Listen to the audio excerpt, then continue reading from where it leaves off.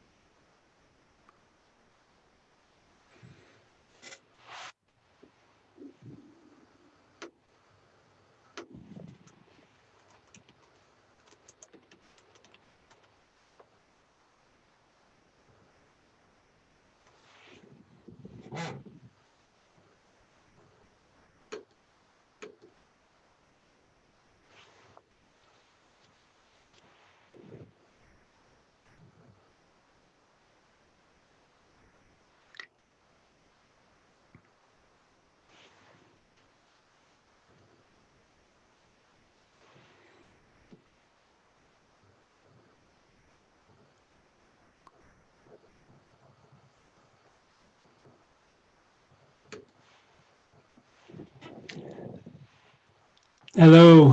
Thank you for joining. I'm just troubleshooting a few things. I'll be back in a few minutes, but thanks for being here. Talk to you soon.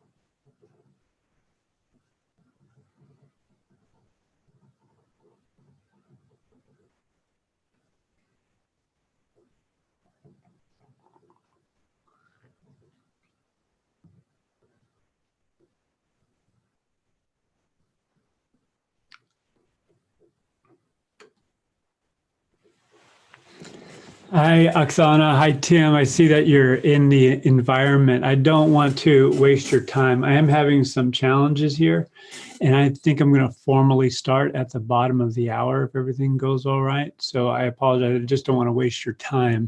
And I put out a note to that effect as well. So if you want to check back then, or I think say be safe maybe within the hour. So yeah, I apologize. We're having some technical difficulties getting the live stream to work properly with the recordings, which is going to be a key aspect of what we do today. So really, really apologize for that. But we'll get it sorted, and I'll be back within maybe sooner than the bottom of the hour. But I'll talk to you soon. Thanks.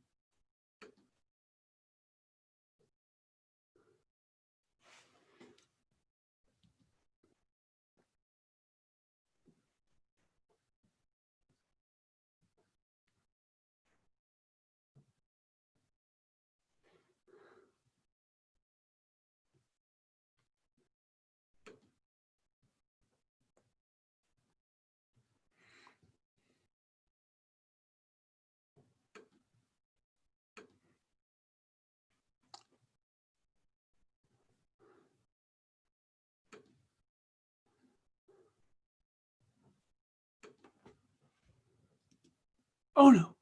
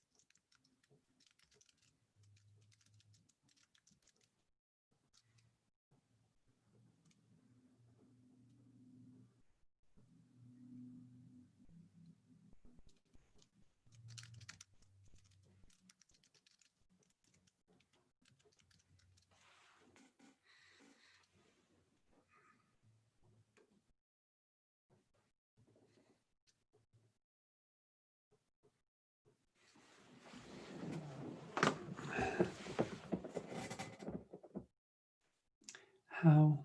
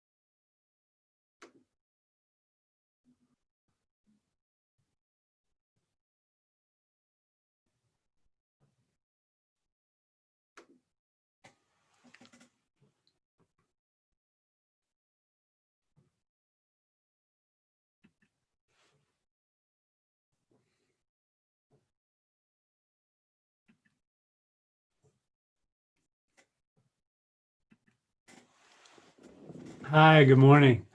Thanks for being here and thanks for your patience as we do some troubleshooting. It's coming up on 6:30 here on the West Coast, and I know many of you are on the East Coast, so we're just waking up and dealing with some technology challenges, maybe in part from the weather, who knows, but we're going to get things rolling because we're going to start over the next 2 days talking about everything that's happened in the wake of the election, as well as the clamoring for social justice in our country and frankly around the world.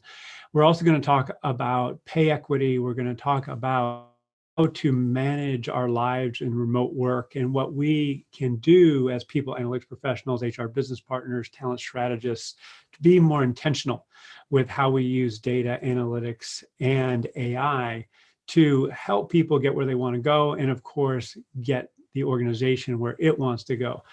After all, we are in this stressful situation with COVID. Numbers are spiking again.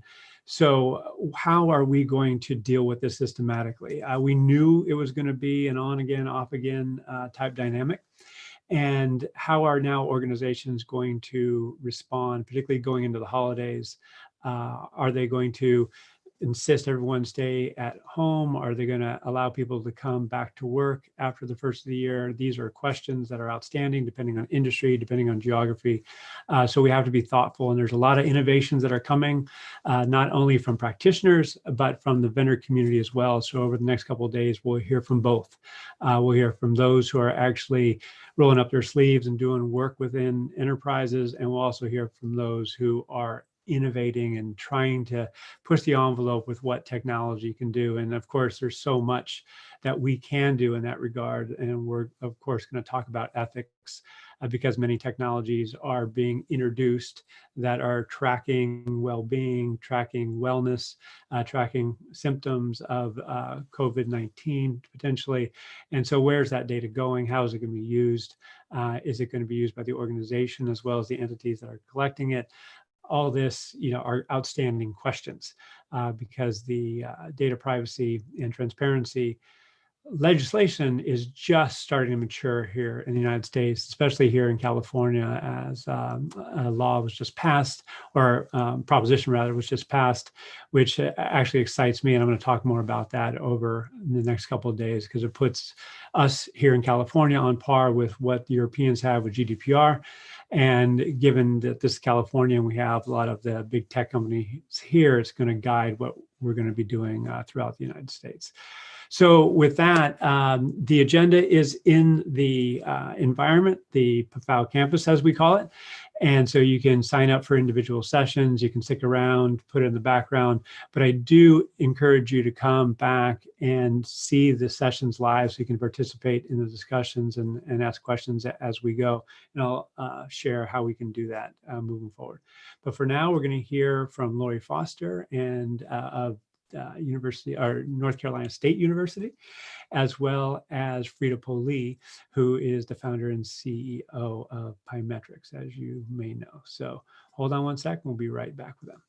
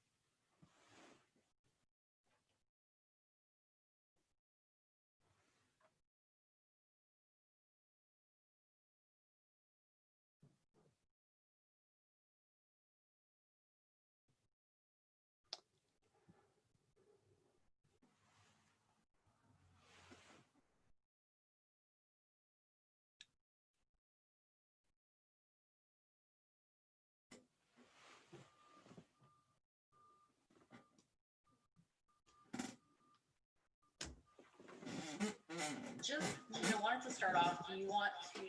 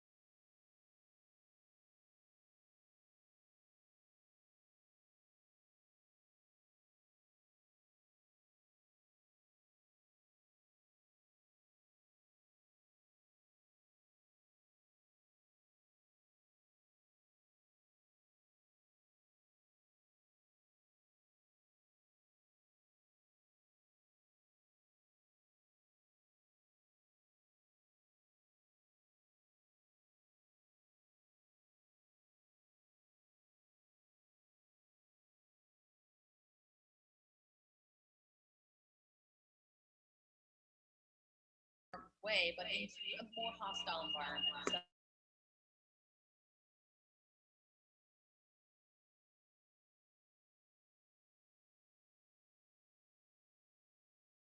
So stop us. So it is a very interesting question, I think, that I've never thought about before. And of course, it didn't change my opinion, but it was just really interesting. And I think that people should go in with eyes wide open into kind of what they're getting themselves into. But I think most people are aware of the research these days, and I think the other thing that's cool is that I think while there have been lots of studies showing, for example, like women raising venture money, there's lots of studies showing how investors treat them differently, ask them different questions, blah, blah, blah. Like there was this fascinating study where investors were more prone to ask them negative questions, like,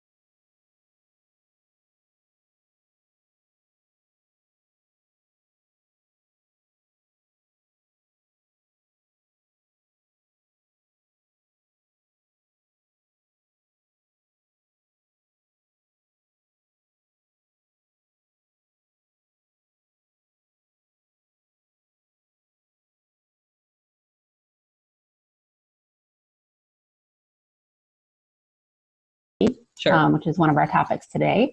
And another one is person-environment fit. So diversity is, there's a really good article that just came out last month in the Journal of Applied Psychology by Lee et al. It was a collaboration with SHRM, where they showed with a very large sample that age diversity, for example, in the workplace is associated with higher organizational performance. Oh, that's awesome. So it's, good for people who feel like they've got an equal shot at these roles and work in an inclusive environment, and good for the organization.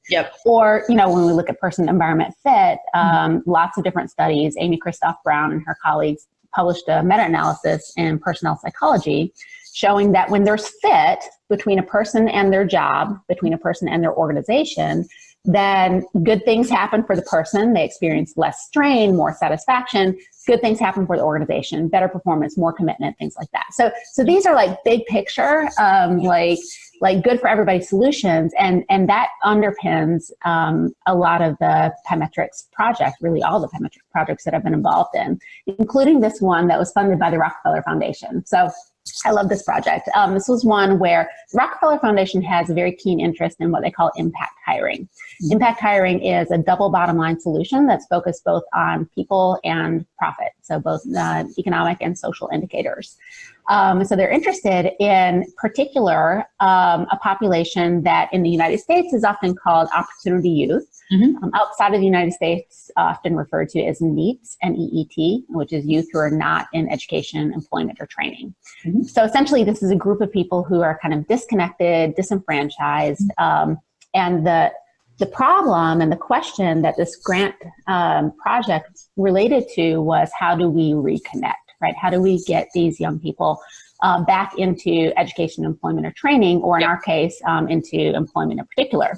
And the idea was to potentially use Pymetrics to connect them to jobs. All right, so the first thing that, of course, we needed was jobs and an employer who was willing and interested and committed with working with this population of disconnected youth. And after some looking around and a lot of work on the part of a number of people, we found Hyatt to be the ideal partner for this project. They have a huge commitment, as many people will know, to Opportunity Youth. They have a program called Rise High that's very much focused on connecting these individuals to resources. And they identified several entry-level jobs, things like bell desk attendant, steward, entry-level culinary, that were open and available for these youth to apply to. Now, the second trick was, of course, like connecting, matching these youth to jobs that fit, again, because we want to set them up for success, not put them in a situation that is an ill fit.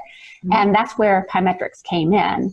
As is typical in the Pymetrics framework, it started with getting strong performing incumbents in each of those roles to go through the neuroscience games.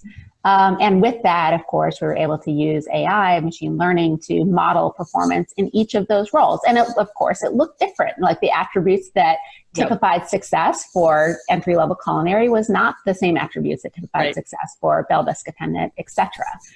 Which is good because people are really different from each other too. So yeah, exactly.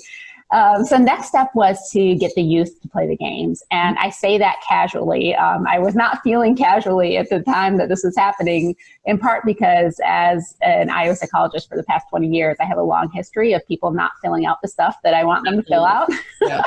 And I've even studied. But that's kind of the beauty, right, of gamifying stuff, is that you go from like a 50% completion rate to like, a 90% completion rate, right? It was amazing. It was amazing. I mean, even like, you think about, improving data quality. So it was amazing. You think about, this population by definition is disconnected, is disenfranchised. So this is not, this is not the group that's, raising their hand and standing in line to sign up for stuff. And yet, amazingly, like we had a fantastic response rate. We had more than 200 youth who played the games.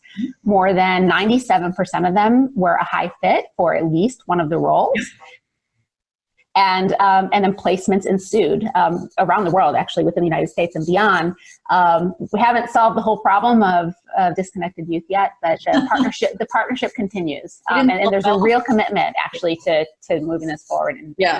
No, that's great. That's great. Yeah, and we're tracking the outcomes closely and eager to see the results, basically, right, that will be coming out, in relatively short order. So, it's very exciting.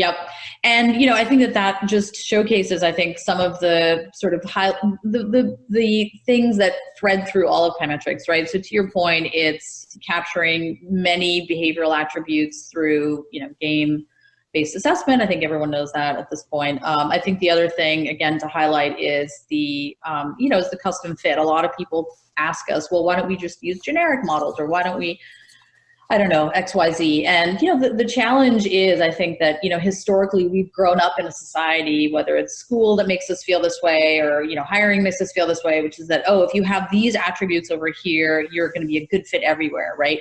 And if you don't, you're kind of, out of luck, basically, right? And I have always questioned that. I mean, so a personal example, I have my 14-year-old is dyslexic.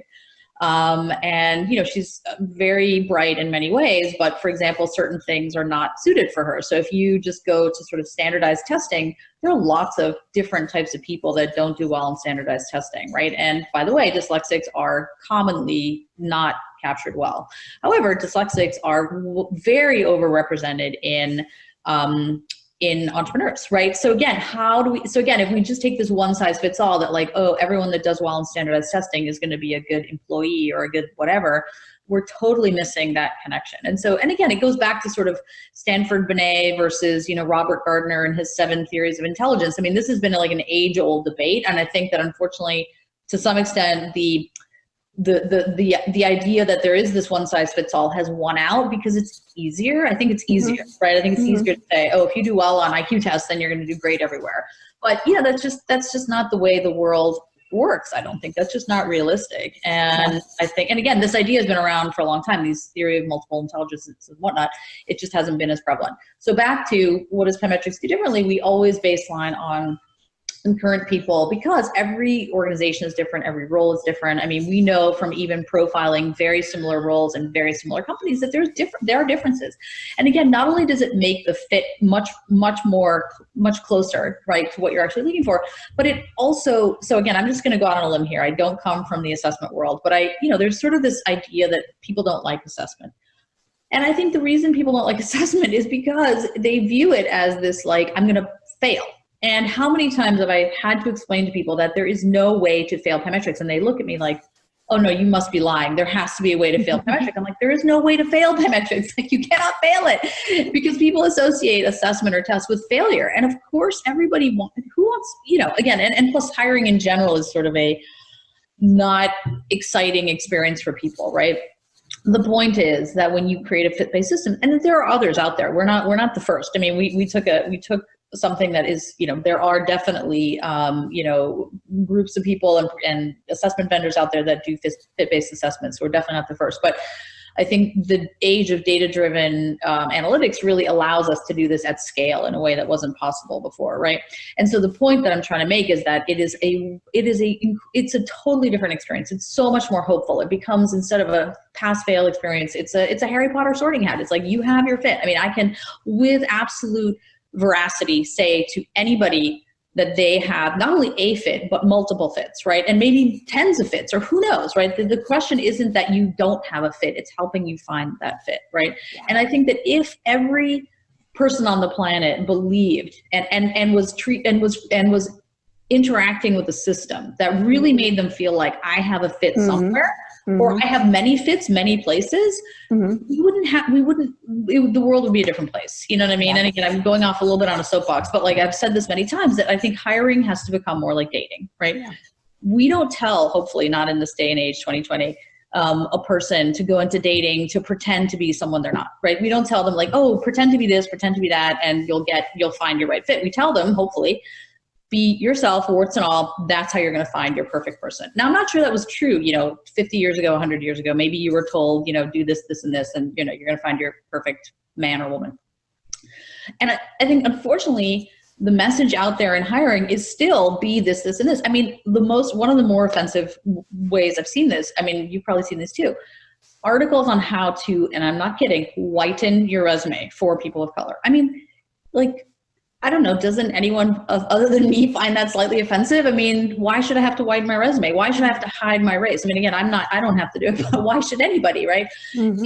And I think we are still in this notion, this world where I think it's like, be this way and the world will flock to you. And, again, back to your point with Hyatt, you haven't solved the yeet issue overnight. We certainly haven't solved this idea overnight that everybody has a fit, but that is, if we have no other goal in life, it's to make the world of workforce decisions all about realizing everybody's potential, that everybody has potential that will totally move the economy forward, as opposed to pigeonholing people and making us think that only certain people have potential and that we're in this talent war for the same people. So anyways, I'll get off my soapbox. I'll try to get off my soapbox, but I think it's just a really important I think it's a really good point. And like you said, it's this, you said it in a different way, but you said like person, environment fit. It's the same idea, And like you said, it's for everybody too. It's not just entry level jobs. It is, the whole spectrum of one's lifespan and career span, where these issues of fit, and applications and whatnot come up. Mm-hmm. And I think again, it's so commonsensical, right? I mean, if you think about it, like, it just makes perfect sense. Like, would I be good at all jobs? No. I mean, there are plenty of jobs I'd be terrible at. And, I saw this firsthand at HBS. I mean, there's many companies that come to HBS, like they find it fertile ground, obviously. And that was sort of what prompted me to build Pymetrics, is like seeing these very talented colleagues of mine think they wanted to be fill in the blank, right? And they were talented, they would work to, not fake, but basically be that person that company wanted to hire in that role. And then, I kid you not, 3 days into their internship, they would be like, I hate my job. And everyone in their inner circle was like, well, we sort of thought that you would, and I think told you, but and so that's just a perfect example, right? Of when people are sort of assumed to have infinite potential. It's actually not true. And when people are assumed to have no potential, that's not true either, right? In both, like, people are people, and we're all well suited for certain things, not others. Anyways, I'll stop talking. I got a little carried away. So, so do you want to tell us a little bit more about some of the other research projects that you're involved in? So I know you're doing some really interesting work, again, using the Pymetrics platform with Russell Reynolds. I think, similar themes there. Do you want to tell, but very different than the Hyatt work. Do you want to tell us a little bit more about that? Yeah. So really different in that it's at the other end of the spectrum. And what I like about this one is, so we talked about the Sustainable Development Goals earlier in terms of reducing inequalities. There's also the very last goal, SDG 17, is called Partnerships for the Goals. And that's relating to how important it is to form these partnerships actually, amongst organizations between the private and public sector to push these goals forward. That's one of the things that I've seen Pymetrics be really good at, is partnering with other organizations to do research. So this example from Russell Reynolds is one of those, where there's a partnership with Russell Reynolds, which does a lot of executive search and recruiting, where we're looking at now what typifies a high level, like a C-suite leader. So I think, a lot of folks who are listening to this are interested in increasing diversity at those upper levels, which has been a persistent challenge, even as more women have entered the workforce, women and ethnic minorities. And so it's just really like digging in, doing research. We've gotten lots of different C-suite level leaders to play the games, so they enjoy it too. Again, it's not just young people, and are in the process of really modeling performance at that level to understand both what the characteristics look like that typify a leader, and how those may or may not be related to gender and ethnicity. And I know that there's some good processes in place, including Audit AI, that in the instance in which there is bias in a model, enables us to reduce that and to take it away. So yeah, I'm excited about that project. Totally different end of the spectrum, but exciting stuff. Yeah. And I mean, I think that's another thing just to point out is that I think, we were talking about this just before we started taping, that Iris Bonet, who's, sort of a pioneer in this field of diversity and equality, states in her book, do you want to just summarize it? Because I think you said it beautifully, and then I'll just tag on to that. Yeah. So, I mean, I think she does a really good job of kind of pulling behavioral science and behavioral economics into the context of gender equality in the workplace, and talks about basically how the limitations and the quirks in how we think can actually lead us astray when it comes to both good decision making and also equity and inclusion in the workplace. So yeah, she's very much a proponent of not just pinning the solution on individuals, but organizational systems. Like, how do we kind of embed behavioral science into organizational systems to ensure that those systems aren't biased, that those systems are fair? Because that's where we have a huge potential to make some real change. Exactly. And I think you summed it up by saying, don't try to debias your brain, debias your system, right? And that's something that I always tell people as well, which is, as a cognitive neuroscientist, I can tell you that, bias is as inherent in human beings as breathing. And, you can see it as a flaw, or just as just is part of us. And we all have it. And again, the research on unconscious bias training has been very sort of, unanimous in saying, unfortunately, it doesn't work. And so therefore we have to turn to debiasing our systems, because those are things that we can check. And I think that a hiring system or any kind of workforce system that involves algorithmic decision making is actually a great way to check your systems, right? Because again, I always say that, like, a human brain doesn't leave a paper trail, right? If I tapped you on the shoulder and said, "Hey, Lori, can you tell me how you got from decision A to decision B?" Like, you probably couldn't tell me. You could try to. I mean, there's so much research on this too. Like, Zajonc did this great early study basically showing. Do you remember that? You know who he is? He's like, It's this great study of, like, and he starts out his textbook by saying, I had to make a decision. I made a pro column and a con column. My con column was like 10 times longer than my pro column. And yet I, went with my pro column. I mean, that's how the human brain works. We're not able to surface all the reasons we made this decision or that decision. So I think that's why versus an algorithm, I mean, it has to, right? Because it doesn't work unless it can do A, B, C, blah, blah, blah. And so that's, I think, the nice part is that it does leave a paper trail, and then you can audit that not paper trail, but that trail. And you can audit that trail. And, again, we've sort of been proponents of doing this and have not only self-audited our systems, but we're now engaged in a third-party audit of this using a research group out of Northeastern to do the third-party audit, which I think is, and we hope that more people will do the same, because I think that, again, back to this idea that people mistrust assessment, mistrust algorithms, I think part of that is because they have sort of been conditioned to think that these are black boxes. And unfortunately, for too long, I think they have acted that way, and without any sort of feedback to people, without any oversight. And I do believe that they should become more prevalent as part of our hiring system, because I truly think that we have much better hope of debiasing an algorithm, as I mentioned, than a human brain. But they need oversight, and they need that. So I think that's super Absolutely. important to kind of think about that. Yeah, you talked about the audit being done by the colleagues at Northeastern. Yep. This is the organizational psychologist in me coming out, but this might be a first. That it was just so much fun to see your employees literally excited about the auditors coming in, like so excited to talk about everything that they do.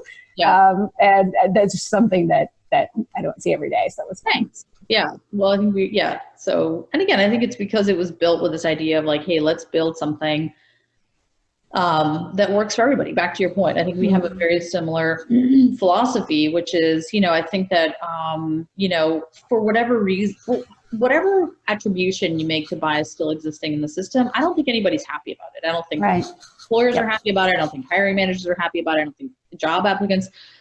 So nobody's like jumping up and down being like, woohoo, this is awesome, let's keep this bias going. Like, everybody is frustrated, right? And I think that's the thing to note, is that I think there's a very rare person that thinks this is a good thing, right?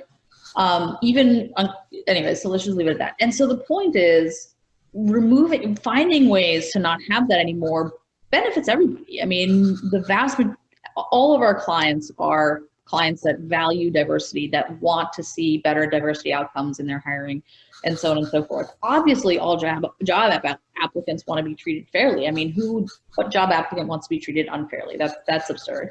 So we have the preponderance of goodwill and desire on our part to remove bias from our systems, and yet, it does remain challenging. Do you want to speak to why do you think some of those challenges remain? I mean, what is it in your mind? Do you think it's because we over-rely on humans, or what do you think from your industrial organizational perspective? I think that, it's some combination of the tools that we have in place that are commonly used and the limitations with, how we are making those decisions. So it's not that we're incapable. It's like Daniel Kahneman talks about. So he won the Nobel Prize in 2002 in economics. He's a psychologist, and he talks about our thinking as system one versus system two. Okay. Yep. And we're very capable of both, right? So there's the system one, like the fast and frugal, heuristic, and there's the system two, where it's more deliberate, more conscious. We're capable of both, but the reality is that when people are making these hiring decisions, they're normally on autopilot, and they're in that system one mode. Yeah. And probably the most common tools for initial screening, one of the most common tools for initial screening is a resume. Yeah. And then one of the most common tools probably for the final decision is an unstructured interview. Yeah. And people are just not that good at, making judgments about other people. They think they're good. So there's something called the self-serving bias, where we can look at the data all day long and think that, okay, I know, that those systems aren't good, but give me, 30 seconds with the person and I can tell. So, there's this kind of cycle in place where, however, if we can give people tools that are as, why are the resume and the unstructured interview so common? In part because they're so easy. Yeah. So if we can give people tools that are quick and easy, Yeah. then and that improve, outcomes, and help them track those Yeah. outcomes and see the improvement, I think that it can be transformative. Yeah, absolutely. Absolutely be transformative. I was going to say that. I mean, in the sense that, I often cite this Proceedings of the National Academy of Science study, meta-analysis that was done on 30 years of resume review, right? And again, we have this guideline, legal guideline for assessment technologies that it has to pass what's known as the 4/5 rule, the 80% rule. And if you look at the outcomes for African Americans using a recruiter reading a resume, it fails the 4/5 rules. They are passing at a 0.7, like a 76% rate for 100% rate for Caucasians. And again, to your point, that is the most commonly used tool out there, and it is failing essentially the legal standard. However, again, humans don't leave paper trails. Like, there's lots of reasons that this has been hard to, for lots of reasons, it still remains the most prevalent tool. And I think that is, and again, unstructured interviews, same thing. And to your point of that the research you were citing about the self-serving bias. So if you ask people, do they think they are more versus less biased than the average person? 80% think they are less biased, right? So obviously that can't be true, right? Because there's a middle point, right? Only 50%. So I think, again, it goes back to this, sort of original flaw of human beings, which we have this bias system. And again, there's lots of reasons that we have a bias in us that maybe evolutionarily, predispose us for certain things. So it's not like if it was truly just a flaw, it would have been eliminated a long time ago. But to your point, it just continues to be a challenge, I think. And I think the other thing is that we've sort of mixed up this notion of humans being involved in the recruiting process and bias, meaning, yes, I think humans should be involved in the recruiting process. I think humans are wonderful. I think humans are amazing, right? Absolutely. And yet that doesn't mean that they are capable of unbiased decision making. So we need to give them tools, to your point, aids, systems, technologies that can bring out the beauty in humans, right? The empathy, the creativity, their curiosity, all the things that we cannot find in an algorithm, or a system, right? And yet allow that system to work in the background. That's how I view it, to help them, sort of bring out the best in what a human being brings to the table. And I think sometimes those things are not sort of teased apart. People think, if you want to add an algorithm, you want to get rid of humans, which isn't true. Or if you think humans should be involved, you think they make better decisions than algorithms, which isn't true. And I think medicine is a great example of that, where they find that it's really the diagnostic algorithm plus the doctor together that make the most accurate diagnosis. And, nobody wants to go into a doctor's office in, a year's time or 5 years' time and be greeted by a computer who tells them they have cancer. No, that's not what we're looking for, right? But there's, again, a lot of evidence showing that the two together, create better outcomes. Yeah, it's a matter of letting everyone do way longer than we have. So, letting everyone do what they do best, right? And so, kind of understanding what algorithms are good at and what people are good at, and kind of dividing the work accordingly. Yeah. So Lori, we've got a few minutes left. What are the things that are exciting you most about sort of some of the research that you're doing writ large? What are some of the sort of interesting things coming out of your lab at NC State? Or, you're involved in so many, you're, again, very modest. You're working with Dan Ariely and a bunch of stuff. What are some of the things that, completely unrelated to the conversation we've had so far, really exciting to you in the next year?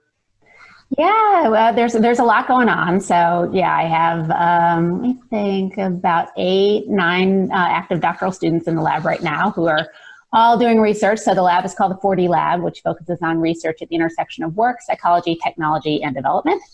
And so we're really essentially trying to figure out how to combine IO psychology and technology in service of these development goals. That won't surprise you, given everything that I've been saying today. And how does COVID enter into your thinking? Because I think that there's been so much, and I just want to add that as well. I forgot. You're thinking of sort of how we can optimize for the future, because I think obviously that's top of mind for everybody. I'm absolutely. sure you've had very interesting thoughts on that. Yeah, absolutely. Well, there are a lot of implications, of course, for work and for development, both. Too many to name here, but I will say that one of the big questions is redeployment of talent, right? And so as people are losing jobs, how do we help them pivot in a way that makes sense? In a way that, is going to be a good fit, in a way that if they need a job right away is not going to require 4 more years of school. Yeah. And sometimes those answers, honestly, are not obvious. But if you use the data, you can figure them out, right? In a lot of different contexts. So how can we, understand and analyze work such that we can help people to pivot if they lose their job, if they're looking for a job, either, redeploying that talent within a company or, to a different company. So there are a number of different projects that are related to that. And then just looking at people's receptivity to algorithmic hiring, looking at, there's one of the students, Liz Tracy, is looking at women in entrepreneurship and how to promote that a little bit more. I've been collaborating with Michael Frieza, who has developed a really nice entrepreneurial training program. And we've been delivering that in different parts of the world. One of my former students, Alex Flossenberg, is doing a lot of research on that. So yeah, it's been fun. These students are so bright and so motivated. One of them doing her research assistantship at Pymetrics, and she's really enjoyed the opportunity to just do basic research. Jenna McChesney, on how Pymetrics relates to the Big Five. So getting to, collect original data and do a counterbalance design and research all those things we love in research. That's right. Yeah. Totally. So. And one thing I don't think we've even shared with you, because it's kind of hot off the press, is we are partnering with a skills platform that actually has a fantastic sort of updated version of ONET, meaning they tie into ONET, but they've really made it more granular than ONET. And we're partnering with them to help with this exact same problem of redeployment. So we're going to be, did we tell you about this? I don't think we have, right? Like we're going to marry soft skills and hard skills and give people, it's going to be geared towards, the 26 million people now, which is just heartbreaking, that have basically in the United States alone that have become unemployed as a result of COVID. And what we're going to do, obviously, is it's completely free for anybody who is out of work or been furloughed. And the idea is to help them basically match to their next best fit job. And we think it's critical to take into consideration your skills as well as your soft skills, because I think both of those can be really important in sort of helping you find your next path. And this is actually being done in combination with another. So we're a WEF technology pioneer company, and we're doing it with another tech pioneer company, which again, I should be able to say shortly, but it's really exciting. And I would love to get your thoughts on it also, because it's branching out a little bit for us, because we traditionally don't look at hard skills, but I think in this particular instance, it's important to look at both, and it will be something that we'll have added to the platform in general. And so it'll be great to see kind of the different ways you can look at somebody based on both of those things are critical. So That's great. Yeah. These are challenging times, but hopefully some opportunities to really use the data to help people through these challenging times. Well, and I think, back to how can algorithms help? I mean, think about it, right? Like we've seen so many articles on COVID as to how it's, worse for people of color and, basically just, Trevor Noah had this, funny but not funny thing that he's like, oh, everything has taken a break during coronavirus except for racism, right? And again, he's a comedian, he can say stuff like that. But the point is that, unfortunately, there have been these different outcomes for people of color, right? And what if we could actually create a system that is blind to sort of gender and ethnicity in repurposing everyone for work? That would actually be unprecedented, right? And there's been all this talk about how this is the biggest reallocation of talent since World War II. Like, what if we could actually take all of these research principles, all of these scientific improvements that we've made, and not rely on traditional tools of resume and unstructured interview, and actually make the outcome a lot better for people. So that's my goal. I'm sure you guys are on board with that based on everything that we talked about today. So wanted to just give you kind of the last, you want to leave the last, nugget of wisdom from, nugget of wisdom or inspiring words. I'm going to put you on the spot. Well, I think that hopefully some of the themes that have come out of our conversation are how much opportunity there is actually to improve the status quo right now in a way that is good for everyone, in a way that's good for employees, good for employers, that pushes sustainable development forward. Because I don't think it's a zero-sum game. In fact, I know it's not. I know that there are solutions and possibilities out there. One of Pymetrics' values is strive for the impossible. Right. And some of that impossible is starting to look a little more possible every day. And I think that, we need to be pushing forward in those directions. Thank you, Lori. That was very inspiring. So really appreciate you taking the time. Again, thank you for being an advisor to Pymetrics. We learn every time we talk to you. It's amazing. There's always nuggets of wisdom coming out of that. Likewise. So thank you so much. Thank you everyone for listening, and enjoy the rest of the day. Talk to you later. Yep. Bye. Bye. Yep.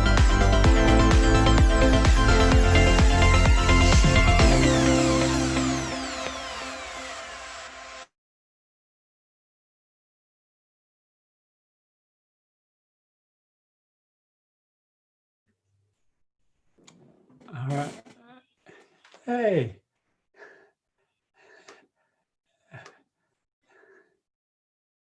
Sorry about that. Have a few devices going on. Philip, how you doing, sir? Good, Al. How are you? You hear me okay? Yeah, can you hear me? I can hear you very well. Yeah, you Cool. come along loud and clear. Good to see you. Yeah, you as well. Let me make sure I'm not doubling up on the audio here. And so, first off, how you doing there in New York? I'm actually on the West Coast today, so a little earlier, but doing good. Yeah, holding out. Okay? Like everyone else, I think. Kind of shocked by the new wave, but trying to keep positive. Yeah, you as well. Yeah, sorry about the noise here. Let me do something. There we go. Yeah, the new wave is kind of crazy, isn't it? It's not what we had hoped for at this time. And it's also the case where, that is going to affect relationships, is going to affect, our ability to innovate and be responsive and all these things. And I know you've been working everything from O&A to, how people are thinking and feeling at home. So for those who don't know you, mind introducing yourself a bit and sharing a little bit about Workalytics? Yeah, sure. Yeah. So I'm the founder and CEO of Workalytics. We're a people analytics company, and we focus on analyzing productivity data from common productivity tools like Office 365, G Suite, Slack. And really the core of what we do is understand how teams get work done together and how your culture and your process impacts all of that, and how you can make continuous positive improvements to improve employee experience and get better results as you're sort of progressing with your teams. And lately we've been doing a lot of work helping organizations understand the implications of the move to work from home, and then thinking about what's in store for the future. So whether you're thinking about going to a more hybrid work situation, fully remote, or back to the office, what are the implications to the ways in which we do work, and how can you be best positioned as an organization? How can you support your staff, support your managers and your leaders to make sure that it's a success? Well, let's just dive into that if you don't mind, because what I have heard, and undoubtedly you're hearing something similar, is that yes, we have to take care of our employees. We have to look out for their well-being. We're looking at not only their engagement and productivity, but are they staying healthy? Do they have good balance in their lives and all that? At the same time, many organizations are struggling, and they really need to produce, and oftentimes with limited resources, given the number of layoffs that have occurred, over the last 7 months or so.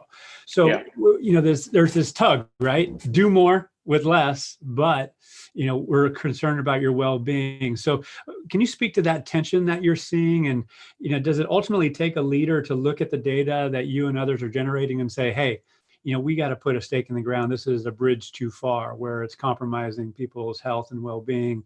Or are you saying that, hey, we're really trying to protect, we're looking out for people, not in spite of the economics, but just really kind of maybe stretching the economics a little bit further than they otherwise would to make sure that people aren't overloaded? I mean, what are you seeing? Yeah, I mean, there's definitely pressure coming from both sides. I think you're right. I think and things have evolved over time in the pandemic. I think in the beginning, the challenge from a personal perspective was things like no childcare. A lot of schools shut down, so parents in particular were struggling to balance. But you're right, organizations were also pushing. I think a lot of CEOs, CHROs we talked to were nervous about both of those sides, about whether productivity was going to ultimately be the same when we all went remote. But at the same time, were they pushing people too hard? Is there sort of risk of burnout and people being stretched too thin? And I think our data shed some really interesting light on some of the underlying work patterns that were driving some of those trends. And so we saw, and I think some others as well, looking at similar data, saw work days increasing in length.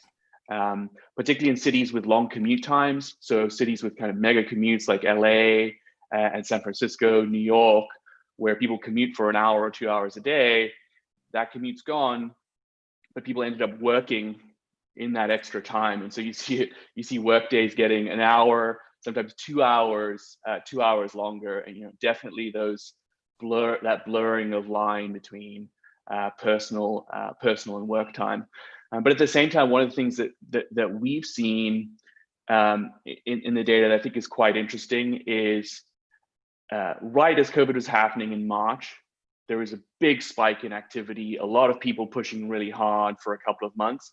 And then we saw a long lull in activity, kind of people having pushed really hard for a couple of months and now kind of pulling back a little bit. We saw less hours of work, less people working overtime, and a bit of a dip in a lot of organizations that we were looking at. And we took that as a sign, and we saw it in surveys as well, as people kind of feeling a little burnt out, feeling like they were being pushed a little bit too hard. And organizations, I think, the ones who were thinking about it in the right way, getting people to check in, pull back a little bit, relax a little bit, and try to find a better balance. But now we're seeing it peak again. Activity. So there was this sort of lull from April, May, June, July, maybe into August, and now activity is actually starting to spike again. Workday length is spiking again, which is interesting. There's this sort of, I think, action reaction, effect and reaction from workforces as they're adapting to what's happening. Right. As you're talking, I've had the great pleasure of knowing you for a number of years now, and recalling when you first started and some of the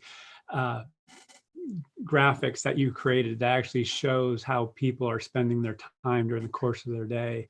Even with our kids, we talk about the notion of temporal intelligence, the wise use of time. And it's something that I think we all struggle with to some extent. I mean, some probably are better than others at it. But at the end of the day, we all are constrained by time. And I believe historically in HR and in finance and organizational leadership in general, we haven't been good at understanding the constraint of time at the individual, team, group, and organizational level. And now that we're in this remote work environment where we're creating all this data exhaust, as it's often called, we have an opportunity to actually look at the work to a greater level of detail. And then it provides the basis for an ethical question. Is the workload too much? And I have books behind me. You undoubtedly know Dr. Jeffrey Pfeffer from Stanford, who was fortunate enough to present at our conference earlier this year in January, here in San Francisco. Dying for a paycheck. People are compromising their health and well-being just to make a living.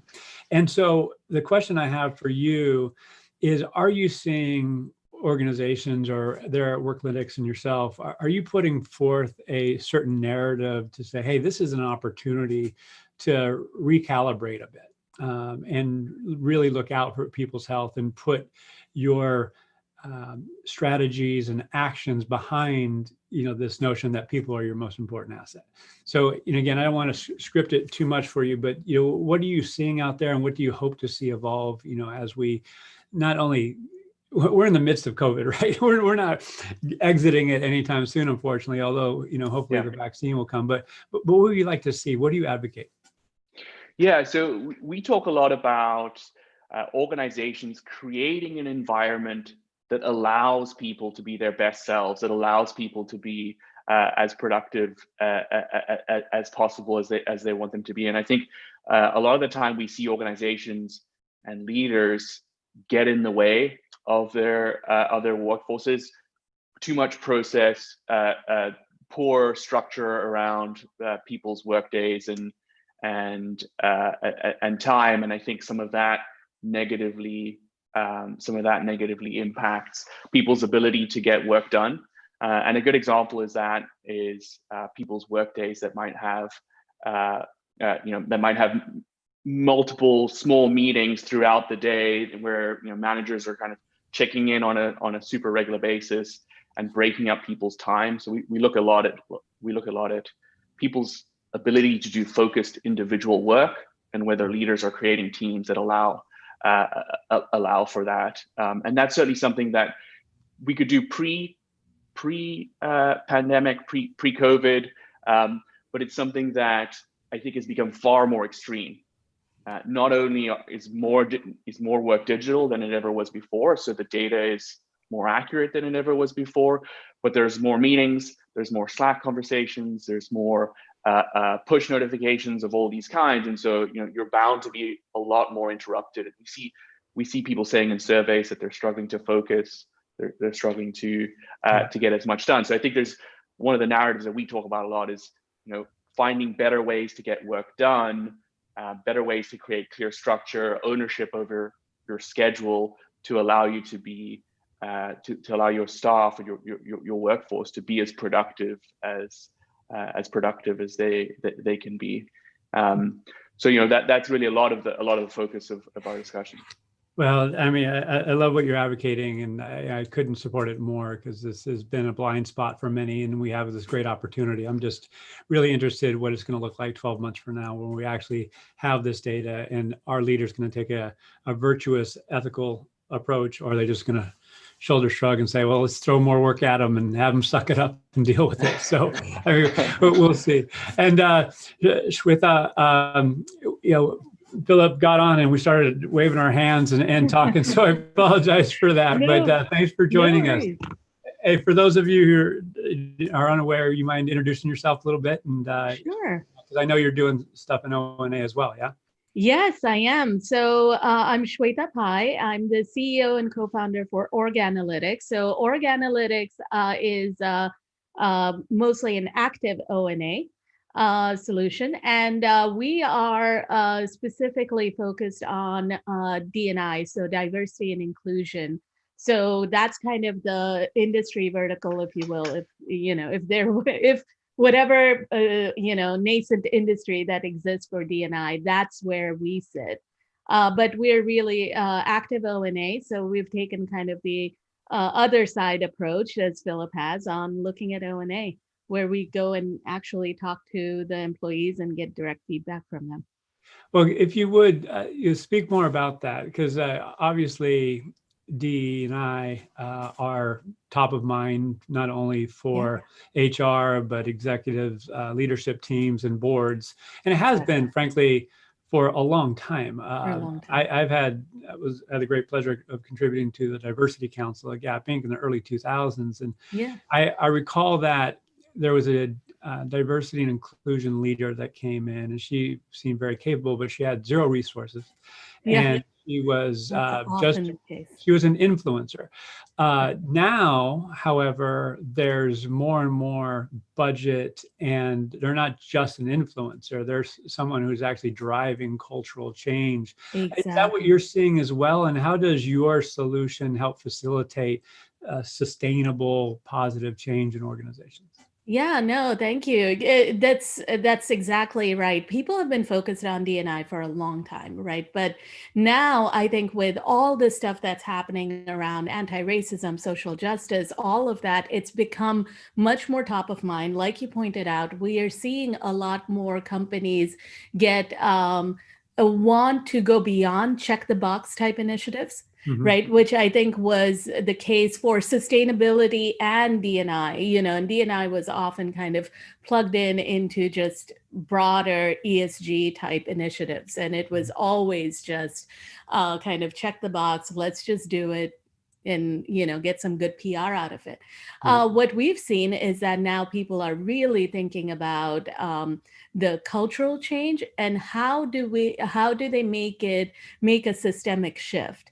And where we tend to come in is on two-pronged approach, or two areas of this kind of helping companies. One is where a company already has some D&I programs, and that's basically every single large organization, right? Like they have something, even if it's just employee resource groups, they'll have something. But now they're realizing that whatever they have is likely not enough, but they can't make that quick shift to the left, right? Like you can't just steer a massive ship like a large company and just hope that it'll work out. And that's what a lot of solutions, I think, tried to do. So where we come in and where O&A really helps is to say, okay, it's not just going to be a steep, steering over, it's going to be incremental small changes, but it'll be more sustainable over a longer time, because we're going to help you target and say, okay, you have these existing programs. Here's where it is working. Here's where it's not working. Got it. And O&A is just so easily adaptable for something like that. Go ahead. I'm sorry. Yeah, no. So that's for the large companies. For the small companies, we do the same thing, but then say, hey, you don't need a massive program. You probably, let's see what are your easy pickings to do and where you can get the biggest bang for your buck, right? Mm-hmm. So that if you want to get started because you're just a small to medium-sized company that's growing, you've never had something like this, well, O&A can help you figure out where's the best place for you to start. Excellent. And Philip, I have a question for Swetha, but I will defer to you because it looks like you want to jump in with a comment. No, I was just saying, I think, I think a big part of D&I is access to opportunity. Are you meeting the right people inside of organizations? Are you getting access to leadership? Absolutely. The ability to prove yourself. And I think O&A provides a very interesting lens for that. And we've seen, I think, in the media and some research as well during COVID, the sort of additional challenges that people from minority groups face. Yep. Working from home, you're not face to face anymore. It's harder to build those relationships, those networks, to prove yourself and to get that opportunity. And I think O&A is a fantastic tool for helping you understand where those relationships are forming, where they're not, and where you can step in to really push that to the next level. And I think in a way compensate for the fact that we no longer have that organic face-to-face social layer that's going to just automatically drive some of that relationship building. Yeah.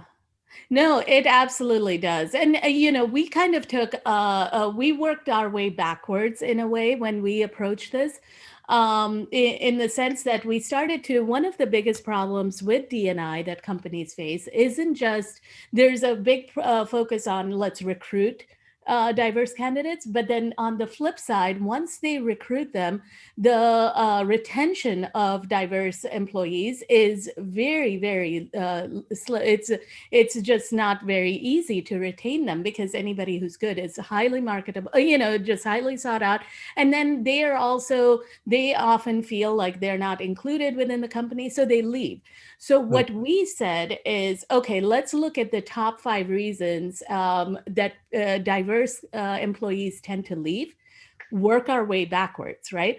And then we have, because it's also active, we can say, okay, let's look at just your mentorship network versus your idea sponsorship, right? So who do you go to for a broader career guidance versus when you have an idea, who are the people you go to validate them and potentially get sponsorship for them? So we can look at all of these dimensions. And what we found were, there are 5 key reasons that diverse candidates or diverse employees tend to leave. And we can create a network for each one of them, and then help employees say, okay, here's where, hey, they're not socially connected. That's one of the big reasons, they just feel really alone socially. So here's where you need to, if you're going to have diversity initiatives, that's where you need to focus there, because that's missing, or that's a gap. Or maybe it's on the mentorship network. Maybe it's on just building knowledge. That's what we see a lot of times. People are just left out of the loop. Well, diversity initiatives rarely address that very basic thing that makes people feel included. Right. So we can actually say, okay, your diversity is great because all the other 4 others are great, but your knowledge network, they're left out of the loop. You got to work into that. Now, much of what you're sharing has been in existence, forever, right? Yes. But it hasn't been measured. And now we have these systems and processes that, and technologies, of course, that can measure and shed light. Yet there's also legacy processes. There's employee surveys that measure engagement and other constructs.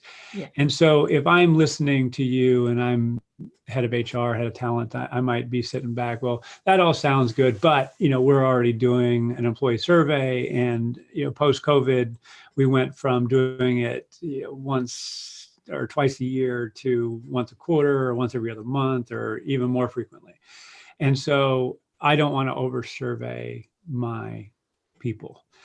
So what do you say to those who are concerned about, quote unquote, over-surveying their employees? Yeah, survey fatigue. I don't know if Philip, you guys address this, because you guys are passive, right? So you guys thankfully never have to probably deal with this, right? Yeah, I mean, we love to layer survey data onto the passive analysis, because it adds a wonderful layer of color.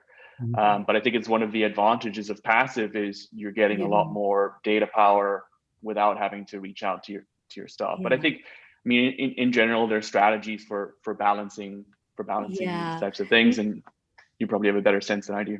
Yeah, no, we deal with survey fatigue. I mean, survey fatigue, Al, is something that has come up from even before COVID, but you're absolutely right. Ever since COVID, there is, I think it differs in 2 ways. I think there is more of a concern that, hey, we're missing something. So people are maybe more willing to try something out more. But there is definitely, the survey fatigue is something we deal with, and it's a concern that we get all the time. I mean, a lot of times because you don't need many questions. I mean, each one of these networks is literally a question. So our questions are our surveys are 5-question long. So a lot of times what we do with a lot of our clients is that we will just add this on to whatever their cycle is on their next survey. And we just say, okay, just add 5 questions to, the 20 that you're already asking. And we can just separate that, and we can just take that.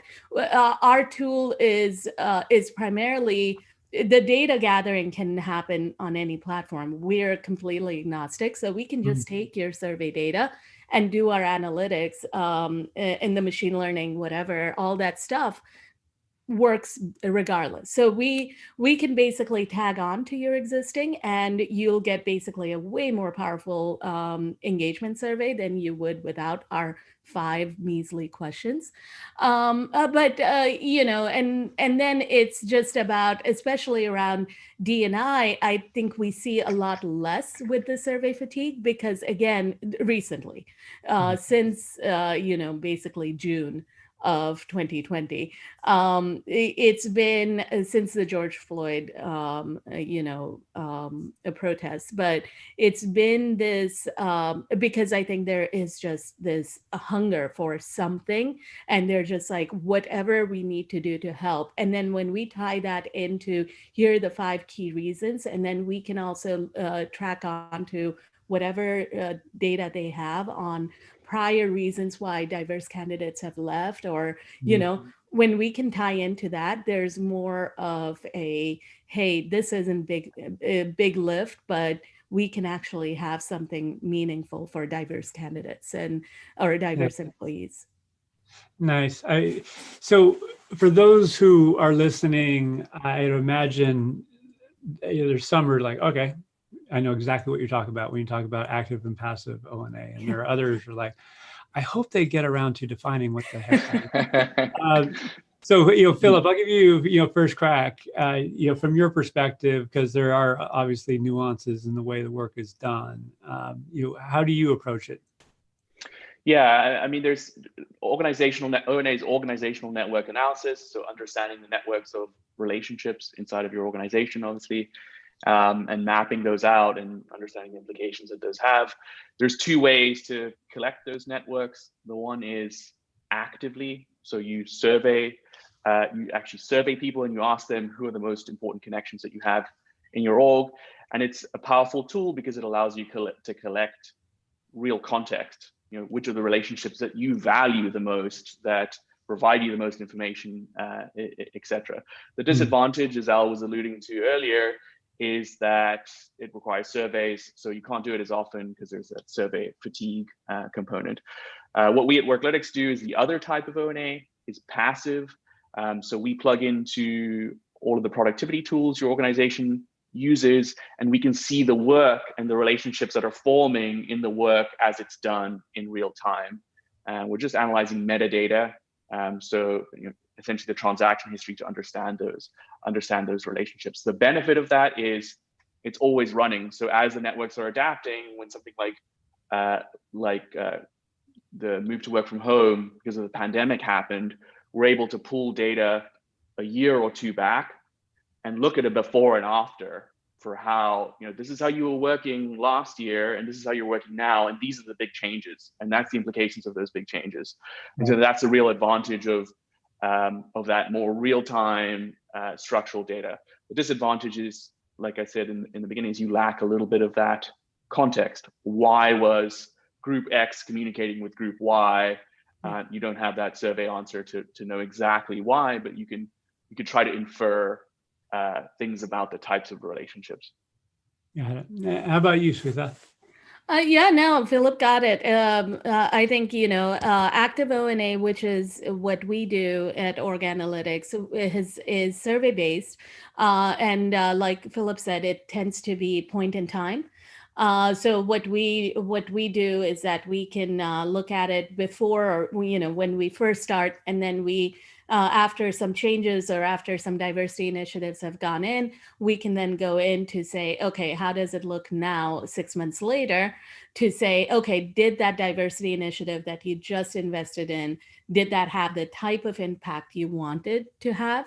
And, you know, and where should you focus next, kind of thing. So it helps you kind of do that, but it is point in time, it is survey based. Those are the 2 negatives. The positives are that we can be very almost precise on exactly what we're capturing, what kind of relationships, because you interact with people at different levels. You know, you may be going to one person and you socialize with them, but you also use them for information because they're your knowledge bank, right? And the other person you may not talk to very often, but they are your primary advisors for any career changes. Yep. Or when you have that big change initiative, they're the ones that are going to be the table pounder sponsors, right?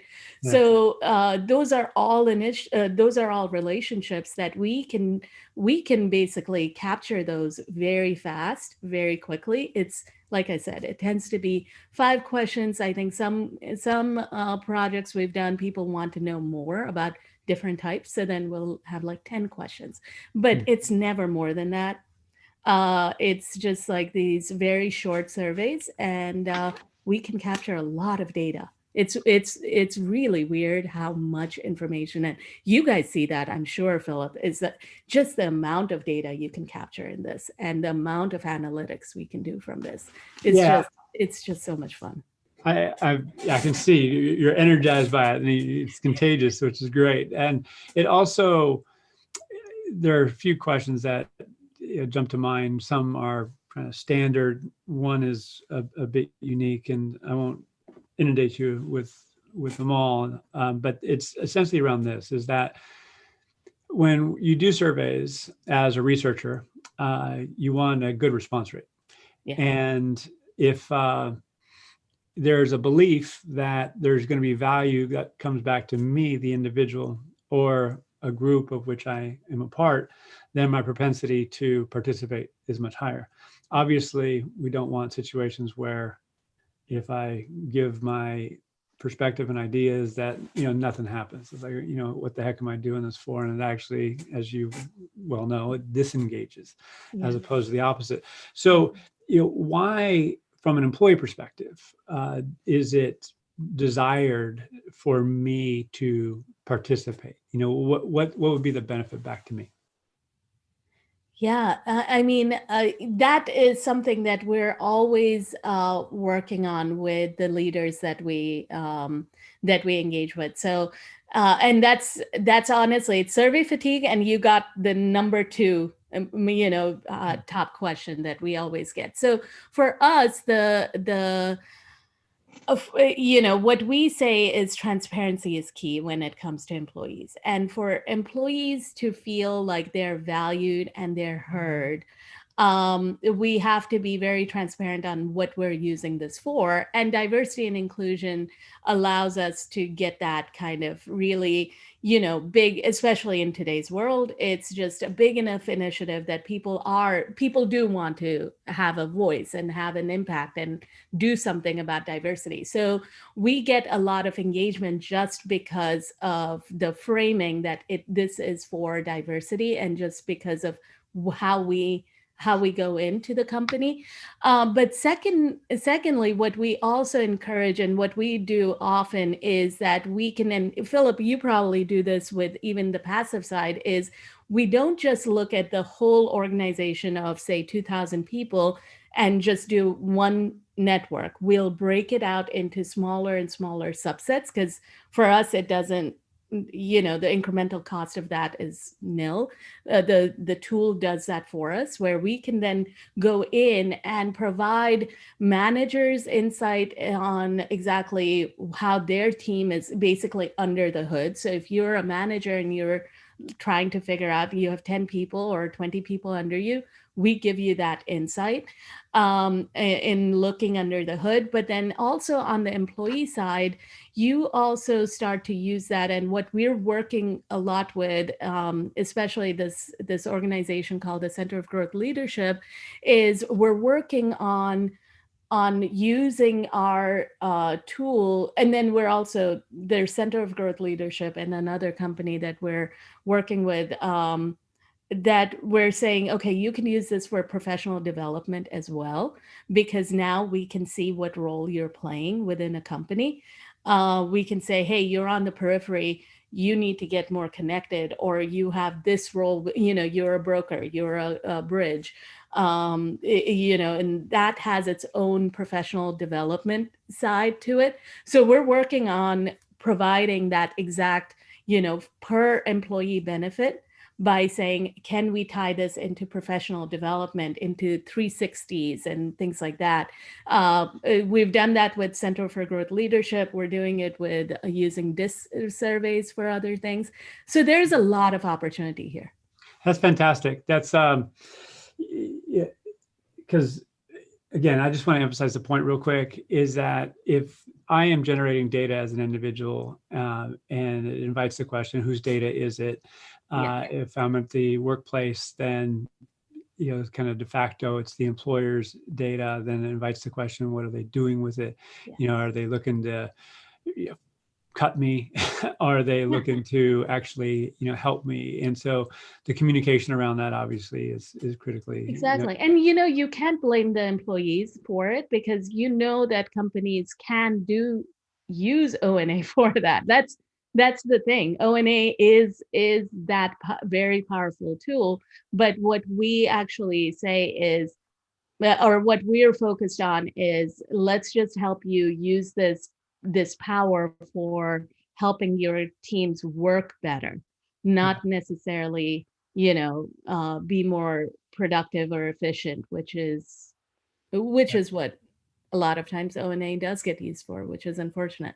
Yeah. But diversity, it helps us. Being in the diversity field helps us with this, I think. Yeah, I bet. Well, Philip, as we start to wrap up, now, what are your comments on the benefit coming back to the employee? And I'm reaching over here because I thought about this because I have my coffee cup right in front of me, and I'm remiss because I should have drank out of this cup right here. Nice.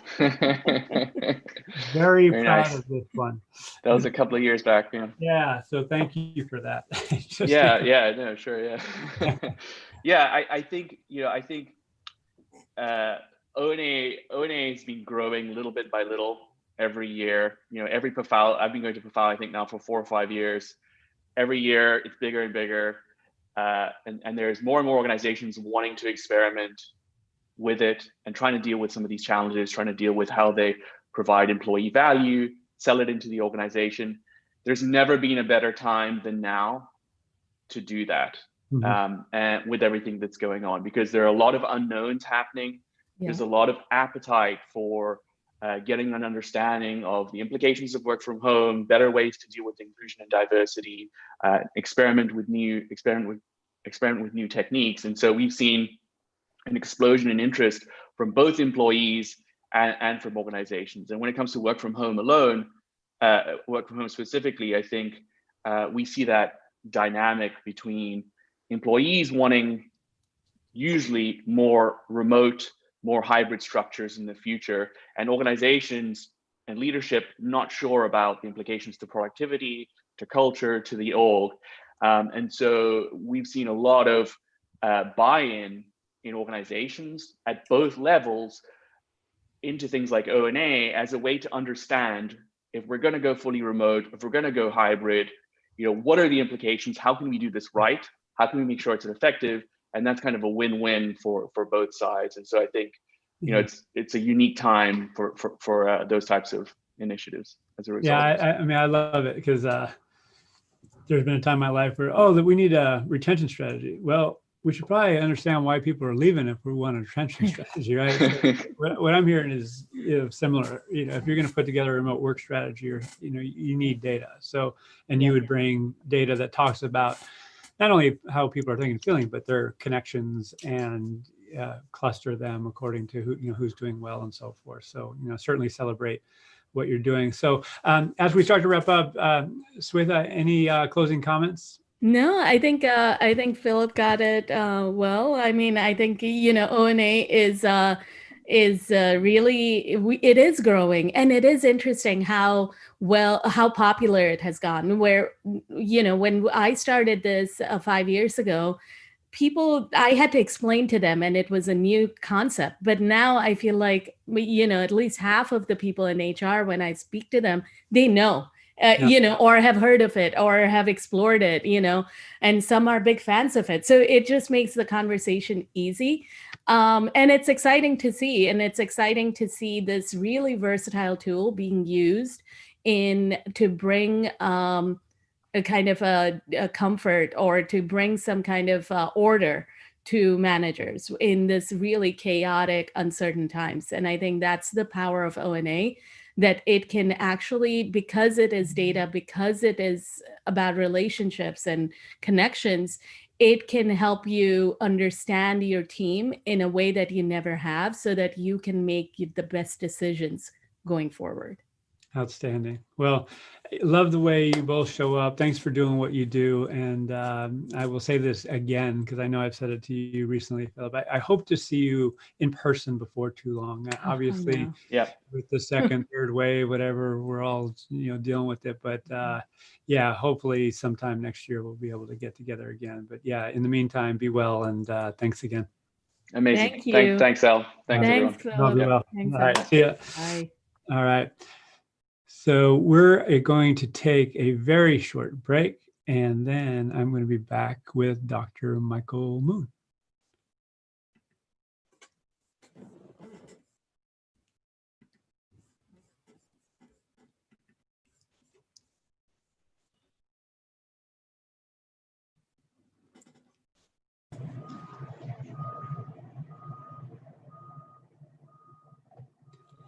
Michael, how are you? I'm good. How are you? I'm doing real well. Thanks for joining me this morning, your afternoon. How are things in your neck of the woods? Good, good. I'm actually hanging out in a hotel in Harlem today. So Right. beautiful view of the street down below. So All right. You staying warm out there? not really, no. No, It's no, freezing. no. Well, I've sensed that you may have heard the tail end of the conversation with Swetha and Philip. So you want to carry on with any themes that were covered there? Or how about this? You share a little bit about yourself and what you have going on there at Columbia University, and all that you've done in the past with Sure. ADP and others. Yeah. Let's see. Wow, that's a lot. So currently I'm teaching people analytics and decision making at Columbia. So it's in our master's program for human capital management, and it's like really enjoying it. Really trying to expose graduate students to topics or graduate students who are coming from the HR profession, right, to topics that they may know a little bit about, but haven't had a whole lot of experience in doing. So we teach them statistics, which we end up with some eyes that are like, deer eyes, but by the end of that, they feel pretty comfortable being able to talk the basics, be able to go back and impress their organizations. Who's the profile, just out of curiosity, of the people who are taking that class? Are they HR business partners? Are they outside of HR? I mean, there's a mix. It's a mix of HR business partners. There's some recruiting folks. There's some finance folks that really want to get into HR. So it is a mix. It's not there's no one kind of profile. At least my class is very small, so I have a small sample size, but from what I can tell. So got it. And because we have this opportunity with COVID, and many have said it. Some organizations have actually proven this to be true, in that people analytics is having this opportunity to shine. Leaders need data to base decisions on, when and how to bring people back to the workplace, if that's even an option. How are people thinking and feeling? How can they be empowered in this remote work environment? Do they have 2 kids running around behind, or is it the case where, they can put in, 40 plus hours a week like they did when they were at the workplace? So, all that's predicated on data. Some organizations have really taken advantage of it, and, they're in a good place where, okay, now people data and analytics are integral to how they formulate strategies and so forth.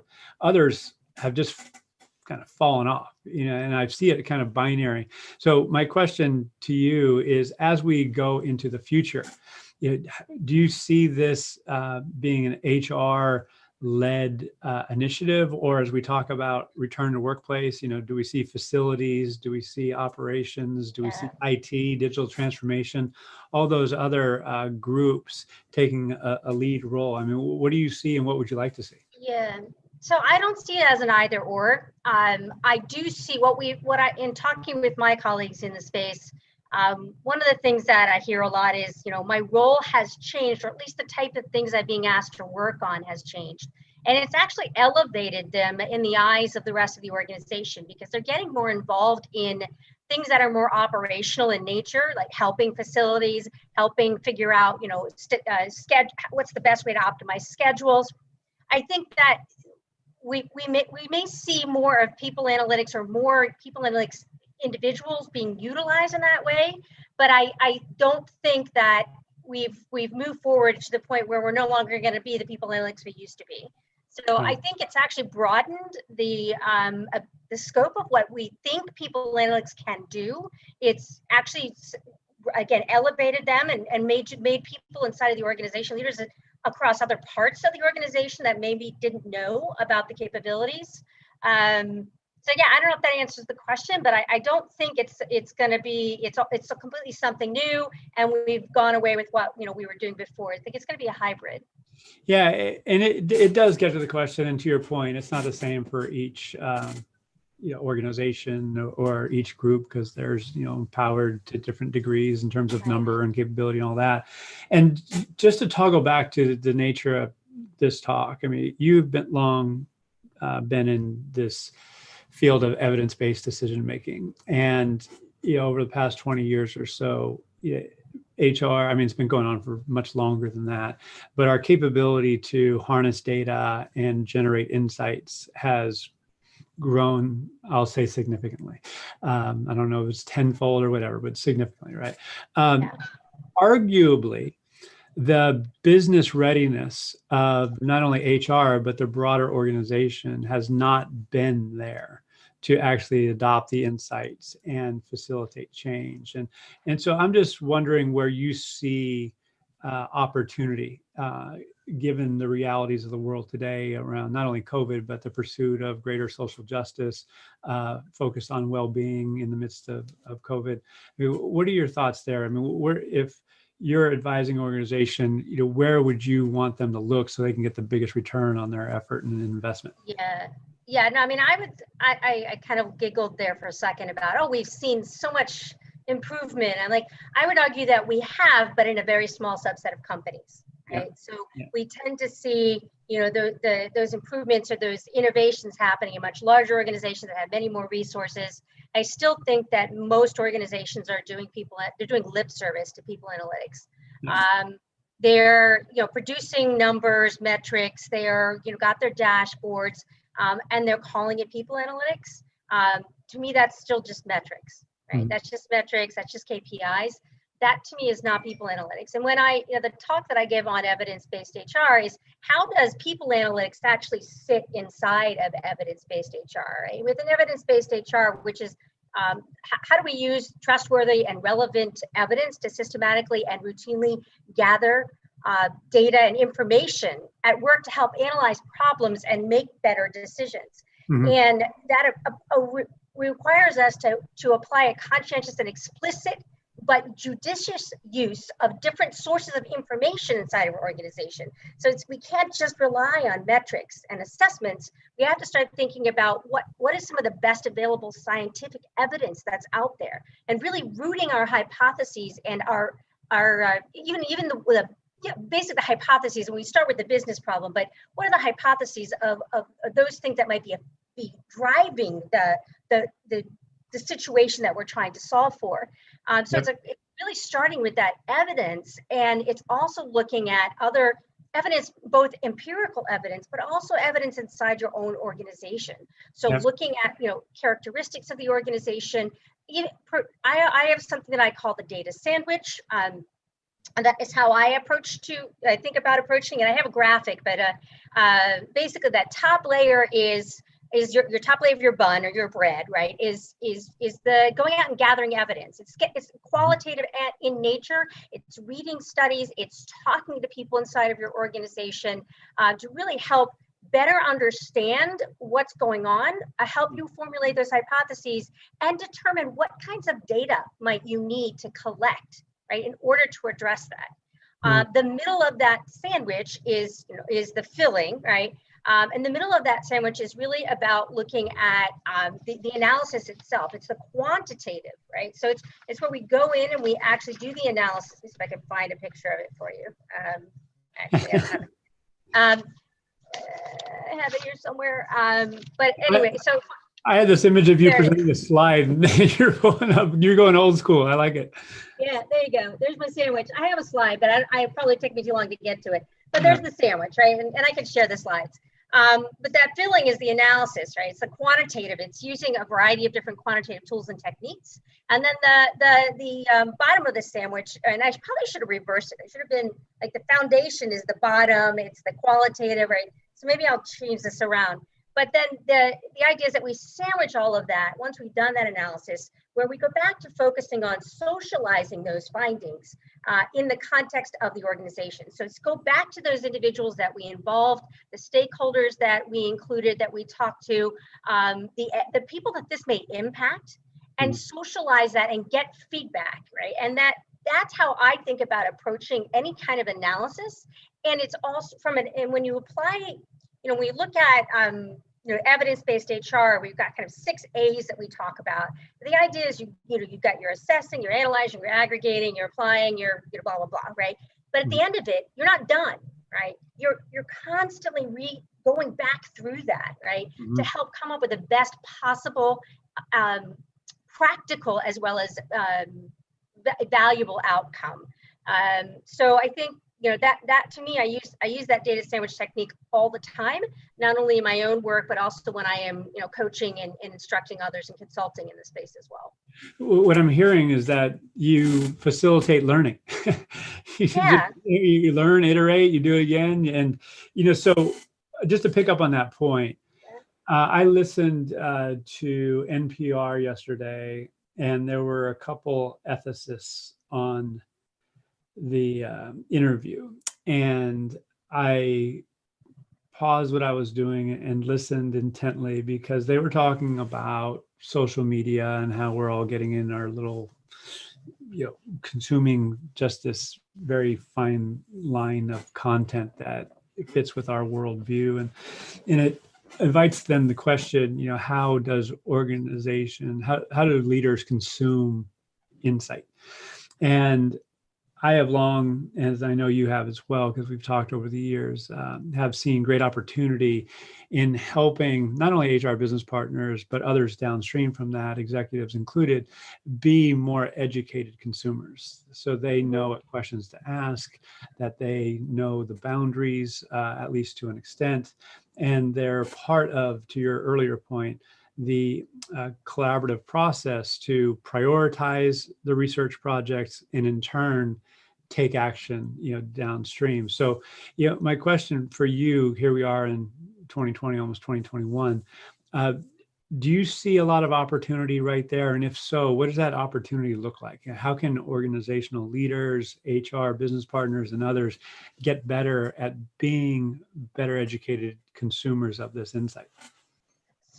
So I actually think we have to step back and kind of wipe the slate clean. And I had a slide on what I call poor decisions and HR traps. Right?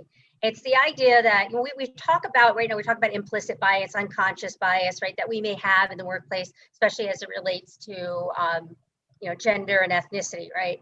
We also have to think about how do we apply that to how we go about doing our work each day, right? So the 2 traps that I like to talk about is one, that doing what has worked in the past, right? Or doing what seems to have worked in the past, right? And we need to start asking better questions like, are you sure that the practice that you're about to repeat is associated with past success? Right. How do you know? Right? How do you actually know, right? Just because, we've been doing this for years, it works great. Well, do you have the evidence for that? Have you actually tested to see, does it actually work? But more importantly, is the current situation, the business, the strategy, the technology, the product mix, is that the same? If it's not, then maybe what you've been doing in the past isn't actually the right thing to be doing now, right? And we tend not to stop and think about, well, why did that past practice that why was it effective in the first place, Mhm. right? Can we unpack the logic of why that past practice was effective? So that's we got to get out of that space, right? And then we also have to really each individually think about the idea that, following these deeply held yet unexamined ideologies, and this is actually from Jeffrey Pfeffer, a book of his, is my preference for a particular management practice solely or mostly because it fits with my own intuition about people's and organization? Yeah, it's the This one?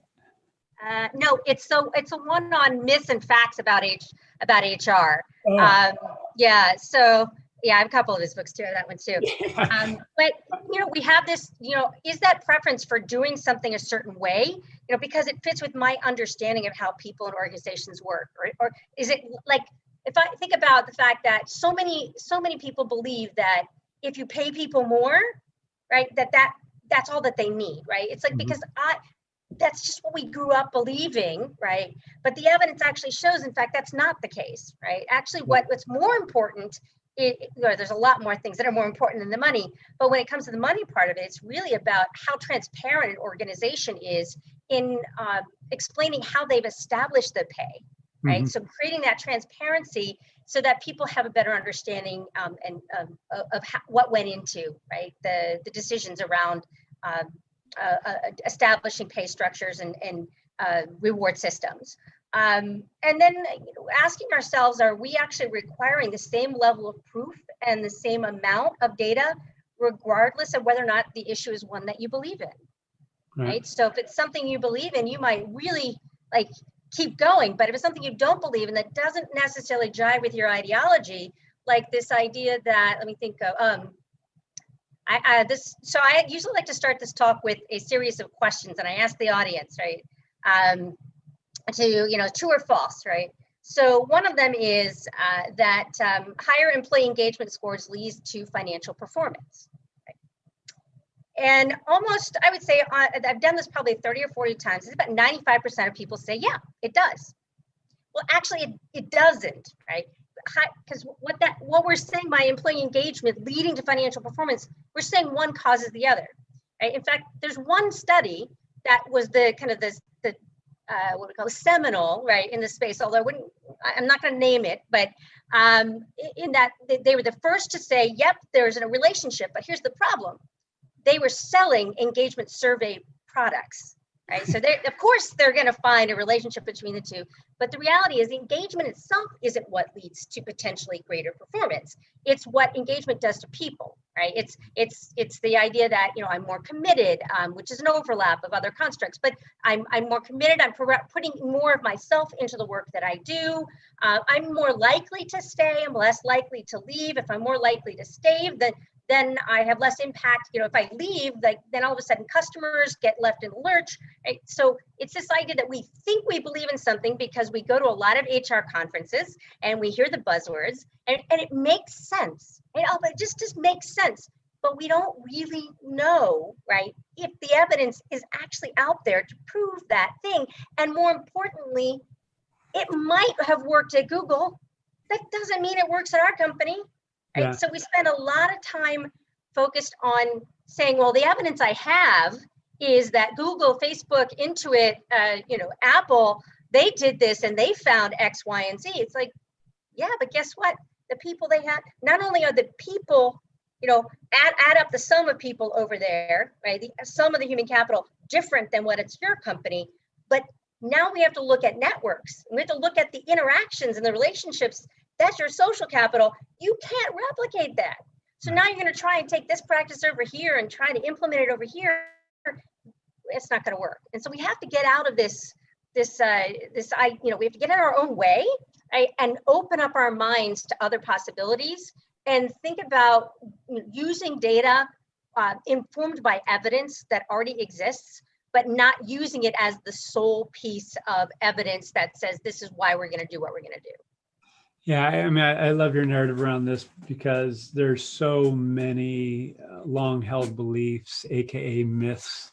I too, when I speak publicly, I often ask, what's the number one reason people leave organizations, and most everyone will because they're manager. And I'm like, that piece of research over 30 years old, and the truth is to be discovered, in your organization, given what's happening in the external environment, what's happening in your particular industry, geography, all those other dimensions. So with that in mind, that goes back to this notion that we not only need to be better consumers of the insight, but we need to be more involved up front. And what I've seen lacking, and I'd like your take on this, is that few leaders have actually created the space to explore what questions are appropriate for them to formulate the strategies downstream.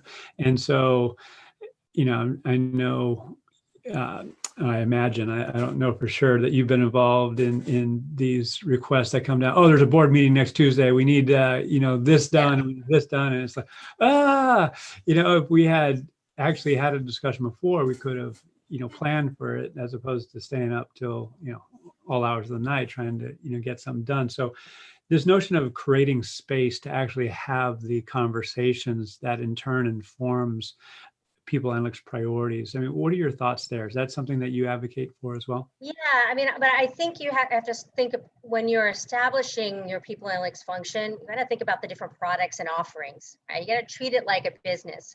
And so I think the types of requests that you're talking about, these last minute requests, those are things that are more operational in nature. Those are things that are repeatable. That's data that you could potentially already have developed. That doesn't mean that all of a sudden somebody says, yeah, but I need it cut this way, right? But if you have the right systems in place, the right operating model in place, you can more adapt to those last minute types of requests. So there's that one pie, right? But then you've got this other pie that's really doing that deep research and trying to understand and answer really important business questions.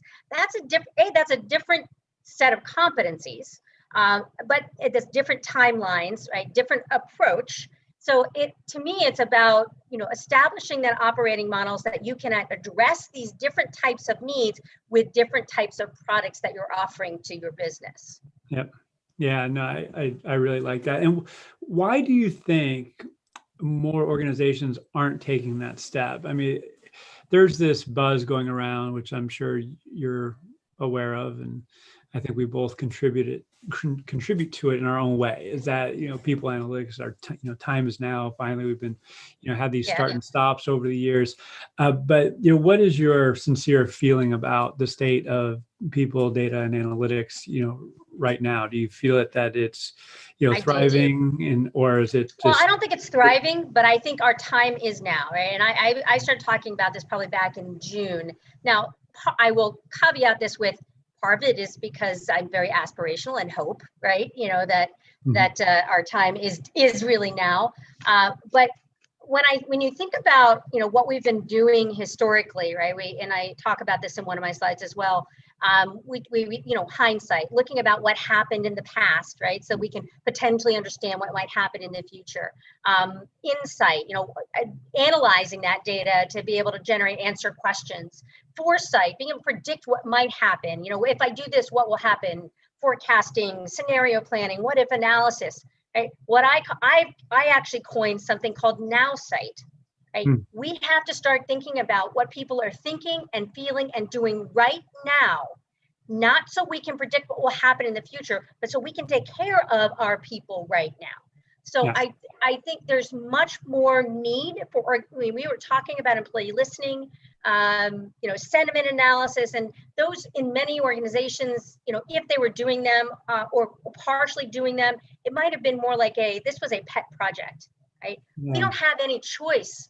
But now figuring out, how do we understand? Because if we don't understand what people are thinking and feeling right now, we can't address those needs right now. And guess what? Tomorrow, they're going to have to leave, or we're going to have to shut down, right? So it's an imperative to get that data so we understand what's going on in our workforce, or we won't be in business tomorrow.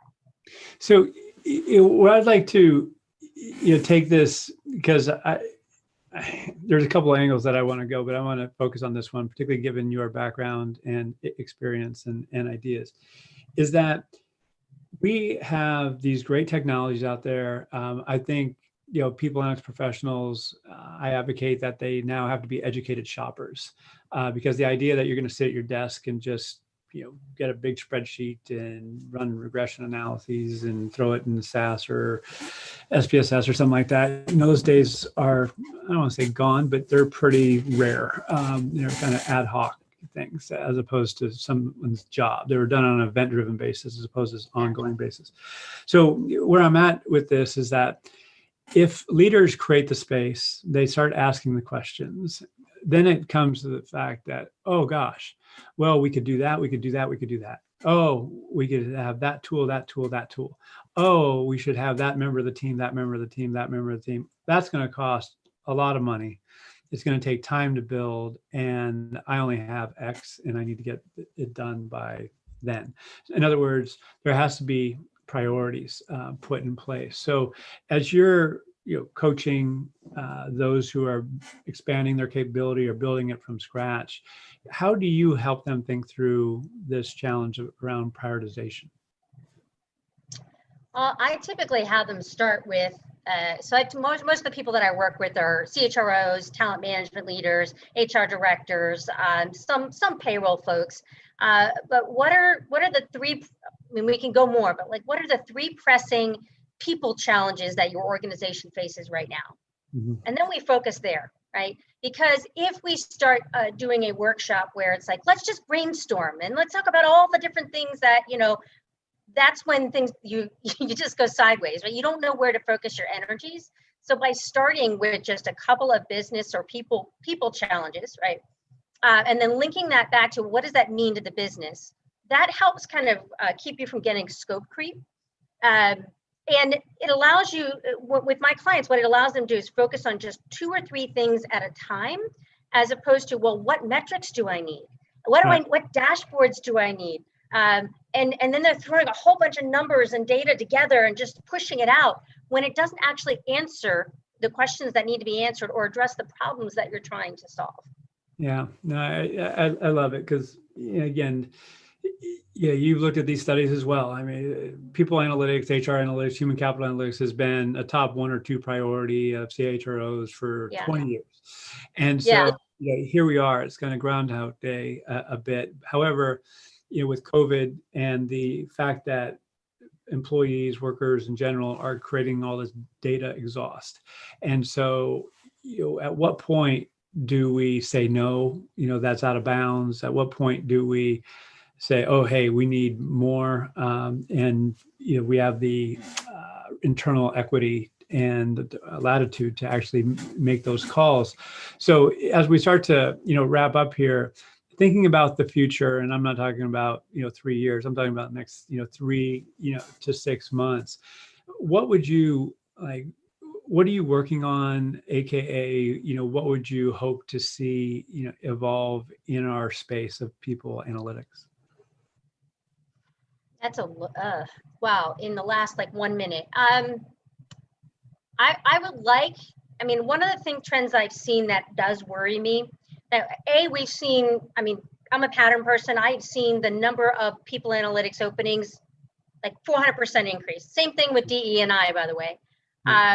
But what worries me is that when you look at those job descriptions and you look at what these companies are looking for, they're not looking for the right things, right? They're focused on finding people who have the technical skills, who can build data warehouses, data lakes, but also can understand the business and also can the context and tell stories and do visualizations. You're not going to find that in one person. Those are like your purple polka dotted unicorns, and so they're starting in the wrong place. Yeah. Right. They're starting with the hardcore part of it. When, as you said, Al, there is so much advancement in the technology that's already out there. We don't need to have people, 10 people sitting behind a computer calculating regressions and logistic regression and doing structural equation modeling, because we can push buttons, right? Right. You still need some of that, right? When especially you're building models, right? But I think that in the next 3 to 6 months, we've got to start to see. I'm going to say what we need to start seeing is more awareness by organizations that you need people who understand context, to understand business. You want to potentially bring in people that have a finance background, have maybe bringing an analytics, lens from other areas of the organization, and more importantly, and again, I caveat this with, I am an IO psychologist, but we need to be utilizing IO psychologists in this space, because they're going to provide the help in terms of bringing in the right evidence, formulating the right hypotheses and research questions, and interpreting and understanding the practical significance of the findings that you have in the data. And your typical, we'll say, data scientist or data engineer can't do that. Yeah. So that's what I'd like. I I didn't answer your question. I answered my own question, but no, you definitely answered it, because to your point too, it's HR business partners and others. What you're talking about is a specific skill set, and as you, I think, will agree, is that many people have started to do people analytics kind of as their part-time job. I just talked to someone yesterday who's staying up to do this project, and I'm like, oh my gosh, you're creating artificial capacity, and good for you for doing the work and building the business case. But there has to be an understanding that for it to be sustainable, there has to be people, processes, technologies, and other resources to be put in place. So, the idea of prioritization and understanding the nature of the work, I think, is key for all of us. Michael, it's always a pleasure talking with you. And I'm sorry that usually we see each other at least once or maybe twice, in the fall timeframe and conference circuit. So sorry I get to miss you this fall, but hopefully sometime before too long we'll be able to get together. So you be well, and stay warm in the meantime to the extent possible. Thank you very much, Al. It's always a pleasure to speak with you. Well, likewise. All right, you be well. Thank you. Bye. Bye.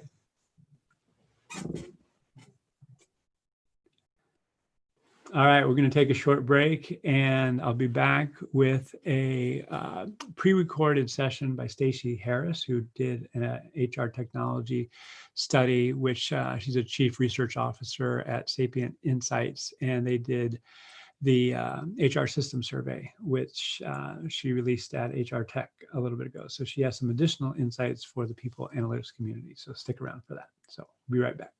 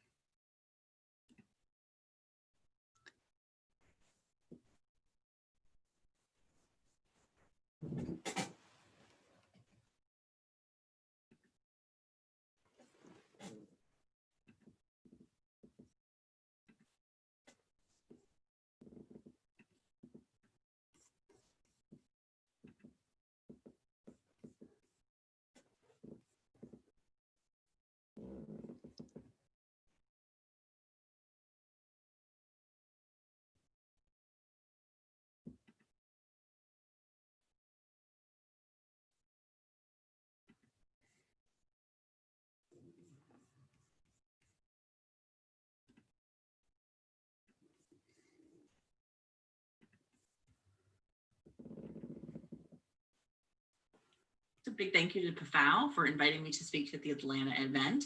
For those of you who don't know me or who are looking for the deck afterwards or would like to connect with me afterwards, please feel free to connect with me at Stacey Harris at LinkedIn. It's Stacey with a EY, S-T-A-C-E-Y.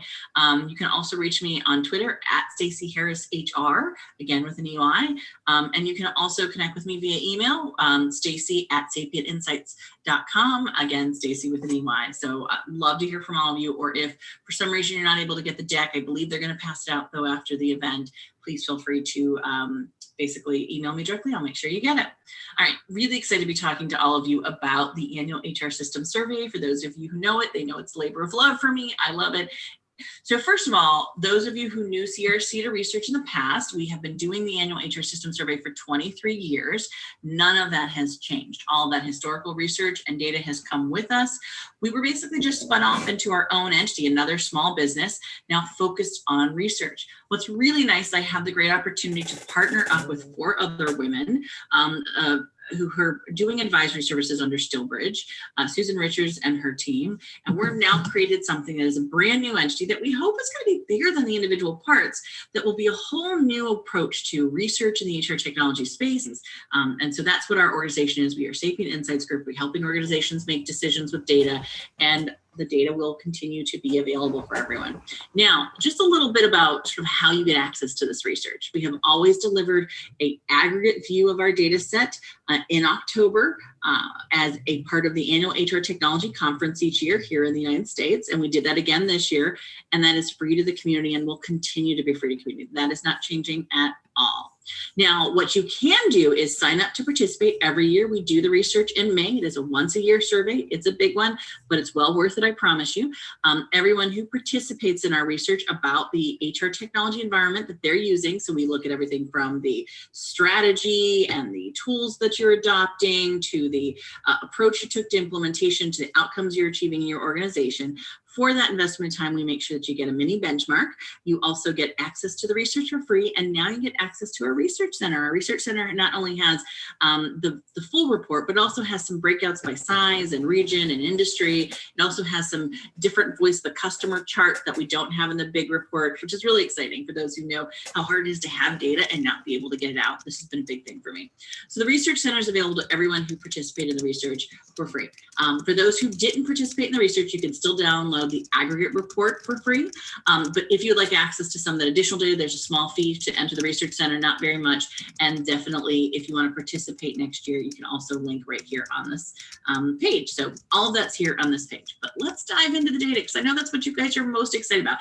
This year, we had 1,900 individual organizations after all of our data cleaning. For those who know the kind of work that we do our survey in June. We usually get about 30,000 responses or so, and then we spend about 2 months cleaning our data extensively. And for us, the cleaning process is just as important as everything else. And we really think about just single individual organizations, making sure that we don't have a lot of junk inside of our data, making sure people know what they're talking about. This year, we had 1,900 responses. Over 30% of them are globally headquartered. For me, that's really important because we've been trying to expand our global data set for quite some time. So we're really making headway in this. And big things came out of this year. This year was different for everything, right? And so ultimately, the data was going to be a bit different. But you know what was really interesting is that not only was it different, but there's so much great conversation. People give wonderful tidbits inside of our research because there are a lot of open-ended questions. And the amount of hope and the amount of heroic effort done by HR professionals and the amount of really thinking strategically about their businesses and their functions that was done as part of the response to the COVID-19 process just made me feel really good to be part of our community. We have done some amazing things. And the data came out to show that. Now, what we also found is that there's going to be some cuts in budgets, and we'll talk a little bit about what that means. We also found out that there was a lot of focus on culture and change management, and that the data itself became a central conversation in the HR technology market. And why that is so important will become very evident as we get through the presentation today. All right, I have just 20 minutes to get through a lot of information, so I'm speeding through. Remember, you can get much more of this detail in the full report. You can download it at any point you want, or feel free to reach out to me. I'm happy to talk about it. real briefly, I'm not going to spend a lot of time talking about our HR systems adoption blueprint because we talk about it extensively in the report. There's a lot of detail around this, but I just want to point out a couple of things. If you have not thought about how HR technology is adopted inside organizations for a while, if you haven't thought about how that ecosystem looks in your own environment, one thing that changed dramatically over the last several years is that we stopped thinking about them as process-based tools, as features and functionalities, and we started thinking about them as tools to support our data governance models, our strategies, and our cultures. And that's the center now of the conversations that are taking place around HR technology and purchasing it. And all the applications now are sort of thought in, not on a single platform. We know there's not one platform that fits everything, but we do know that all of those technologies have to talk to each other in some way. So integration has become really important, and how you think about the big categories has changed. Our core HRMS has no longer really been focusing on just administrative applications. Now we're thinking about wellness, and we're thinking about safety, and we're thinking about, you know, the benefits and how those fit with the strategy that we have as an organization and the kind of talent we want in our organization.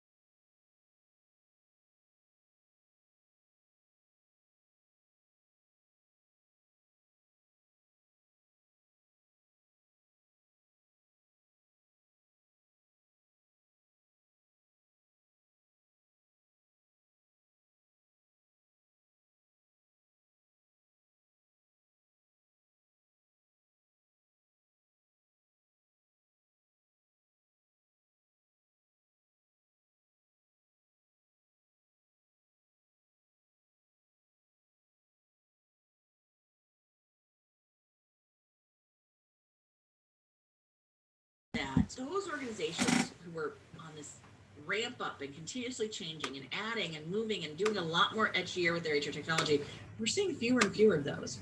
And about 30% is the number that it's dropped to, which is a 27% drop from last year. As you see, it's been on a continuous decline over the last several years anyways. Now, what's really concerning, though, is the percentage of organizations that are planning to decrease their HR technology budget, not just decrease their increased spending plan, the percentage of organizations that plan to actually cut their HR technology budget. Yeah, those organizations who are on this ramp up, they continuously change, that went from 4% doing a lot more 15% this year on in the their market. technology. If you are a large organization, over 10,000 employees, that jumps to 4% of organizations. A quarter of organizations are planning on decreasing their HR technology budget in the next 12 months. It's something we got to be aware of. Now, how is this impacting the HR analytics space? Well, when we asked organizations what they're planning to decrease, 3 areas of decreasing were talent management initiatives, HRIS upgrades and updates, not brand new, but upgrades and updates, and analytics and emerging technology initiatives were the areas where people said they were planning to decrease. Now, if you talk to a lot of the analytics platform tools today, they'll say, oh, well, we haven't seen a decrease yet. Budgets for next year. Right? The other thing we saw is that when we asked organizations what that percentage of overall decrease would be, that's about 23%. So again, that's sort of right around that quarter percentage, right? Large organizations with a little bit less, small organizations more. But we're seeing not just a 4 or 5% decrease, we're seeing pretty big decrease expectations, right? All right, well, what does this do for us from an HR analytics perspective? Well, one thing is that we are going to see investments in different types of technologies than we saw over the last several years. One of the things we asked this year is what plans do you have for either evaluating or replacing HR technology over the next 12 to 24 months?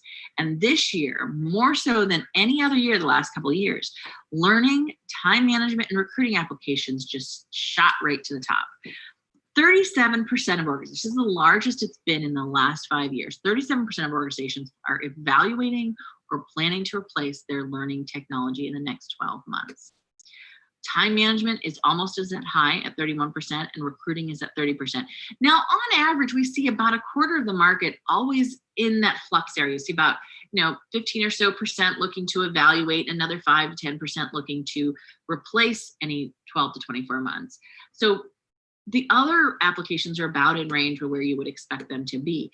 These 3 are really high, and the answer is why. And when we look at these 3 and the big difference between them and everyone else, the one thing you start to notice is the amount of data these organizations have to share with everyone else to get the job done. These are tools where, when you look at why organizations are frustrated with them, it's data integration, it's reporting, it's compliance reporting, it's soft reporting, it's issues with how our managers are able to access the information. This is not a user experience issue. This is not a features and functionality issue. This is an integration and a data issue on all 3 of these type of applications. Okay, so what does that mean for you guys, right?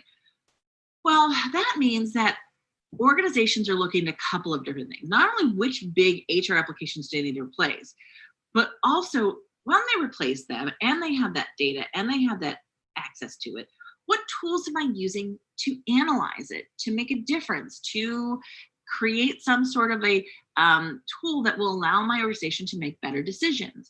And what we're finding is that this market, again, is really all over the place. There is, just as for those who haven't seen our user experience or voice of the customer charts previously, what you can see is that every year we ask organizations what tools are they using today, what tools do they plan to use in the next 12 months for analytics and planning. We ask that for all of our application areas. We also ask organizations over the last 12 months, what has been your vendor satisfaction with this vendor? And we ask on a scale of 1 to 5, from very dissatisfied to very satisfied.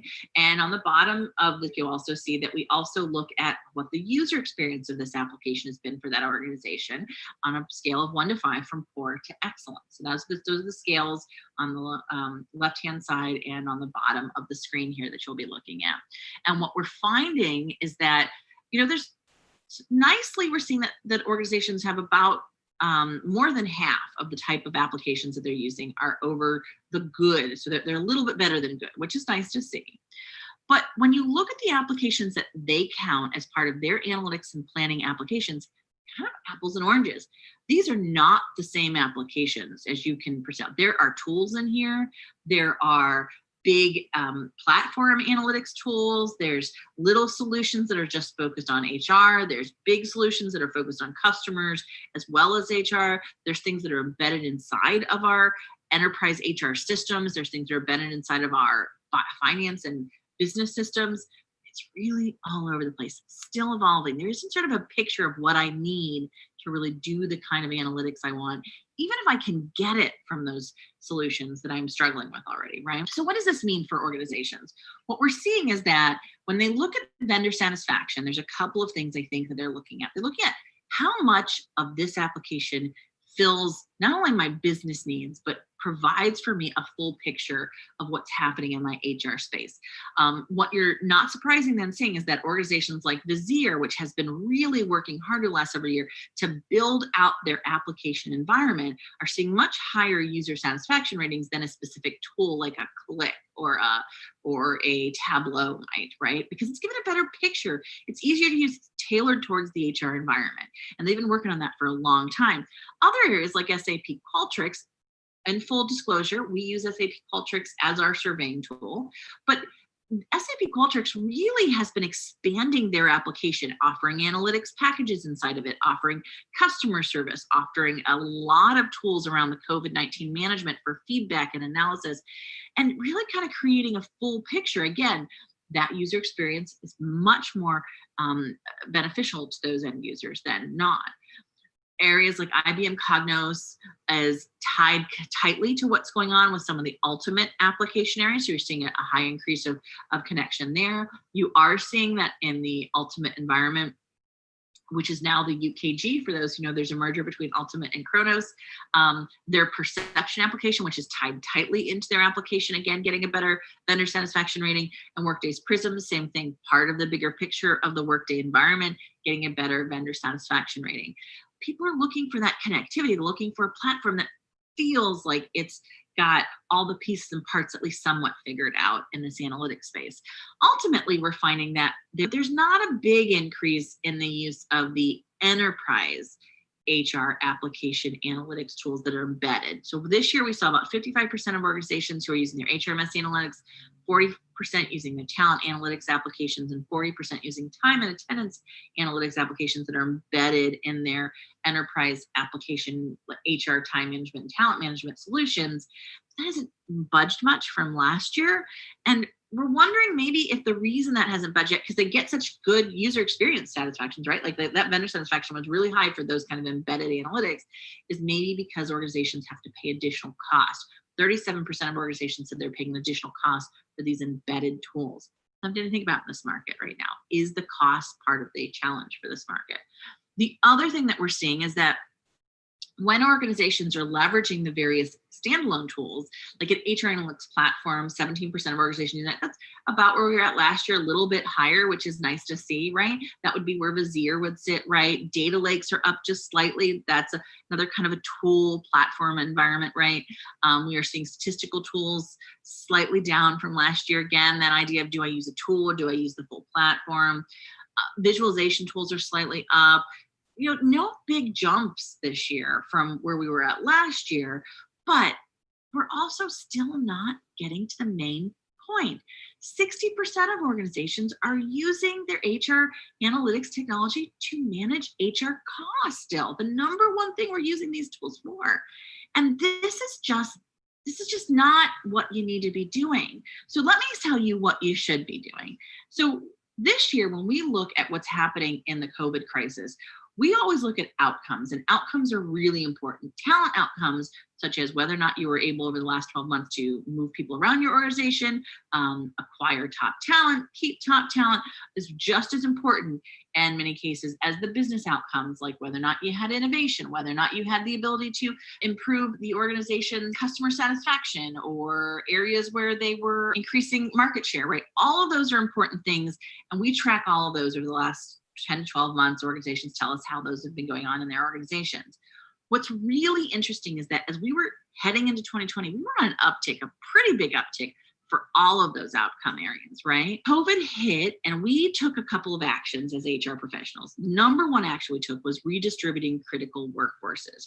Now that's really important. Think about that. 50% of our organizations said our number one thing to do was redistribute critical workforces.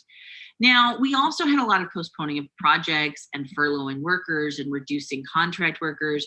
Increasing technology here was not in HR technology. It was in the area of VPN networks and mobile technology for working from home, like laptops, or in working in distance environments where we needed, products where people could do sort of touchless work environments. That's the kind of infrastructure we saw people investing in. When they were making those decisions to take those actions, they needed data. Now, the most important data to them seemed to be around employee status, absence and leave, work shift schedules, things you wouldn't be surprised about. And most of the time we have that. And I think that's huge, because I don't think 5 years ago this would have been this high. I think 5 years ago we would have had a lot of people who were missing just employment status data. We've made a lot of headway in the last several years around just knowing where our people are at, knowing what they're doing, the basics, right? But the one area where we fell short was in critical roles and positions. Only 80% of organizations had data on critical roles and positions. And of those organizations who needed data on skill sets and competencies and certifications, there's only about 34% of organizations said that was critical for the decision they were making. I'm not quite sure how you relocate people without that data, but only 34% of people said that was a critical data point. 60% of them said they didn't have that data available at their fingertips. That's huge. And here's the big thing. If you had it available, you made different decisions in how you manage the COVID crisis. If you had it available, you were much more likely to be doing increased salaries of essential roles, rapid hiring of critical workers, increasing technology infrastructure spend, and redistributing those critical workforces. This is the point at which talent management and talent analytics came together and made a difference. If you did not have preparation in your talent outcomes, if you did not have all of those things we talked about earlier about those big talent outcomes, you were much more likely to do reducement of executive salary, eliminating contract workers, laying off workers, or doing furloughs. There's one thing that came out of COVID that was positive at this point. It is to realize that those organizations who invested in this area were able to survive. They were able to pivot and make changes in ways that those organizations who did not invest in it couldn't. I can't say enough how important it is that as an organization that we think differently about our data, that we make it more accessible, that we focus on getting it clean, but we make sure we focus on the important things: job skills, critical roles, capabilities in our organizations. Talent management is not about the experience as much as it is about the data, and the data we need to make critical decisions. Enterprise workforce planning is my last comment here. Look, workforce planning is the next HR frontier. And this year we saw a jump up, a 38% increase from last year. And I've been waiting for this to increase several years. I think this increased because of COVID-19. This became absolutely necessary to do the job right.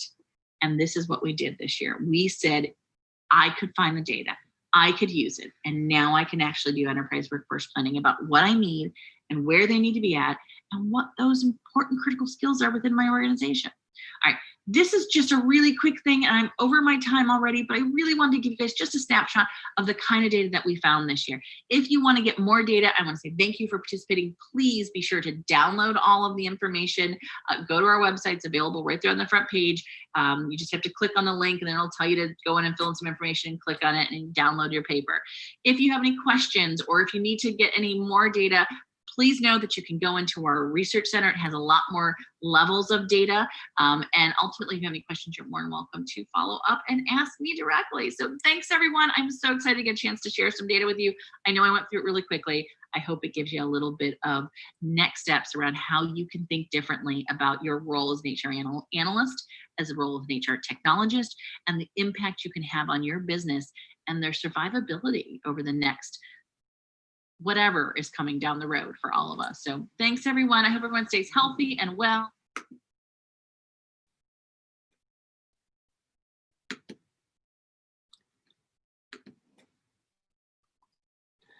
Well, I hope you enjoyed that. Stacey Harris is a rock star. That was a lot of fun. And if you didn't catch the key theme that we are in people analytics, that is, are responsible for making great things happen, not only for the benefit of the organization, but for the benefit of the individuals within it. I think is really key. She highlighted a host of examples, and I get really excited on that last point around workforce planning, because we've been talking about it. We've had start and stops over the years, and now we're in this place with COVID where not only are we looking at it from a financial perspective and a skills-based perspective, but we're looking at it from a time perspective, this notion of capacity. So what we're going to do now is take a very short break, and we'll be back with Jess from Amazon AWS.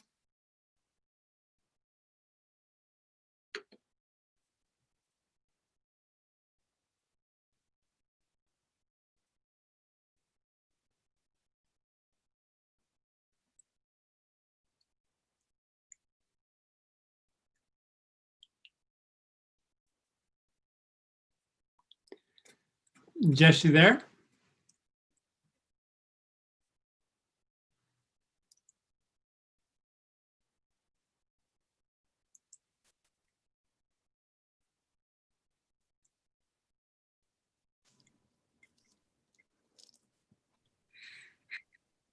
There you are.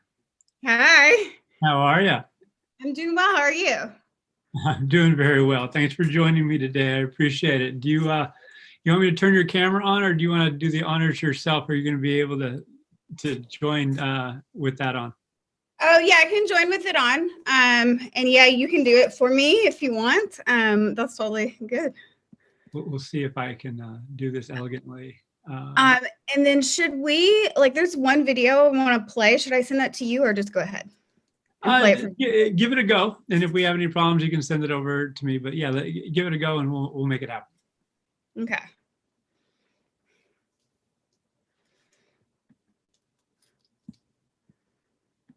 All right, it's happening. There we go. Is it too dark in here? No, you're good. You're good. There you go. You're co-host as well, just so you know. You should be able to drive the ship here. All right, cool. Just tell me when to go. Is it time? Now. Okay. Okay, sorry. So I am Jessica, and I am here from, well, I work currently at AWS. I've been with Amazon. I've been hiring for them for probably the last 7 years, but I've been officially with them for about 2. And I work right now in workforce innovation, which I actually came over to build what we call like a human cloud. Basically a gig-based economy for AWS workforce. And then George Floyd happened, and coronavirus happened, and my scope got completely cut, and I started working only on global workforce strategy and what we were going to do about the larger questions in ID. Okay. ID&E, we're calling it now. I will say to start that my opinions don't necessarily represent like exactly Amazon strategy. Got it. Duly noted. And if I heard you correctly, ID&E, inclusion, diversity, and equity, is that right? Yeah. And is there, just right off the bat, is there a reason for that order? I don't know. It literally has changed since I took off work until the end of the year. I've done the majority of my deliverables and just got married. So I just know that the order changed, and I've been intentional. We'll see how I do. I'm not the most domesticated of them all. I like working, but yeah. Nice. You gonna give the video? It's been, yeah. So it was. I think they realized the inclusion piece was missing, type of cradle to grave life cycle, and then we put them, and then we added equality or equity. Got it. Yeah. Sounds good. Got the big 3 in there. Okay, cool. We're now the big 3. All right. So I really wanted to start by kind of playing a video clip. So it's now an okay time to do that. Yep. Okay, cool. Let me get it pulled up on my screen. More. Nope. Okay. We have our own internal technology. And so where do I screen share from? Sorry. I'm bad with Zoom. the green Oh, arrow it down says the share middle. screen very broadly. That would be the one. Okay. That's quite all right. Okay, cool. Oh. Oh no, we want to do allow. Select window and start screen. Cool. Okay, so I'm gonna play this. Let me know if you have any problems, and then go from there. Those cops were just trying to do their jobs. Well, don't get all bent out of shape. Are you sharing? I don't see it yet.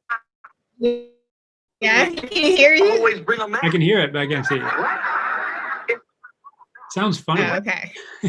Well, it's from the Fresh Prince of Bel-Air. Like before Lara reached out to me, I was actually, and I'll just run you through the clip, then I don't have to play the whole thing. But it's like, it's this really, it's amazing how much we've changed as a culture since like sitcom in the 90s. I'll say that. Yeah. But what I would say to you also is that it's this portrait of Will Smith's character and then Carlton, who get pulled over by the police, and Carlton's like, "Oh, it was so nice of them to let us go." Da da da da da.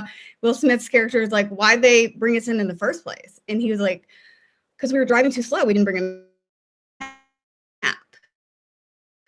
And Will Smith's character is like, "Well, so we were breaking the slow in the law where you say black guy driving in. You think they stole it though?" And it paints this really clear picture of the way that we are measuring by gender and by race, and then we kind of stop the conversation.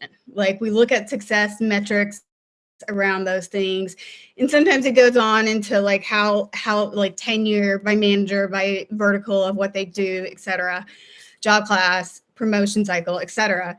But like you can do that all day long, and you could have a Carlton or Will Smith, and the amount of diversity that you're going to get in either opinion when you have them both sitting at the table is going to be completely different. Right.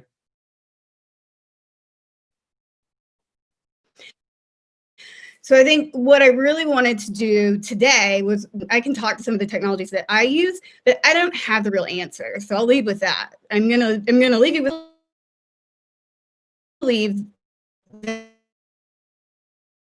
that like right now we have people in the community, especially, they see that just checking XYZ box doesn't necessarily equate to 2 + 2 = 4 all the time. Like, I mean, I came from the most racist high school in all of the country. That is what I'm from Louisiana. I'll say that. I'm right now in Seattle.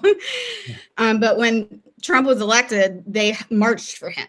Their logo or their like mascot is still the West Monroe Rebel. It's a Confederate flag. Wow.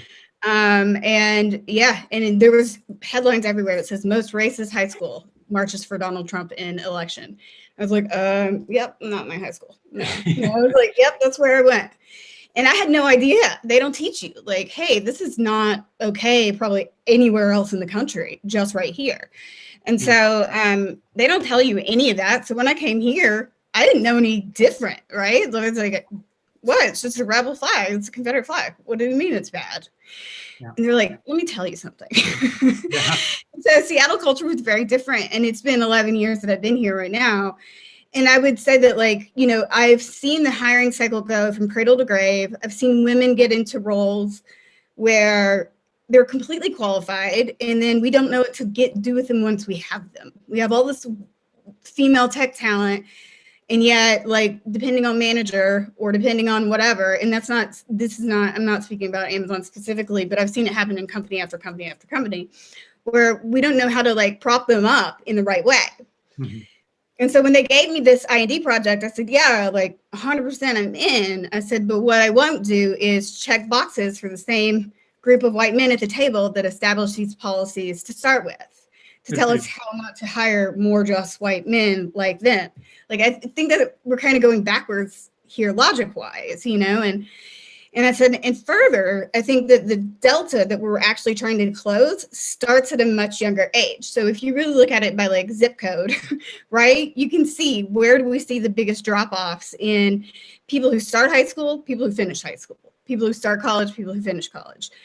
So you could even slice data that way and get some really cool, probably, results. But I think there is a long game that we're not really talking to yet in the big tech space of like, how do we get in front of them when we are, when they're in high school or going into high school, how do we put like continuous education and engagement strategy there and start looping them in and closing that delta at a much younger age? How do we avoid more people being in the way of opportunity or not being in the way of opportunity and ending up like another George Floyd, et cetera?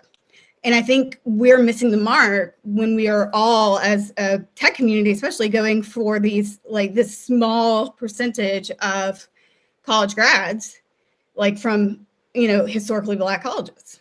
Mm-hmm. And that was well received. And of course, they're like, yes, there's a short game and a long game.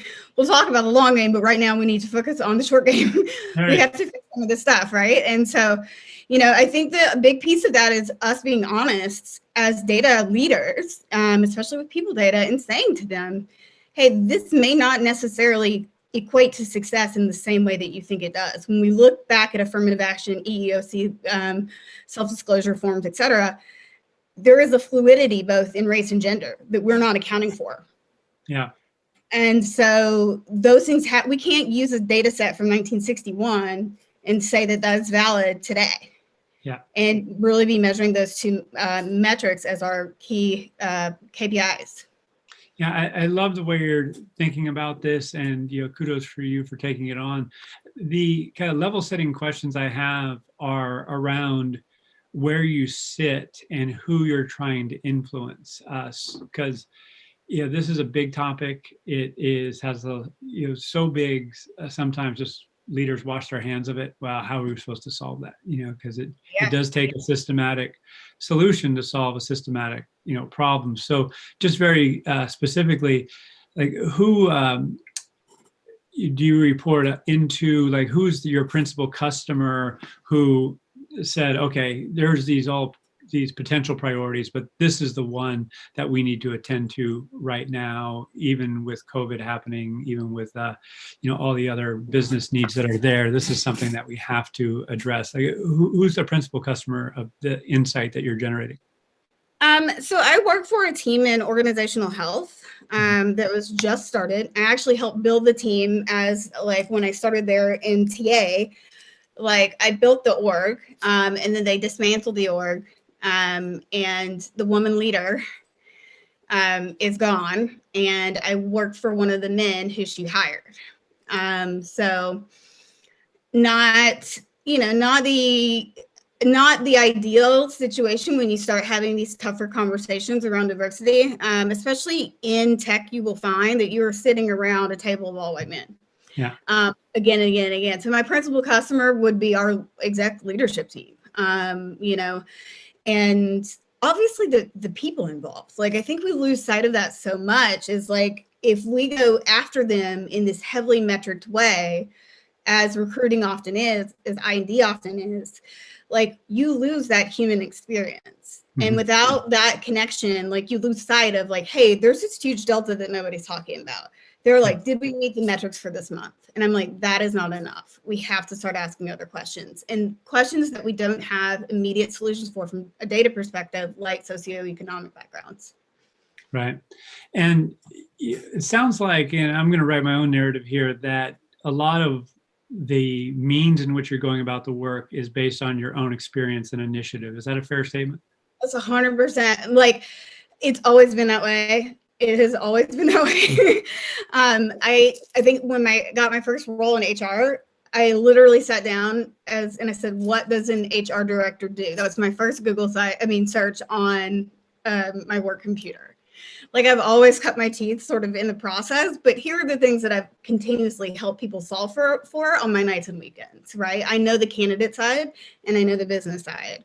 And so it's a matter of just bringing those two together in a way that, like, you aren't pushing, you're not creating fear and, like, distrust in leadership, but you're also pushing them to see a truer narrative and to ask for more.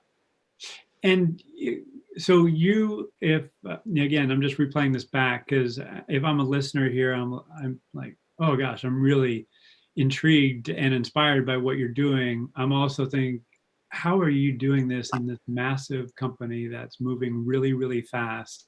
Is it, are you just chopping in vain against this big monster, or, do you see a path to some fundamental change happening? I mean, what are your thoughts there? Well, I would say that it really started with me trying to uncover what all work was being done, because there are a million people just in my org. I mean, I think my org in itself is probably 7,000 people. And that's just that's my boss's team. So like he's got about 7,000 people that roll up to him globally. And so like when we start looking at how do we get like cohesion around this, especially in a like hair trigger environment where somebody could fire off an email that's all well intended, because that's the culture we created at Amazon, right? Like we want people that are doers and action takers, etc. Bias for action mapped to any of our LPs, and that's the culture you'll see. Like we are very, very, very strong in that way. And what that creates is an environment where people like see a need and they will go solve for it. Mm-hmm. Well, collecting all that work and saying, here's some parameters that we can use, like has been the biggest overhaul, I think, thus far. It's figuring out who is doing what on the side and trying to get a list of all these different wikis and put them all together and say, okay, let's create a different structure around the director that everybody rolls into. So with that in mind, it sounds like you were one that went out on the,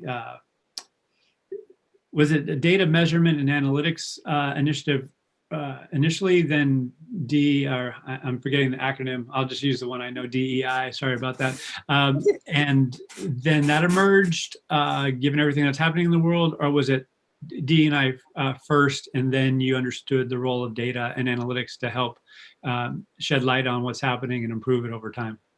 I think it was Laszlo in 2014. Laszlo, who was VP of People Operations at Google. 2014 Talent Connect. He started talking about structured interviewing and how you could really use data to then map to success by role, etc. And I was like, whoa, okay. So I like pulled all my interviews for the last year and I really went back through and I started saying to myself, okay, so these were all unstructured. Here's what I thought before I saw them. This is what I thought when I saw them. How big was the need? Ranking all of that on a scale. And that's when I really started bringing data into like every piece of my work. We definitely measure a lot of data at Amazon. And my question is it the right data? And I think if we're looking at it from how do we report into the government, and that's definitely not the end at Amazon, but it is the end in a lot of places where you just say, okay, this is how many of which this and this. And I'm like, but what about the fluidity? We don't know. A lot of what we're doing is reverse profiling. If they haven't filled out a self-disclosure form, and they might go home and make their first appointment to go transition that night. We don't have any idea. And like, that's what I want to impress upon people, just because it looks because their name is Dana. Well, 30% of all people are named Dana. I mean, all people named Dana are male. 30% of those people are male. There you go. And like, we don't have all those answers. And I don't think that blind sourcing is the answer. I think that is like kind of a Band-Aid for the problem that we really have. So yes, we are seeing a lot of change. And it's a lot of education and stuff that's, that we already have that's just being pulled in and sort of more, it's prioritized at a leadership level much more clearly. Well, I mean, good for you, because I smile on a variety of fronts on that, because not many others are talking about what I call data appropriateness. They'll just take the data that they have access to and try and make magic from it. And oftentimes it's not appropriate to answer the questions leaders want or need to know. So for you to have that awareness and go and search for or create the appropriate data, I mean, kudos to you for doing that. The other thing I just want to highlight and ask you about is that when we're searching for or creating appropriate data, there has to be boundaries put up. There has to be some places where, okay, that's no go because adverse impact analysis, or it just would bump up against an ethical quandary that we don't want to confront. On the other side, we want to get good data, particularly around diversity that formerly, hasn't been around. And so my question is, are you bumping up against that? And if so, how are you addressing it? Do you have a governance body, steering committee, or either formal or informal, that helps you make those calls? There's like a million of them, right? I think that's more of the question, is like, how do you get through all of the mud, right? Just because it hasn't been done before doesn't mean we can't find a way to do it. And I won't let that go. Like, no, but we have been doing this since 1961. So if this worked, we wouldn't be having these conversations all the time. Right. And so like, we have been measuring these 2 data points and looking at those as success measurement often. Just from a reporting perspective up. And so, yeah, there's definitely some, and I know from my HR background a little bit, like, hey, this is what we can't ask people they have their own car, right? Like, you can't do that stuff. Like, so I have like some fundamental framework, and it's more about trying to get people to understand the value of just not stopping with checking a box. Right. Right. Well, good for you for doing that. So, yeah, as you proceed through, the end of this year and on into next, I mean, where do you hope the organization goes with this? Where do you see yourself, playing a role? And just to see that, I shared this earlier this morning, and it's just been a consistent theme in the wake of George Floyd's unfortunate, or tragic rather, incident. It's that diversity has been around for a long time. It evolved into inclusion, and now we got equity in there, and it's all great. However, it's been provided a lot of lip service and not a lot of substantive change that has been sustainable. There's a researcher who I'll remain nameless at a large tech company said, well, our diversity measures actually improved from a macro level, but when you actually look down in the organization, there were clusters of people. So it wasn't truly an integrated workforce. It was more kind of these pockets where people were hiring each other. And so, how do we truly create a diverse, inclusive workforce and workplace? So with that kind of preamble, where do you hope to be in the next 3-6+ months?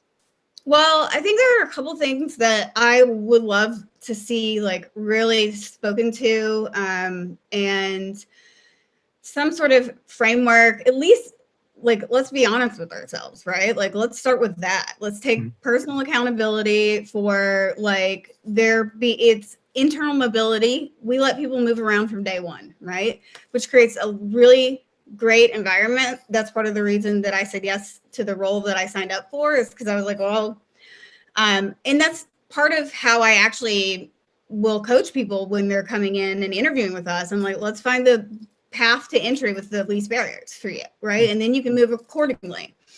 But what we are seeing, like, and so what I would like to see is like framework and better, that same lift that we need to be giving in the long game in those underserved communities, to underserved representation of whoever you look at. I would love to see that being done internally, at a deeper level. And it could be already being done. I mean, this is how big our company is, right? Like, we don't know. I don't know.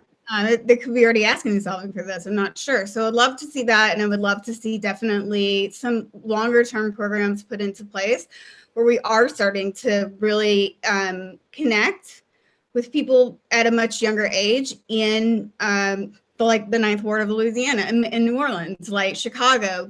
We need to go door knocking and get these people engaged and get the way of opportunity in front of them much younger and keep them engaged.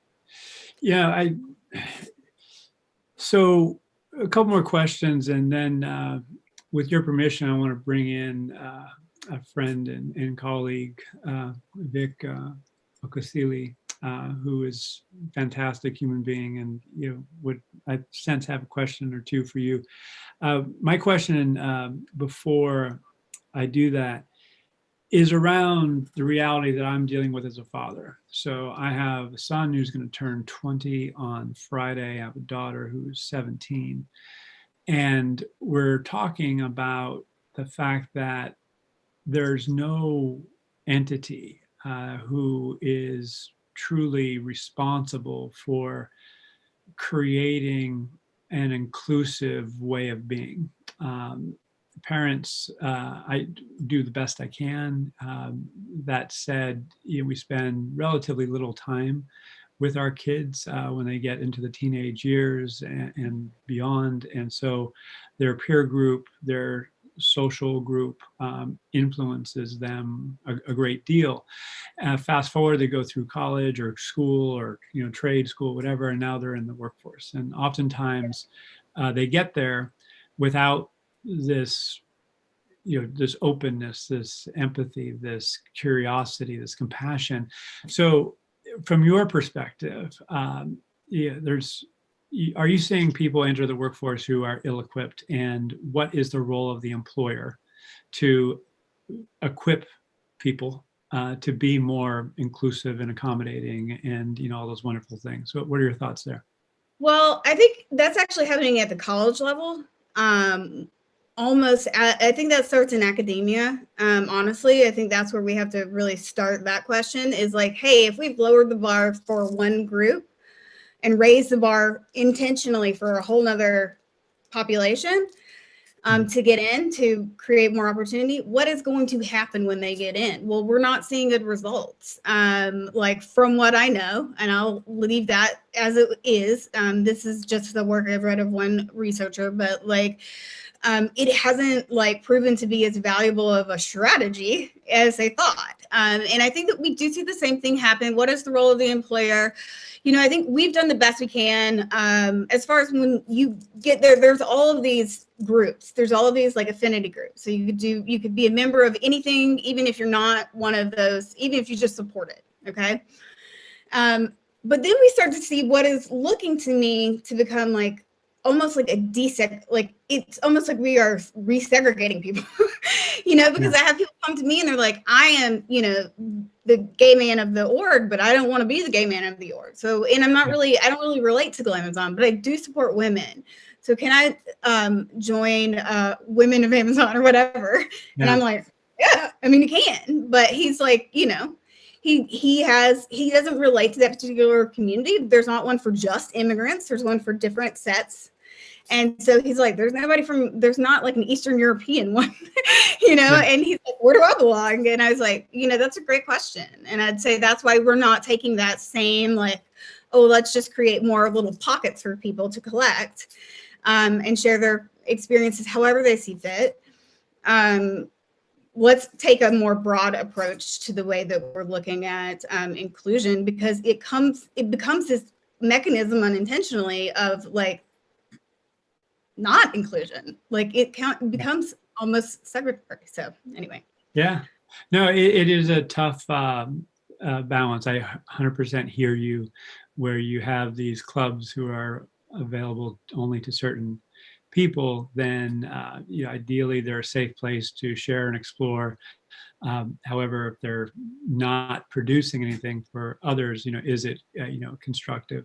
And in fact, could it be counterproductive? So your point's well taken and certainly worth exploration.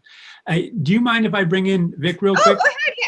No, so I know Vic at least well enough to do this on the fly with him. And if he wants to slap me on the wrist, it's going to be like at least 6-8 months before he can get his hands on me. So I feel pretty safe. So we'll see if he joins there. Vic, you there? Hey there, Al. Yes, I am. Yes, I am. All right. I don't know if you've been hearing my chatter. Good to see you, sir. Things going all right? See you again. Yes, indeed, man. Hey, I want to introduce you to Jess. Jess is with AWS. She's working on, all right, IDE. Did I get it? IDE. Yep. IDE. So not to be confused with DEI, but yeah. Right. So anyway, we were just talking about the role of affinity groups and councils, diversity councils, and what similar things that they can be beneficial, but they can also potentially be counterproductive if they stay exclusive and So any quick thoughts on there? I don't want to put you, under the microscope right out of the gate, but, I was thinking as we were talking, I You go, always do, Al. So Vic it's has something to okay. say about this. I want to get you in here. Yeah, sure. So I think there is, I think there is a means to an end with those kinds of groups, right? It's to one, foster community, but then also by proxy, bring people into the community more who may not have direct ties. So I think the danger, Al, is when those groups become so inclusionary and don't do anything to engage and share with the broader community, you lose the thing that you were hoping to get in the first place, right? So I think that's one of the first things that comes to mind, when you first mentioned that. So yeah, no, I think it's a point certainly worth emphasizing. And Jess, before we wrap up, and I really like the way and appreciate and respect the way you show up and what you're doing there at AWS. And Vic, just so you know, I mean, she's taken this this project by the horns. I don't know why I wanted to stick with that metaphor, but just bear with me, because it is a big thing. It's something where, by its very nature, you have to be comfortable being uncomfortable. Is that a fair statement, Jess, from your perspective? Yeah, I mean, it definitely is. And you have to be comfortable making the people who have say over your future uncomfortable. Yeah, and it's a long haul, right? It's not transactional. You're not going to sprint over a finish line in February, 28th with get a bunch of high fives. It's just not the way. Yeah. So good for you for taking it on. So as Jessica, we start to wrap up, any closing comments, and how can people learn more about you? Oh, you can connect with me on LinkedIn. That's great. Or you guys can share out any contact information I have. Like, I'm happy to have offline conversations with anyone. There are some tools out there that are really cool right now. I'm using a lot of Seek Out. They do some blind sourcing where they'll make everybody cats and change their name to just initials. But it's a really robust tool. I don't use LinkedIn like almost at all anymore. Unless I'm like x-raying or like trying to just like have like a soft connection with someone in the beginning or whatever. So it's more of like really is more of a professional connection tool versus a sourcing tool on LinkedIn. So I'm definitely using a lot of Seek Out, and I'm using a lot of Claro Analytics.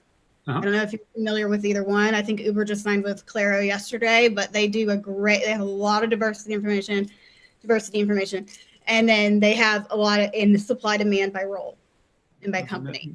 I imagine Mr. Seligman is very happy about that. So yeah, I'm familiar with Claro, and well, good for you. I mean, I'm really happy, and just Vic, just to bring you in, Jess was talking about data appropriateness and realizing that existing data are deficient in many cases, and going out and getting better data, higher quality data, or in the case of your example there, data that is different than what has existed formerly. So, good for you, Jess. So, again, thanks for sharing. You be well, and I'll make sure to get those links from you so we can put them in the comments after. Yeah, we'll do that. Well, I'll send you the links. Okay, thanks so much. You guys have a great day. All right, you as well, Jess. Take care. Bye-bye. Bye. Thanks for having me. Oh, pleasure. Thank you. Okay. All right. Bye, guys. So, Vic, how are you doing, sir? It's HR's busy season, right? With everything else that's going on in like the whole world, I think despite that, doing okay. You're hanging in. Yeah, we're all kind of fighting the good fight, aren't we? We're just trying to stay healthy and take care of our family and friends. So and just so for those who don't know, you mind doing a quick introduction of yourself and where you're calling in from today? Sure. So hey there, everyone. I'm Vic Akasale. I'm a senior manager of HR and employee care at an advanced analytics firm in Washington, D.C. region, specifically in McLean, Virginia, called Novetta, where we do advanced analytics for the federal government and the defense and intel areas. So really, really happy and excited to be here, Al, and I look forward to sharing the little like I have with this great audience here. Well, again, just so everyone knows, I mean, we've talked a couple times, and each time it's been not only enjoyable, but it's been very enlightening for me, and I love the virtuous stance that you've taken. And like Jess was just expressing, it is the case where it's a long haul, it's uncomfortable, but someone has to get up in the morning and say, all right, this is what I'm going to do. Yeah. And, thank you, for doing that. And so, with that in mind, how have things progressed over the last, few months? I know it's been tough. We've oscillated between coming back to the workplace and staying in remote work. And, so where are you in your, where are your priorities these days, and what excites you? Yeah, so 2020, what a year, right? Where to even start? So I think first off, the pandemic obviously has impacted everyone, but also impacted everyone a little bit differently. I think depending on where you are just blessed to be at in life, as far as geographically, and what industry your business or organization may be in, it's really had a various impact. For us, fortunately, we're in the advanced tech area. So, but our customers, which is usually the government, they've had to learn new ways to work remotely really, really fastly. So as they have been adapting, we have had to adapt along with them. So for us, the transition to remote work was there, and we thought that things were going well until school hit, right? And then, with parenting during a pandemic, a lot of the social justice and race relation things that are, happening right in my hometown in DC with the election, it's just one wave after another out, but I think that we've been somehow surfing that wave without crashing. Yeah.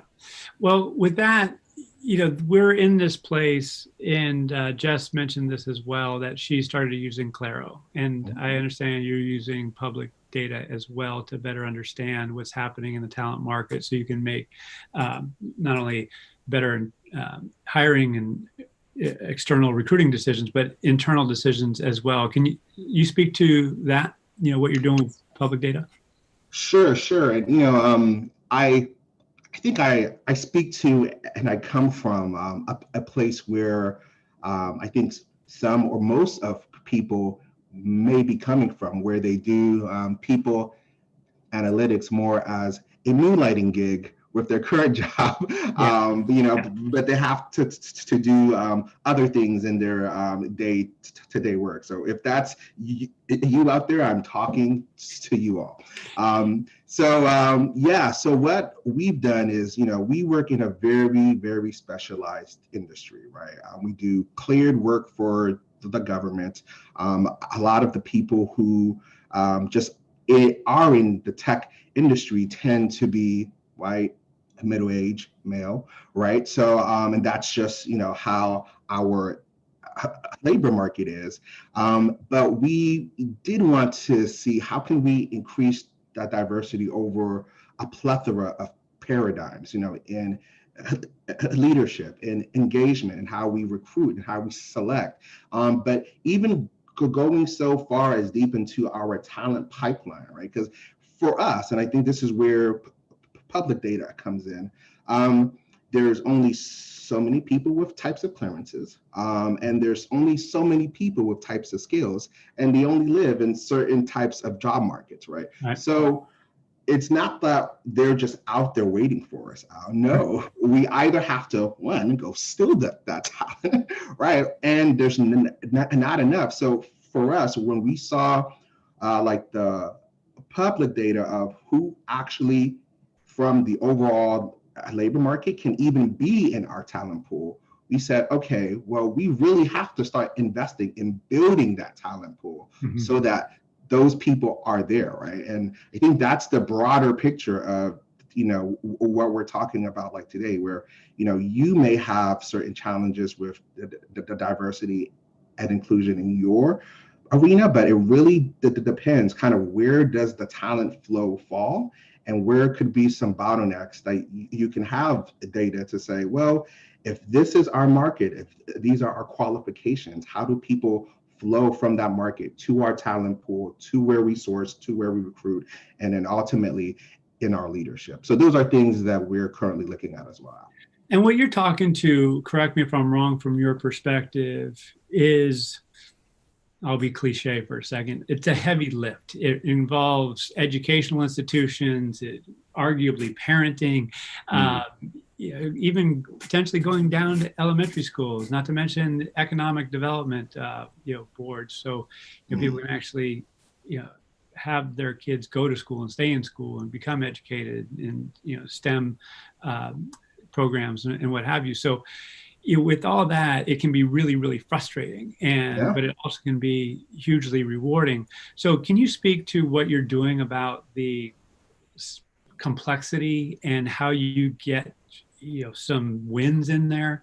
Because I know many are like, heck with it, I'll just like take what comes, and I got excuses all over the place, but there are those then who say, hey, yeah, we got excuses, but we really want to make a difference. We're going to go out and look for partners who are on a similar mission, and we're going to do something about it. So how do you engage in those conversations? Who's on your team to actually bring about this positive change?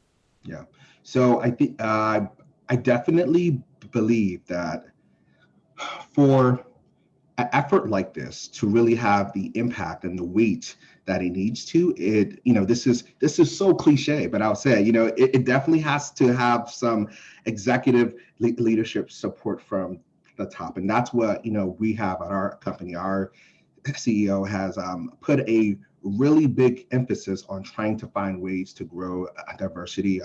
She's a woman CEO in a tech world that, looks a lot like the same, like when you get to the top. So, diversity, not just in ethnicity, gender, background, geographic, or, orientation. There's a wealth of things that include. But for us, I believe it's a matter of just knowing our growth goals as a company, right?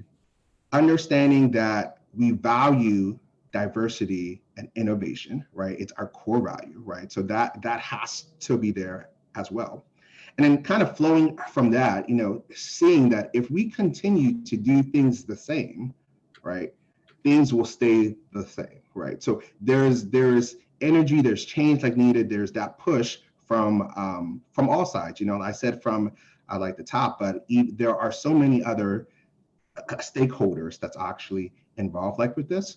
So exactly what you said, Al, about it does take effort into partnering with, perhaps HBCUs, right? Which is something that we're looking at. There's effort with partnering with, programs and talent pools that, may have a broader set of diversity than, like the general talent pool in our sourcing.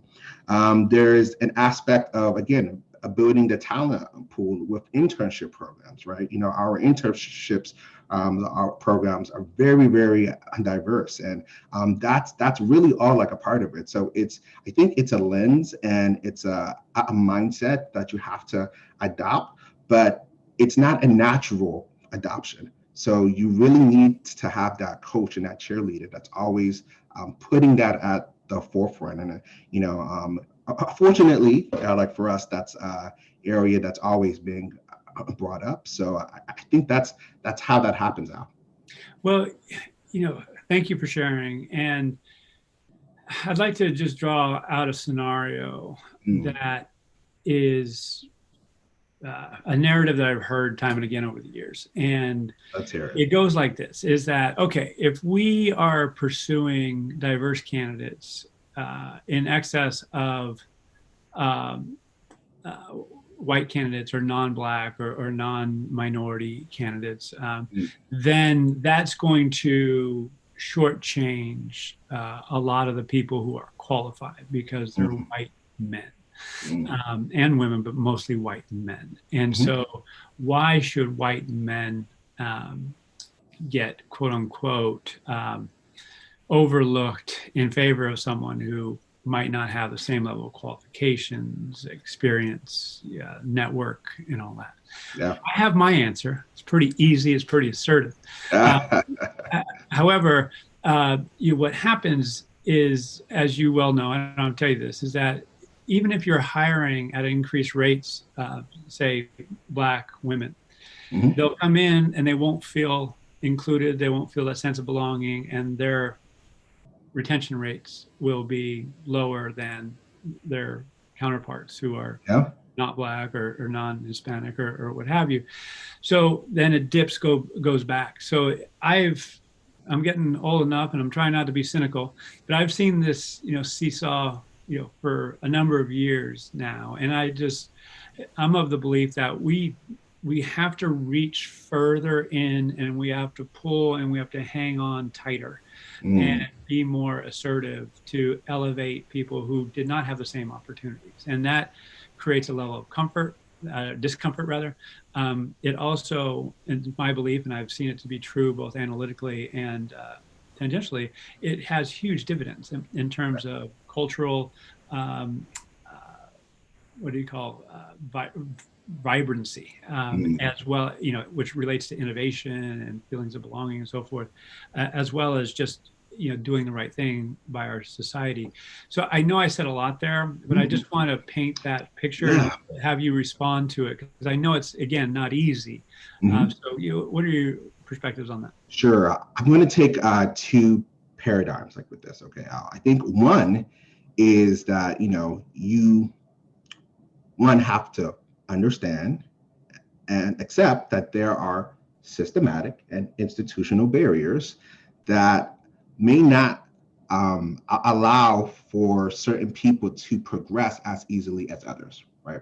And I think that word progress, right? I'll come back to that, but that's something that, we measure who's there, what's there, but we don't tend to measure as well, how are they progressing through our organization, right? So that's one paradigm of that, just really accepting that, and either culturally or from leadership. I think that's one aspect, and that is for some who may have to accept that, pretty challenging, because of no fault of your own as well. You did not choose what kind of person you were when you were born, right? So it's really accepting the realities as they are.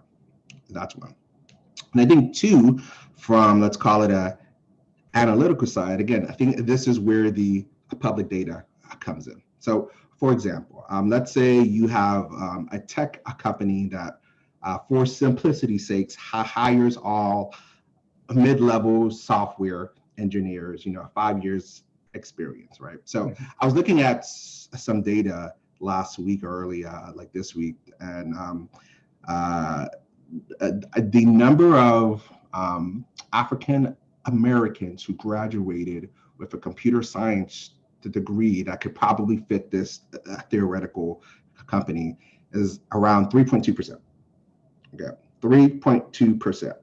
Wow. So you take that and you say, okay, well, 5 years ago is only 3.2%, right? If we have, less than that or more than that, we obviously know that the market can support a certain amount of diverse African American engineers. And this is where it gets back to, again, understanding your market and and that can help you understand where to invest, right? So if you're going out there and through your talent pool, like you see that, hey, I'm only pulling in 2 or 3 percent of engineers, right, who are, African American like descent.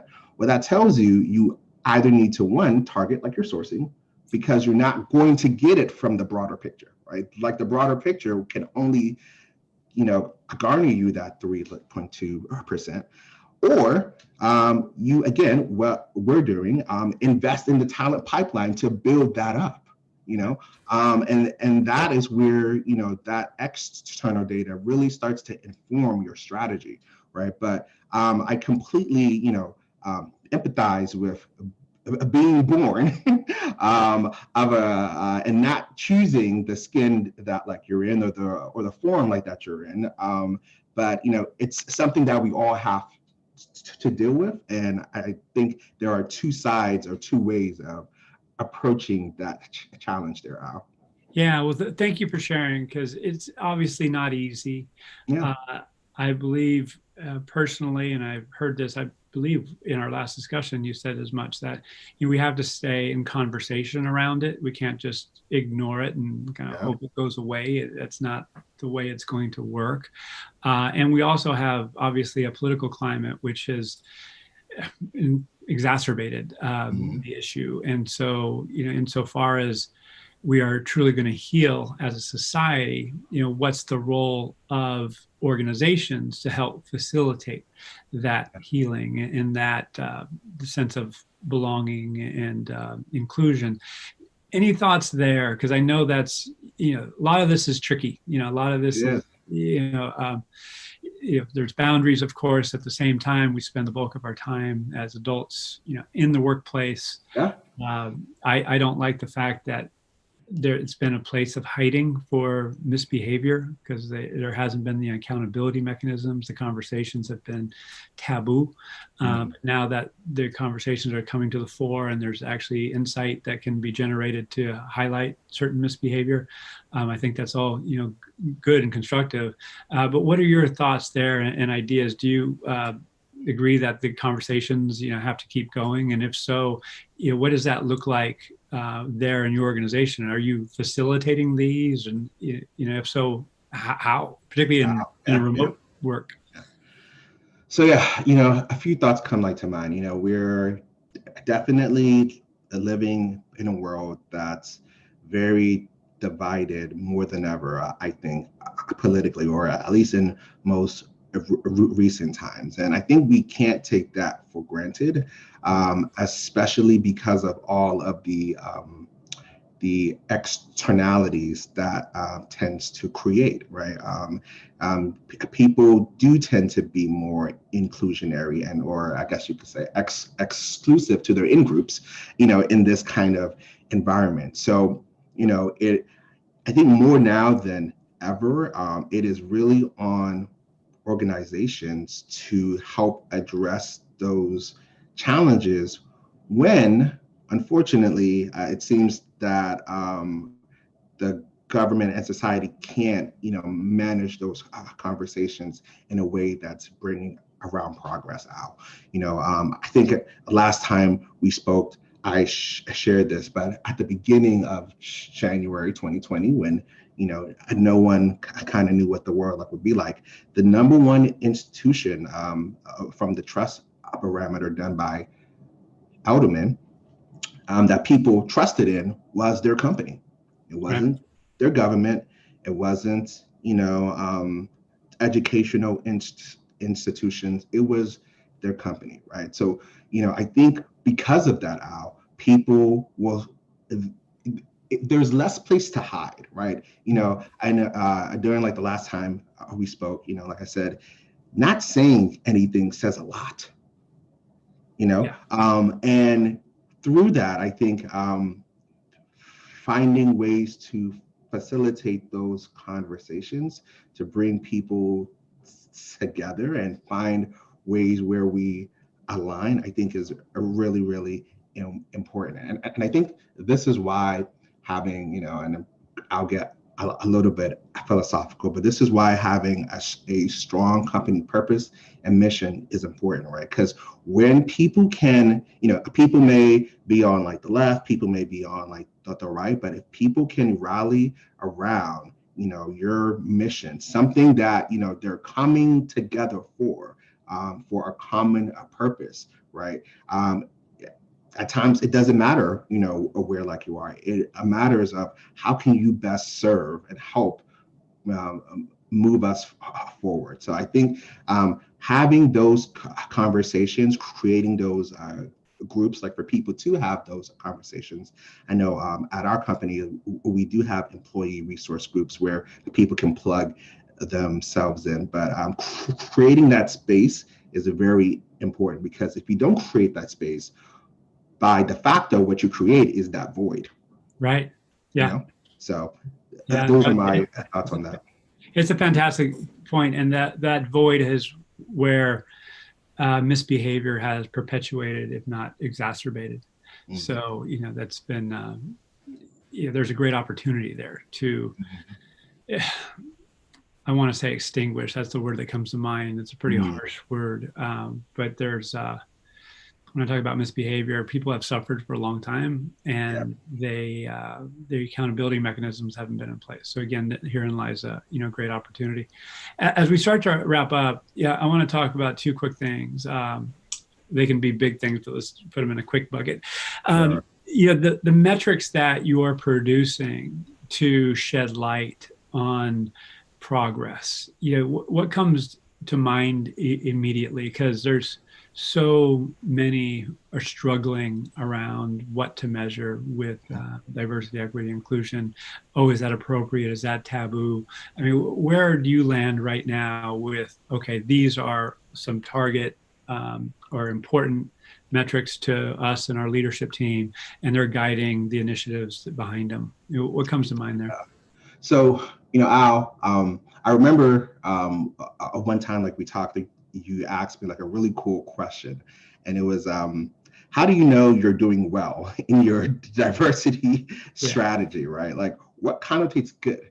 And I think, I will go back to that same answer to be a anchor for people to think about how they can measure this within their own organization. And that's progression, positive movement, right? Yep. Are people, are underrepresented groups progressing within your employee experience, your company, your, like your talent pool, beyond, are people working?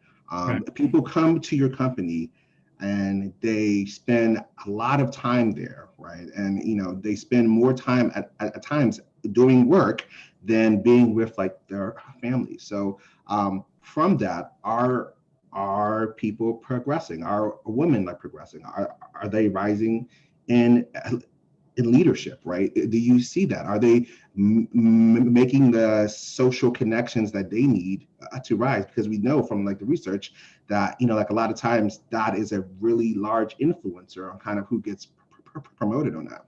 So I think that, to say this is the specific metric is kind of hard like to do, just because, again, the diversity means a lot of things to a lot of different people, right? In the US, we have challenges with ethnicity, like diversity. But if you're perhaps in a Scandinavian country, that's not, like the challenge for you. Perhaps it's women in leadership, right? So there's not one metric, but there is, I think, one philosophy that I want people to take away, and that's progression.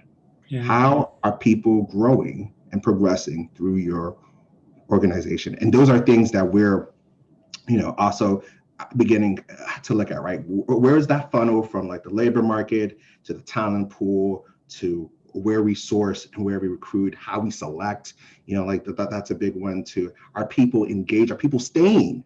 Are people staying? And are those people growing and rising in leadership, both technical and management? And I think that's a nice framework, for good or bad, right? But a nice framework that, people can take, mode, implement, and see how their people are progressing as well.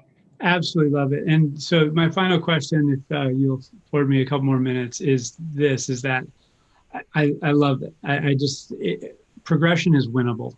You know, it's something Yes. that we can do, right? Yes, Okay. exactly. And then, but as we touched on earlier, progress isn't going to happen just because of recruiting. It's not going to just happen because of learning or internal mobility or comp or something. It's going to be a systematic approach. So how do you do that?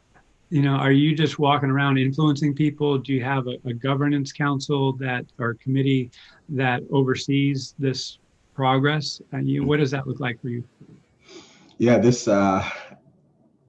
reminds me of a quote my mom says, and she'll laugh because like she never thought like I listened to her. So she you know, it's common, you know, failure to plan is failure to win, right? If you don't plan for that success, if you don't manage it, if you don't measure it, you know, it's not going to happen accidentally. There needs to be accountability for these kinds of growth measures. And what makes me very optimistic is that society is, I think, becoming more aware of a lot of these disparities, and they're holding companies accountable for, you know, these kinds of things, right? You know, like you asked me, why is it that with everything that's like going on, you know, are you so optimistic like about like the future? Well, one, because a lot of companies now are sharing that information, and if you don't, you kind of look like you're hiding something, you know, especially if you're a publicly traded company. And investors, you know, are now you know, investing. I know millennials are, you know, very much so in touch with not just, you know, is it making money, but is it doing something good for like the world, society, for the people, right? There's an investment fund that is catered and centered around, you know, how they are achieving their diversity goals. So I think that's what gives me hope. And again, that added layer of accountability is what is going to move that needle, right? So you do have to plan for it, and that you have to plan in with that the accountability to really drive that change, because it doesn't happen accidentally, right? So I think those are the things that come to mind, like when I think of how is this ever going to happen here, Al? That's it. Hey, Vic, we got to sign off, but man, I so appreciate you sharing once again. And yeah, it's just, you know, inspiring what you're doing. And you know, a lot of great ideas in there that, you know, not only are ideas for ideas' sake, they're really, in my view, making a difference. And, you know, they're a model for others to, you know, create space for others to move. And so, yeah, I really respect and appreciate you sharing today. So thank you very much. Well, thank you again, Al, like for having me. It's always a blast, like when we chat here. You know, and diversity topics tend like to be a bit serious and all stuffy, but I mean, hey, we're trying to change systematic and institutional barriers. This is exciting stuff. So hope that people feel charged and get that excitement too. Yeah, I hope so. I'll do my part. So we're doing our part. Sounds good, Al. Sounds all right, good. sir. Well, you have a great rest of the week, and see you soon. Yeah. See you, Al. All right. Be well. All right, we're going to take a break for a half hour. If you're in the PAFOW campus, I invite you to go over to the booths, which are right behind the screen here. Also, where you can check out the resource library, the media center, a variety of other resources. So go check that out. And at the top of the hour, we're going to have Caitlin Bigsby of Vizier, followed by Lexi Martin and Brent Louie. We'll be talking about what they're doing around people analytics and diversity at Train Technologies. So we'll see you in about 30 minutes.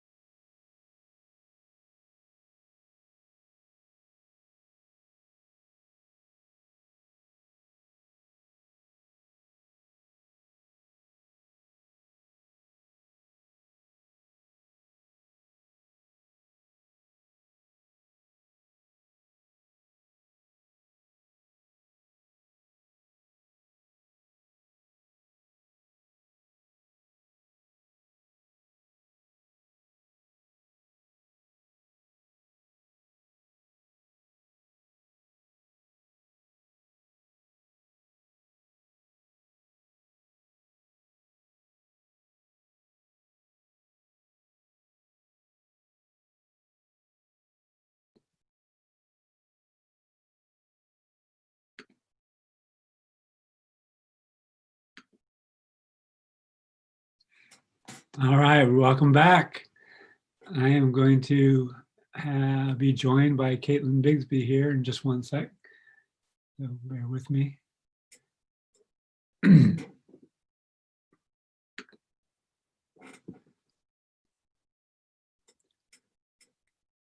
Caitlin, you there? I am. Hi, Al. How are you doing? I'm good, thanks. Let me turn on my video. There you go. Yeah, I'm happy good. Wednesday to you. Yes, yes. Yeah. It's middle of another week and the longest year. Yeah, we're getting there. We can see the finish line. We just gotta run through it. We've got some milestones left. So yeah, but I'm actually really excited to talk with you again. This time we're going to talk about design thinking. So what do you got in store for us today? And for those who might not know of you and Vizier, you mind doing a quick intro? Sure. So I'm the product marketing director for Vizier People Analytics Solutions. But prior to joining Vizier, I was an implementation, actually prior to becoming a product marketer, I was an implementation consultant in the HCM space for PeopleSoft, a talent management company called Saba. So I've spent a lot of time in the trenches with HR people trying to transform and elevate their talent solutions and their approach to how they do things. And coming to an analytics company was an opportunity for me to start to help people solve their problems better and prove the impact of what they were doing. So that's everything I like to bring to my conversations about Vizier. Well, you're doing it well, both personally and there at Vizier. Stacey Harris spoke earlier today. She was giving you all some love. So, and it's well earned because you all continue to innovate. And yeah, I'm excited for what you got to share. Now, forgive me, do you have slides to share or should we just jump into it? I do have slides, but I don't need to share them. I can send them out afterwards. So we can just talk about it if you want to have a conversation. Yeah, I mean, there's two things because design thinking, screams sticky notes, big wall, throwing stuff up there, and the mental models for it is obviously important. The other thing is we're in remote work. So to do that type of work in this, situation that we find ourselves in, it's really important. I think you'll agree when you're talking about designing the employee experience and identifying moments that matter and all those things. But it's also, challenging. How are you supposed to actually do it and really get deep and when we're in this space. So I'm just interested in your thoughts in that way. And if you have slides that support that narrative, then I can step back for a second and let you have it.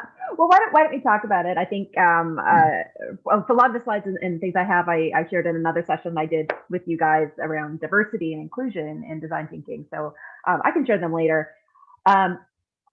So design thinking to me, first of all, it's a framework for problem solving. And that's what really attracted me to it. So I know it came into being kind of around actually designing software, designing that experience. But really, when I think about it in the context of the problems that I'm looking at, I'm thinking about it just really as a way to zero in on the issue. And I break it out into two parts. So there's the first part, which is finding the right question. And once you have the right question, you can find the right solution. And finding the right question part is really interesting. I majored in psychology way back at the university. I spent a lot of time in our labs doing research. And I realized really quickly that the answer you get depends heavily on the question you ask. Yep. And if you ask the wrong question, you're not going to get the right answer. So spending the time to actually zero in on the right question is incredibly important. And I've also realized that lately being a Vizier and becoming really comfortable with analytics and the tools is that you have to do as much investigation to discover the question you're asking as you do investigating the solution. And that analytics, a flexible analytics tool that allows you to investigate, is exactly what you need to have in your pocket. Right. So the way I think to think about it is, first of all, in design thinking its definition is a problem-solving structure for what they call wicked problems. And a wicked problem is ill-defined. I don't know about you, but I can't think of any problem more ill-defined than the employee experience or really anything going on in our workforce. Like people are leaving, okay, like, why? Like, but the why of that is just massive. Yeah. And that's where the analytics really come into it, is why are they leaving? And is it the same for this group of people as it is for that group of people? How do I even know that that is a group of people that has something in common that's making them leave? Yeah. And that's where the investigation comes in. Yeah, I love what you're saying. And what I find, and I believe we actually have talked about this before in one form or another, is the companies that tend to create consciously or consciously create employee experiences that are beneficial for the individuals as well as the organization tend to create the space. It takes work. It being uncomfortable, going into places where it's ambiguous, it's unclear, it's a little muddy, and not many organizations have historically carved out that space and explored what are the right questions, and then go source the data and insights. However, here we are with COVID, and it's almost essential to do that. Would you echo that? And again, going back to this idea, how do we do it remotely? Even though it's important. I mean, it's hard to do it, collaborate remotely, particularly for hours on end. So, what are your thoughts there? Well, so first of all, you say with COVID, I think COVID is, again, fundamentally shifting the employee experience and what is the employee experience. And numbers, okay, well, I'll go back. I don't think anybody really knows what the new normal is going to look like. Let's assume we have a vaccine in 6 months, and we can sort of start to live normally, but we're not going back to normal. We know that. So some of the numbers say, I think that while yes, people will return to the office, we'll still probably see some estimates a 300% increase in the number of people working at home. I was a remote worker. I've worked for companies based in different countries. So I've been for about 12 years of my career. This year is actually the first company that's ever been located in the same city I live in. Wow. So I know what it's like to work remotely, and how you can have a good and a bad experience that way. That's one of it. I've seen other numbers that employees' willingness to go back to work is going to depend on how much they trust their company to have their best interest at heart. And sadly, only a third of employees feel like companies have their best interest at heart. And another one is that despite everything that's happening, despite how unsettled we all feel right now in the economy, a recent salary survey, it was actually performed in Canada, but I wouldn't be surprised if it was similar in the US, had a 20% increase in the number of people looking to change jobs. My husband quit his job during COVID because he didn't feel comfortable with it. So even though he knew it was a risk, he just, the pressure, the cumulative pressure was just that much greater. So I think that's all something we have to bear in mind, that the employee experience is just that much more critical than it ever has been. A flip side of all this, of course, is that we know that engaged employees are more productive. We know that. And if we have, if we're struggling to get back to profitability, we need engaged employees who can produce. So all that is to say is that more than ever, employee experience matters. Now you go back to how can we collaborate with people for hours on end? I think when I talk about design thinking for employee engagement, I don't think we need to have maybe like hours long workshops about what to do. I mean, probably we do need to get there once you finally figure out like what the solution is. But I think as we're doing the lead up, so back again to finding the right question, I think that's a lot of work that your audience, these people analytics professionals, are just incredibly well suited for. To comb through the data, to start to look for the patterns and trends, to start to look for the segments of the population that are behaving in a similar way. Where do we see our turnover trends? What kind of 3 characteristics can sum up a population that we're struggling to keep engaged? It's bringing in some of the sentiment analysis. I don't know whether you've had it or you are having it, but we've just partnered with Medallia, so they do sentiment analysis and productivity, and so that's an opportunity to look at some of that information side by side, like what it has to do with the characteristics of a manager, for example, or a department. You can start to get that sense. Then take that information back to your HR professionals that are maybe more boots on the ground for that active listening sessions and surveys, because we really need to learn about people and what matters to them when we're talking about employee experience. And you can have more meaningful conversations if you kind of know where your pockets of problems are. And so the analytics feeds into that activity, that hands-on activity, and then those activities can kind of feed back to the analytics and say, okay, well, this is what we heard. Does the data back it up? What are we seeing? And all of that is to now create the right question, which is maybe not why are people leaving, but why are people with families in this particular job in these specific locations leaving? I mean, that is an actionable question. Right. Then you can take that question and share the results. So again, the next phase, once you have that lead up, you kind of your working group has said, okay, we've found our problem. We have a pretty good sense of this is this. If we do nothing about it, this is our projected impact. Maybe this is loss of income, loss of productivity, money spent hiring, effort spent hiring. All of those things. You can say this: if we do nothing about it, this is what's going to happen, and frame that in a story. We all, again, your audience, these people, analytics people, we know we have to kind of bring people along for the ride. We can't just step in front of them and say this here, do this, right. Forward. And then you can bring it to your working groups to actually come up with a solution, because analytics can give you all that context, all that information. We can't actually say, what your solution is. Your solution is on-site daycare. That's your solution. You can't do that. That'll fix everything. Yeah, that'll fix everything. But with with the tool, with the information told in the story, you can bring it to your working group. And again, I think the other mistake we make when we talk about employee experience and design thinking and who's going to be the groups that come up with a solution is this isn't an HR problem. The experience of the employee is not just HR. HR, can maybe kind of own the implementation of it, but you got to talk to everybody. So your working groups that are thinking about solutions should also include some representation. So again, if you can bring them the information, take them through how you got to where you got to, and maybe allows them to explore that a little bit more, so they can say, what, I have observed that. What, am I right? Is my hunch right? Then you can start to get some conversations going. Then you're going to have some really valuable conversations, even if they have to be remote on Zoom. Yeah. No, I love what you're saying, and help me understand this on behalf of those who would be watching, listening, because there's digital transformation happening, there's workforce planning happening, there's employee experience, people analytics, and so a lot of times it gets confusing. Oh, I thought that was that, and I thought that was that. So really getting aligned on what the heck we're doing and what we're not going to do, and similarly, getting the right people in the room. Because now with COVID, especially, we're talking about facilities, we're talking about IT, HR, talent acquisition.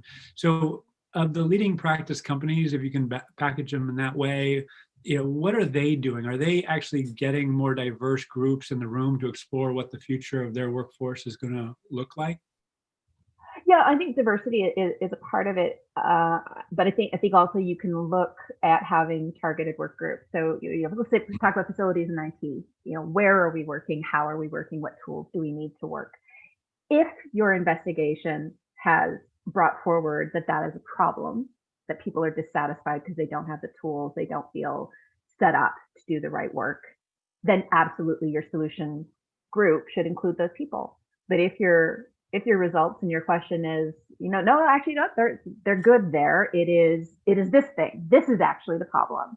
Then maybe bring in other people. So I think the people you bring into the room from a specialty point of view maybe depends on the specific solution you're trying to tackle. So you don't need to have everybody and their dog for every question, but because the employee experience is so vast, which is again why zeroing in on the right question up front is so important, because the employee experience is literally every touch point your employee has from the moment they apply to a job to the moment they have their exit interview. It's the tools they have, it's their feelings of being productive, of contributing to the environment, of how they feel about being when they're onboarded. Do they feel enabled and empowered and given the education? And then yes, the tools. So yeah, who they have is going to depend on the question you ask.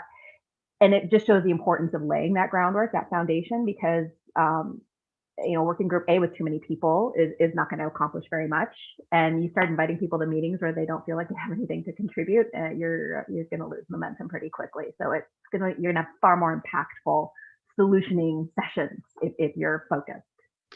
Yeah, the idea of employee experience has gained a lot of traction over the last few years, obviously pre-COVID. People data and analytics has always been top 1 or 2 priority of CHROs going back 20 years, give or take. And so here we are, and we have, in some cases, competing entities within organizations. We have digital transformation again over there. So where I am getting really curious about the new way we're going to be moving forward on an ongoing sustainable basis, because we had these tiger teams or crisis management teams that were spun up in response to COVID. Some are, pardon me, are being sustained beyond like the initial, flash of, oh, what the heck do we do? Now we're in second or third wave or whatever you want to call it, and we're going to be oscillating for the foreseeable future, depending on what happens with the vaccine. So what I'm getting at is, how do you see people, analytics professionals, should we be facilitators? Should we defer to employee experience to organize these design thinking sessions? Should we wait for an executive mandate to go and do this design thinking work and look at an employee experience? Where does it start from your perspective? I am a big believer that if you believe in something, that to try to champion it. And I think if we in the analytics space were to wait for our CHRO to say, hey, you know what, I think will help us, design thinking, I think you're going to wait a long time. Yeah. I think if you can, maybe not, I mean, you can bring up the expression. I know there's, I'm not the only person who thinks about design thinking in the context of employee experience. There's a lot of really great articles online you can find. But you don't have to use the term if you think it's going to spook people. Because I think what really stops HR from tackling these big things is because they are so nebulous and fuzzy. So they kind of throw a dart at the wall and say, you know what, this is what we're going to focus on. It'll make the employee experience so much better. So I think from a people analytics professional perspective, you can say, look, we can do this from a really thoughtful, methodical way.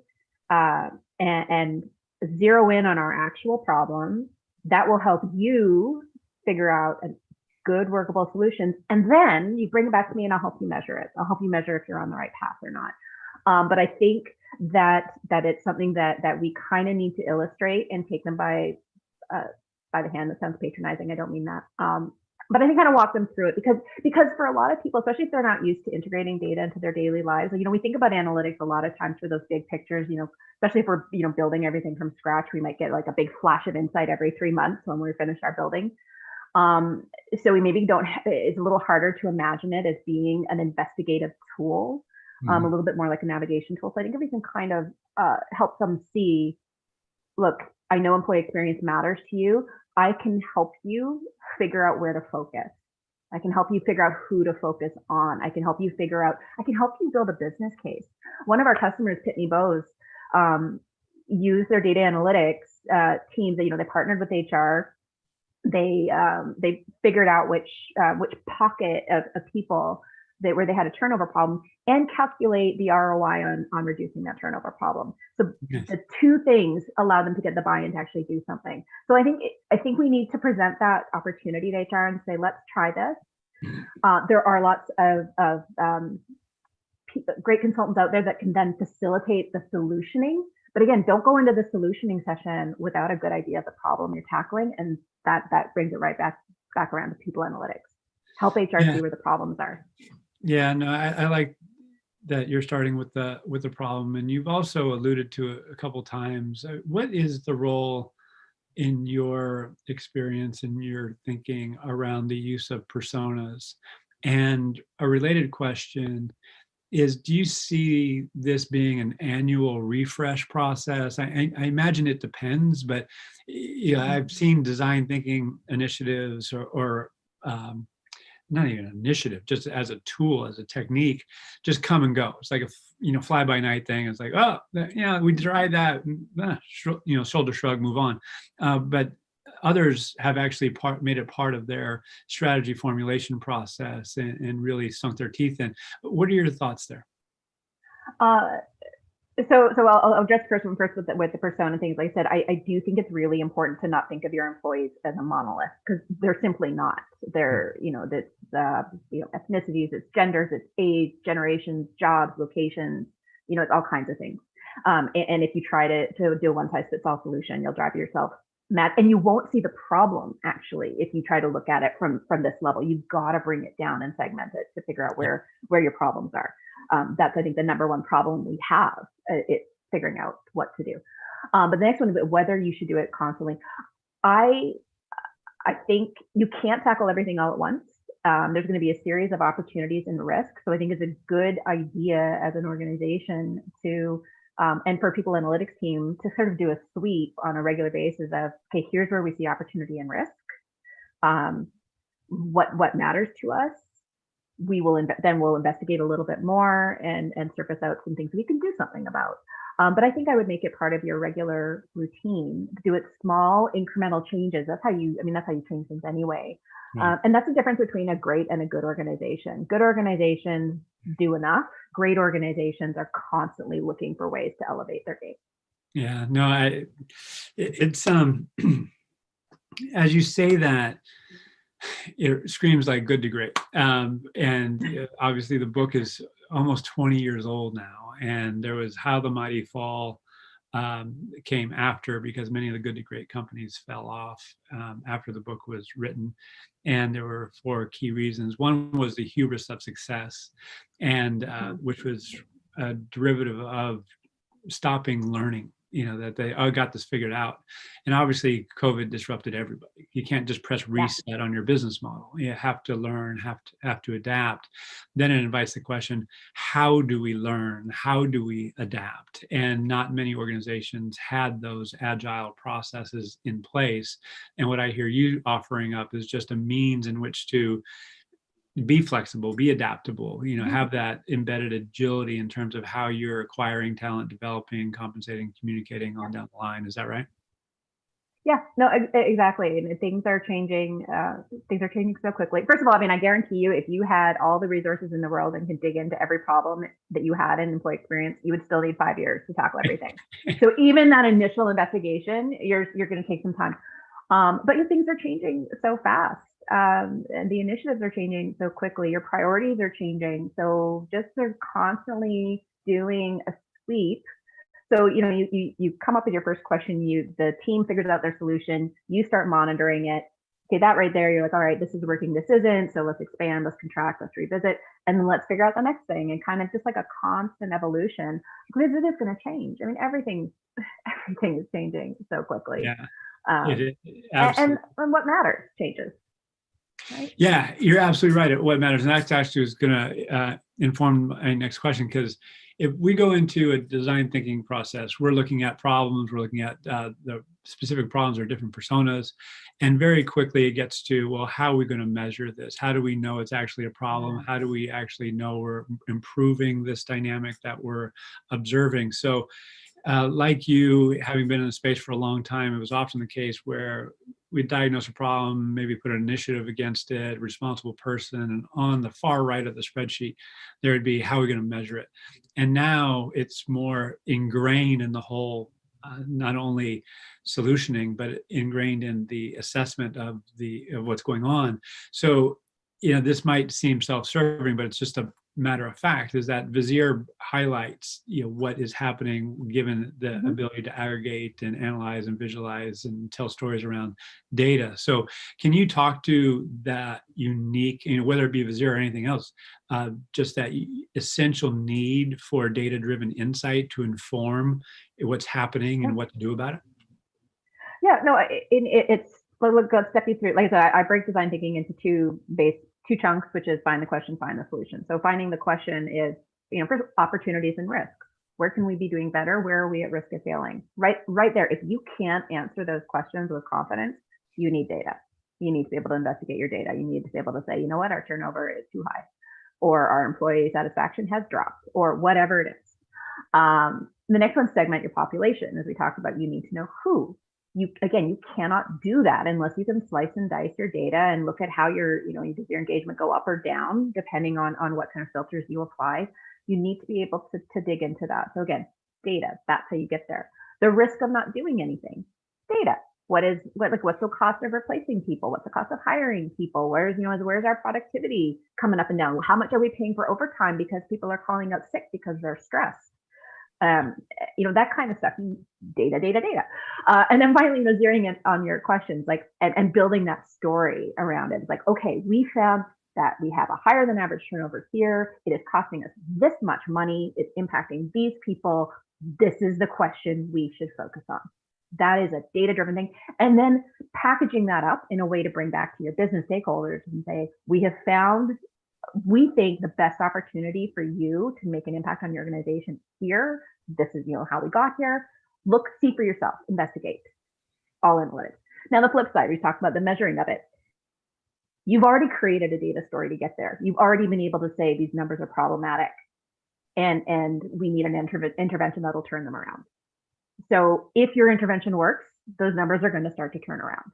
Mm-hmm. You're going to start to see your sick days come down. You're going to start to see your engagement levels go up, your turnover numbers come down. Your first year turnover changing, time to productivity, whatever it is you have measured to identify the problem is what you're going to be monitoring to make sure that your solution is having the right effect. You can do, test groups, pilot groups. Let's try it here in this particular location. If it works, we'll roll it out to other locations. If it doesn't work, then we need to investigate a little bit more and rethink what we were doing. But you have already laid the foundation. Yeah, so historically, I've seen many organizations balk at this process because, we don't have the basics in place yet. And then they get this report, which is immensely underwhelming.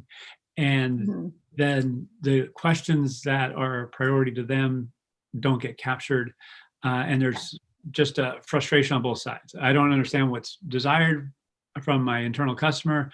And on the other hand, the people analytics team, if you can call them that at that stage, they're not delivering the insight that's actually useful. So what I have long thought, and I've seen it work, at least from my perspective, is like have the conversation first. And then, to your point, identify the problems, and then you can identify the data that's required to help solve the problem.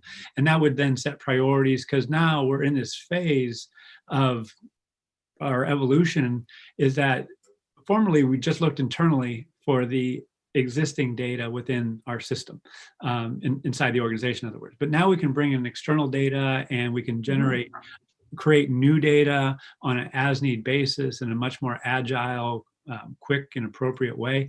So it's a leading question so far as, would you advocate, and it sounds like you would, just having the conversation first, as messy as it might be, and then out comes these questions and means in which to generate data-driven insight to help it? You know what, I do and I don't. I think there's actually a real benefit to doing a naive analysis of just like, let's look and see what's there. Because I think it's one of the services that we offer for our customers is a naive analysis of their data. And I can say one of our customers, huge electronics company, none of the problems they thought they had were problems that they had. So I think it's really good actually to go in unbiased and do some investigation. But after you've done the unbiased investigation, I think you can start to say, this is what we found. What did you think we were going to find? Let me look, let me see. I think you can start to reconcile them and come across. I also, like you said, the measuring question, I think that's a really valuable question about how you measure success, because there's kind of a level of learned helplessness in a way about what we can measure. Is that a huge chunk of my background is spent in learning. Hopefully we have time for me to do this anecdote. And I was with a company called Saba. They've been recently acquired by Cornerstone, and Saba was one of the first customers that our first LMSs to build in a social learning platform. And what I mean by that is it was possible for me to post a document, no class. You didn't have to sign up. You didn't have to take a test, or just a job aid or a video or whatever. And I'd be talking to people or on webinars or in customers. I say, you know what, this is awesome. This is a really great way to train people. And they say, well, but how do I show that people have learned something? There's no register. So, well, how do you show that they've learned something if they sign up for your class? Like, well, I have a registration. I have the final assessment. But that doesn't show learning, right? Your goal with so you have to think about what your goal is and actually how you measure it. So a goal with learning, for example, is presumably a change in behavior, whatever that might be. And so I think, but it takes some probing to get there. It's like, oh, right. Because for so long, they had been measuring learning success with X number of people signed up for the course, X number of people completed the course, and X number of people got over 70%. that really doesn't measure anything. So I do think we need to fundamentally rethink how we measure things and then look for the source of data that will capture that. So for your customer success team, you know, what is their time to close? What are their ratings? For your sales team, well, sales is easy, you know, how much did you sell? But we have that data and we can bring it in, right? So let's fundamentally think about how we do what truly is a measure of success, where we can find that to empirically measure it, and then start to marry it up with everything else. Yeah, I can't agree more. I just have seen so many anchored by what exists, as opposed to take a more resourceful, creative approach and say, hey, yeah, we can create that. We can go find that. And if not, that's good to know too. You know, it's like, hey, we'll get to that, you know, in the future. So that's you know, great insight. And I also appreciate the idea. Would help me again. Problem first, then solution. So just very basic 2-step process. Yeah, question. Yeah, question. Find your question and be open about it. Because yes, your question will help define your solution. Yeah. Well, Caitlin, it's always a pleasure talking with you. Thank you for your energy, your commitment to the space, and what you and Vizier bring to the community. So thank you very much, and have a great rest of the week. It was a hope to pleasure. see you before too long, maybe up there in Vancouver. Yes, I hope so. Yeah, I want my daughter to, I'm bribing her to apply to BC, University of British Columbia. So. Oh, you should. You should. Yeah. It's a great school. All right, Caitlin, you be well. You too. Take care. Take care. Bye. Bye.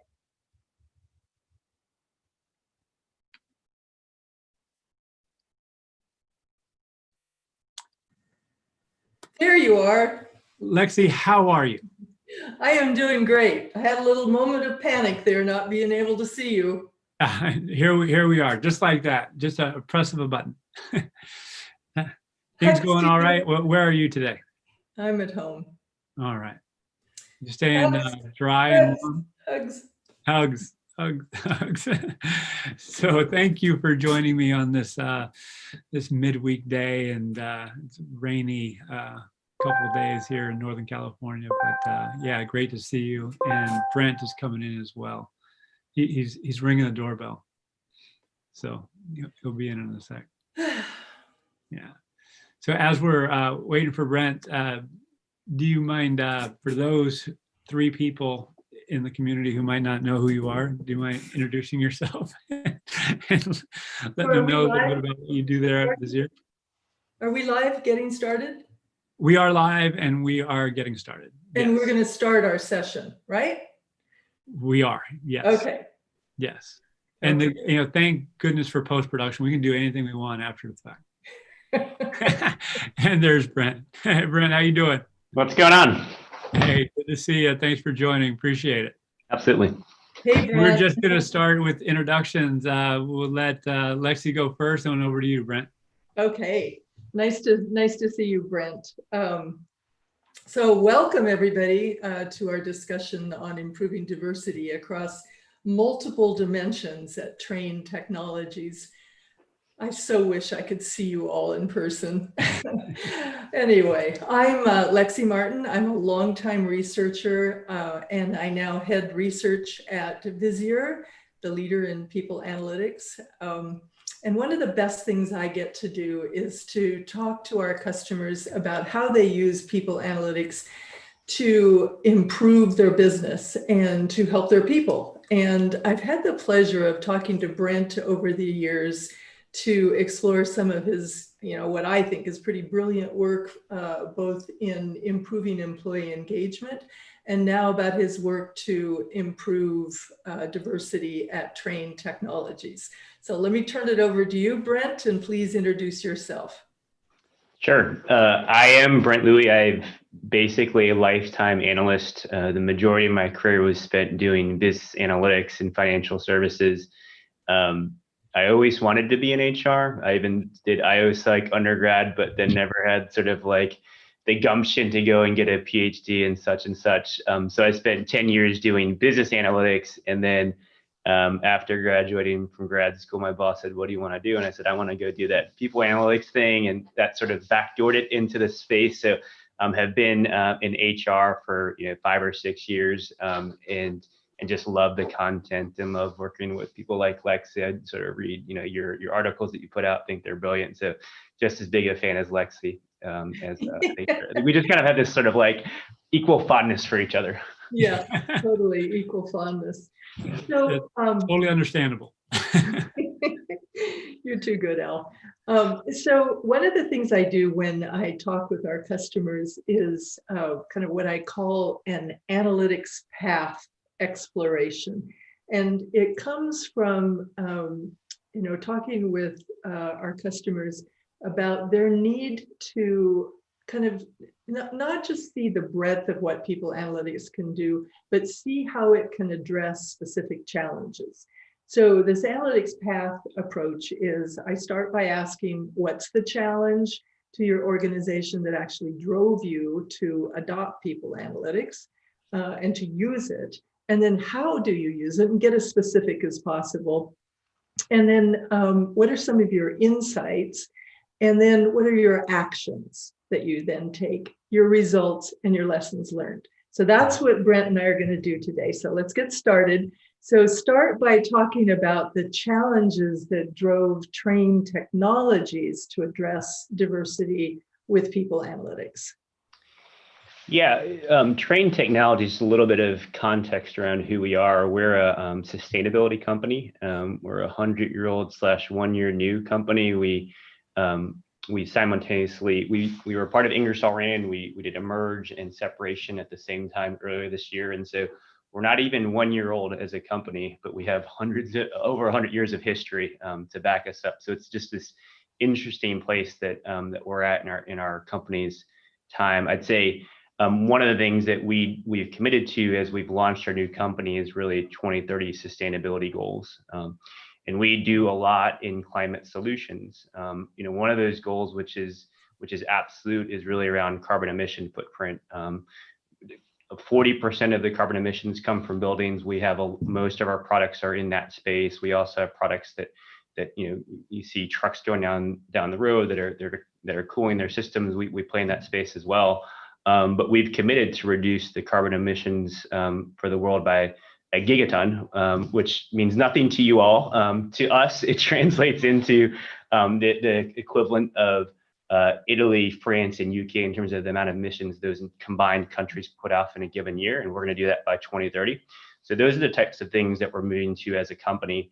One of the other pillars that's paramount for us beyond sort of this carbon emission footprint is really around creating opportunity for all. And so we have 35,000 employees right now. And we want to make sure that those employees feel like they each have the opportunity to succeed within the company, that they can come to the company if they want to, that they can progress through the company, that they feel like it's a place where they feel like they belong and are included in a lot of these topics we talked about earlier today. So that's a bit around sort of our company and sort of some of the problems and why we're trying to address diversity and inclusion within this space. I think what's wrapped within that in terms of a unique challenge is that a lot of the employees that we have tend to be in groups that maybe are less diverse, right? And so you think about, as the example, the engineers that will actually create the capability and functionality and technology so that we can create products that dramatically reduce carbon emissions, because that's ultimately how we'll get there. Those typically are coming from groups that tend to be more male dominated. I went to engineering school myself, and it was very male dominated. And so how do you use data to help try to drive insights and concrete progression when you have some of these larger challenges in your way? And I think that's where our company has realized that we have to combine action and data and sort of all this work that the framework that Lexi put out up front in order to address for us this diversity part of our sustainability commitments. Yeah. So I mean, we've talked a lot about this in the past. I guess what I'd love for the audience to hear about is the ways that you actually use analytics to drive a conversation within the organization to improve that diversity. One of the things I hear our customers talking about is that they use it at every stage of the employee life cycle to attract employees, to develop them, to retain them. So maybe talk a bit about, how you're using analytics for that. Yeah, we pretty cleanly think of the diversity equation, which is whoever you're trying to attract in terms of the diverse candidate as the numerator divided by your employee base, right? And we think the sub levers of that are exactly what you described. You have to bring in diverse, depending on whatever you're trying to drive towards in terms of diversity. You have to make sure that once they're there, they are developed and perform well. And some of our commitments have been really around some of our leadership commitments and how we want to have some parity in those positions. So with that in mind, we have things like promotion rates and performance in terms of how we see levers for driving that part of the diversity equation. And then we've talked about in the past, you have to retain employees that come in. And so I think that is exactly the right framework.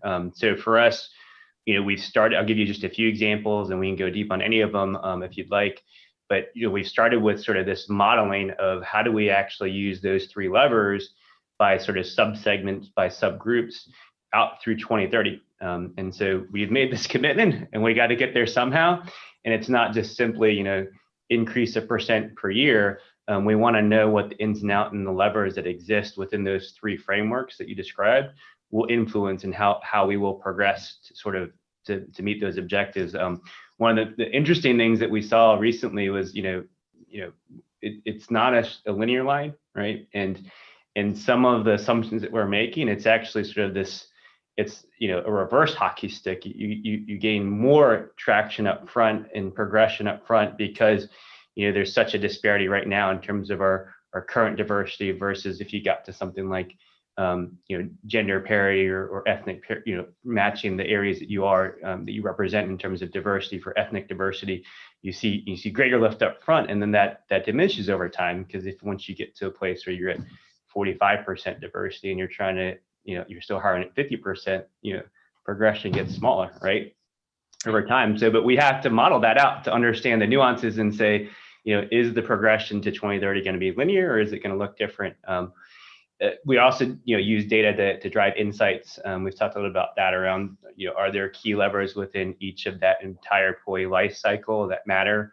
For us, if you take the attrition example, as a whole, we generally see in our case, gender parity in terms of retention or attrition rates, right? But that's not true for the entire company, right? And there are some parts of some regions or some areas where you see higher attrition rates, not just for gender, but just overall. And so if you have one part of your company where you have low, let's say single digit type attrition, maybe their leverage to diversity is more in hiring or promotion. Where if you have another part of the company where they have higher attrition rates, maybe they can invest and get some of the yield by reducing that attrition rate or increasing retention rate. And so it matters. It's not just an aggregate number equation. It's fundamentally different based off of what's going on within each of the subgroups. And then the last thing I think that is important for us is really around sort of measuring progression and making sure that what is measured is ultimately what leaders can action on. And we think many of the leaders that we're equipping data with are very senior leaders, or our most senior leaders, and when we build sort of our dashboards or our metrics, they have to be ultra simple, and they have to be sort of something that they can just immediately understand the insights within a click or two. It can't be this humongous dashboard where they have to peck and find. And so we spend a lot of time trying to create very simple, eloquent sort of dashboards that give them exactly what they need in a moment, and sort of bring forth insights so that it's not so hard for them to sort of drive really where they want to action on. But those are sort of some of the three ways that we might drive and use data to help diversity within trained technologies. So by the way, Al, if you've got questions, please feel free to ask too. Okay. But what are some of the insights that you have gotten? And I know it's a very kind of broad it's across multiple dimensions that you're really looking at this. You have some very lofty goals, like to achieve gender equality by 2030. But and as you said, there's places where you may be doing great, places where you aren't doing as well. But talk a little bit about some of those insights that you've had as you've looked across the company, and how have you focused your attention on those insights? Yeah, I'd say, for us, I think our answer is going to be different than other people's answers to this. I think that's important context before I answer this question, right? So I'd say, for every listener out there, I think it is about sort of creating an ecosystem and the right tools and capabilities for you to find your own insights. I think Vizier has helped us within that and allow us to sort of help gather some of those insights up front. I will give you sort of one example for us, right? And just I won't go deeper, only because I just don't think it matters, because it matters depending on sort of what group that you are, right? Like if you're not in an engineering group like ours, then our insights that we have don't matter towards you. But one of the things that we had seen, is when we look at just sort of we'll take the gender scenario for now, and we're doing a lot of work within U.S. ethnicity as well. But for the gender scenario, we actually found positivity in terms of when women come to our company, they tend to feel as included. Engagement is high. They actually tend to perform as well, get promoted faster in some places, stay as long. So all these things, this whole equation, are positive signs for us. It may not be true for every other company. And so in aggregate, that's our story. And so, if you look at those three levers, you're not going to get this ton of lift, or the juice is going to be hard to squeeze to really reduce an attrition rate even lower than what is already a pretty good attrition rate. And you can actually even go even further and say, well, then you might be retaining people that you might not want to retain if you drop it to something like 0%, right? That's actually probably bad. And so for us, from our insight, we tend to spend a lot of our time focusing on bringing people into the company that are diverse, because that's where a lot of our leverage is. And then even with that, you have to sort of understand the nuances of the sub levers within the higher lever, right? And so for us, the recruiting funnel, which is sort of built right for us, we're able to pull that out. We can sort of see that it's less about things like diversity of slates, right? Because we actually see women progress through the funnel. If they get there, they progress at equal rates, if not faster. What it's really about is top of the funnel, right? And that's where all of our focus needs to be. And how do you create new sourcing channels and things like that, right? And so you have to have the ability to sort of drill down and understand what's unique to your organization, because there's literally dozens, if not hundreds, of sub levers that are different for every group out there, right? And for us, that's at an enterprise level, that's sort of one of our sub levers that we're really going after. Hey, Lexi, you mind if I jump in real quick on this? Of course. Yeah. Well, first off, Brent, congratulations on the work that you're doing, because it's fantastic, and it's fantastic. Not just me saying that, knowing very little, but just the narrative that you're putting around it is very confidence inspiring. And it also invites a couple questions for me, because if you want, in any organization that wants to improve their diversity measures, almost without exception, they're reaching into pools that are not equitable themselves. In other words, there's not as many STEM Black women coming through as there are, white males, of course. So there are white males out there who would say, well, hey, I earned my stripes, and why am I getting passed up for someone who doesn't have the credentials, might be younger, whatever the case is. Sure. So that can get sticky. And so, but that's a conversation that needs to have if we're going to create a more equitable, just society over time. So my question is, who is having those conversations inside? Because there's ethical concerns, there's obviously cross-functional. It's not only talent acquisition, it's learning, it's comp, it's workforce planning if you have that. So who's in the room actually consuming the insights, and are they struggling with these dilemmas that I just outlined, or is it pretty much linear? Okay, we just want to improve it by X%, we'll just move forward.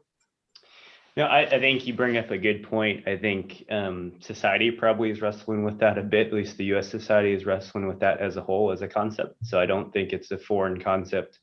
I think for us, the who, it's got to be the full company. I think for us, it starts with all the way up to our CEO and his leadership team, and making sure that they're having those conversations. I think it has to be really leader led. It's not a people analytics has this insight and then we're going to go convince the world. It is very much, to Lexi's point, there's a problem that our leadership has already bought into and they're looking for solutions to solve it. I do think it matters from there all the way down to sort of literally the frontline manager or even people that are making hiring decisions.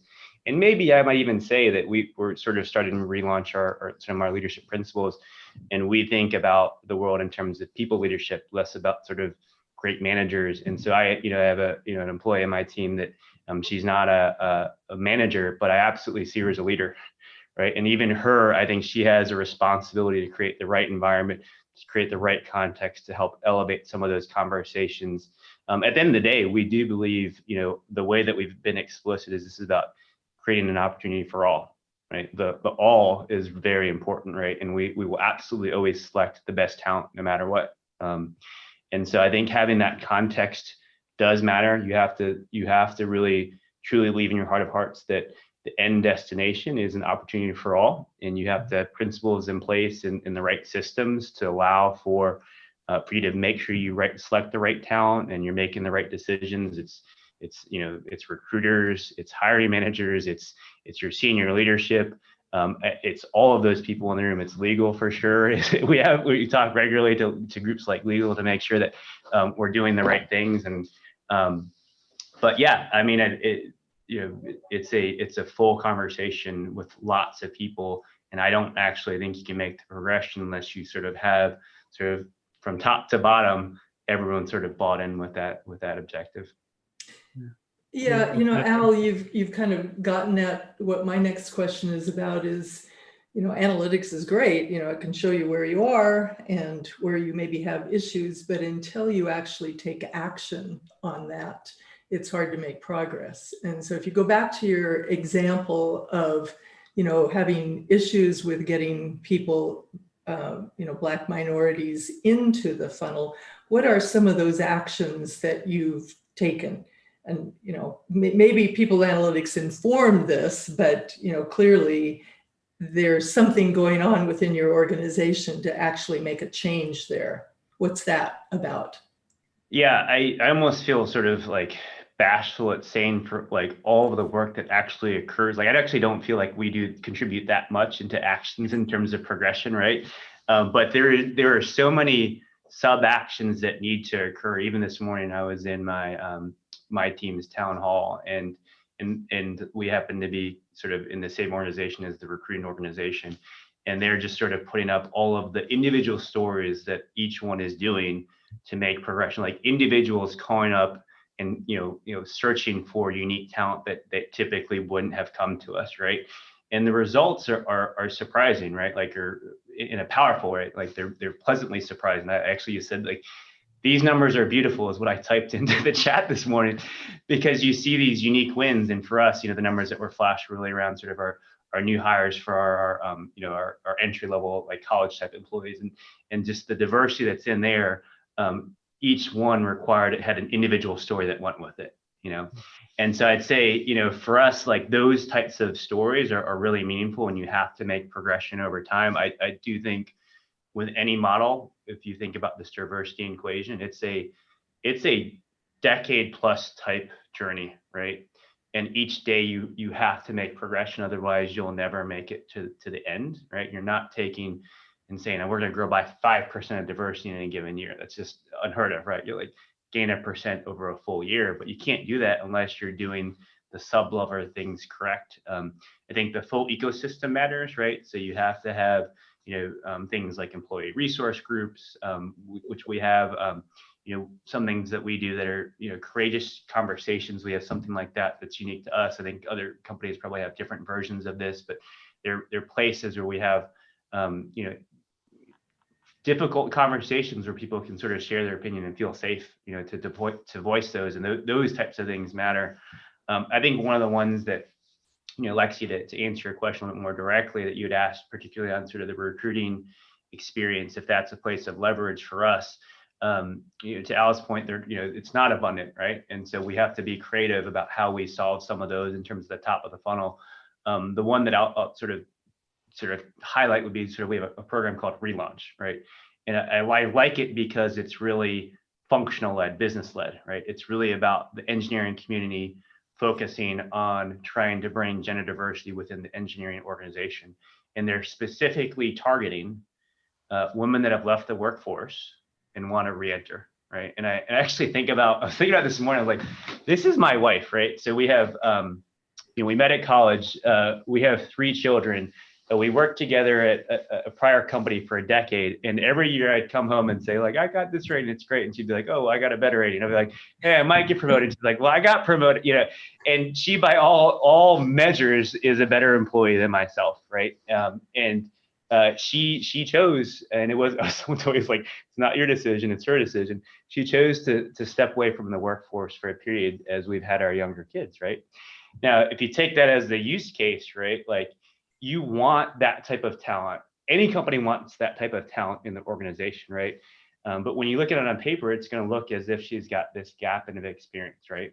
And by all measures, she should be further along in her career than I am, right? But it's not going to feel that way when she comes and talks to a recruiter. And so you need programs like Relaunch to sort of equip people like my wife, or like female engineers in our scenario, that have chosen to intentionally step away, need to be re-equipped, and have an opportunity to step into a place. And guess what? I think companies win if you get that, right? Like, if my wife ever goes back, which she should, maybe, if she wants to, the company that gets her is going to win, right? Like, she's absolutely a better employee than I am. Not that I'm a great employee, but like, she's absolutely the type of employee that you want. And I think you have to have things like Relaunch. I just think it's a great program that we have within Train Technologies. It's interesting. We had come out with a report a number of years ago on gender equity, and identified through data that there's this thing called the manager divide. And what happens is women leave the workforce, and then when they come back, they haven't had the experience, the opportunity to become a manager, so it's harder for them to progress. And what you're saying is that organizations actually should be looking for people who have left the workforce. And I'll bet you anything, speaking from my experience and my women friends' experience, our experience during those times that we've been out of the workforce is probably what organizations need today. So we should escalate those women when they come back into the workforce. Absolutely. So, thanks for, talking about some of those actions. I guess I want to take you next to, what are some of the broad results that you have been able to achieve? And Al, how much time do we have? Because we've got a couple more things we want to cover. Yeah, we can go, 5 to 10 more. 10 more minutes. Oh, good. Okay, no problem. Go. I'll be brief, and we can sort of go wherever you all want to go. I'd say, I think for us, again, these are long type, decade type things that you have to make progression on. For us, though, it does matter if you look in isolation at some of the areas that you're trying to make progression on. If you keep doing that day in and day out, that's what matters. So one of the areas that we've been really focused on earlier on in our diversity journey was sort of gender growth within our mid-level and even senior level women. And so we've had a lot of focus in that area, more than like the things like the Relaunch program, got women's development programs, things like that. But since we really, in the last 3 years, we've seen a 50% increase in sort of our manager and senior manager women that come into the workforce, right? So, and it's lots of these day-to-day interactions that cause that. It's recruiting strategies. It's having an inclusive workforce once they get here. It's equipping managers with unconscious bias training. All of those are requirements, in order to make that type of progression. But that's sort of a one case where we've been overly focused on, and we've seen some really powerful results from sort of that work. One of the other things I'm kind of hearing through what you're talking about with all the individual actions that are happening is that you clearly have an inclusive environment. And, you know, it's so clear to me these days that the subject of diversity and inclusion, you know, diversity being the numbers, you know, inclusion, you know, are we participating? Can we make a difference? It seems like, you know, you have embraced what I would say inclusion is everyone's responsibility. And, you know, it seems very clear that at Train and probably also Ingersoll Rand, that, you know, that's a culture that you have. Is that right? Yeah, I think it's a culture that we have. It's a culture we aspire to have. You know, I think there's a spectrum, and you always want it to feel like everyone can succeed, right? And I think, you know, this equitable is also a part of it, right? There's lots of components to your point. I think, you know, diversity to your point is very hard. You can just almost count, right? Or, you know, use data to count. I think inclusion is more sort of subjective. How do people feel? And you can even, you know, there's things within that, and this equitable equation is kind of interesting, right? Because that's really, you could do things like promotion rates and determine that as you know, the measurement for equity, right?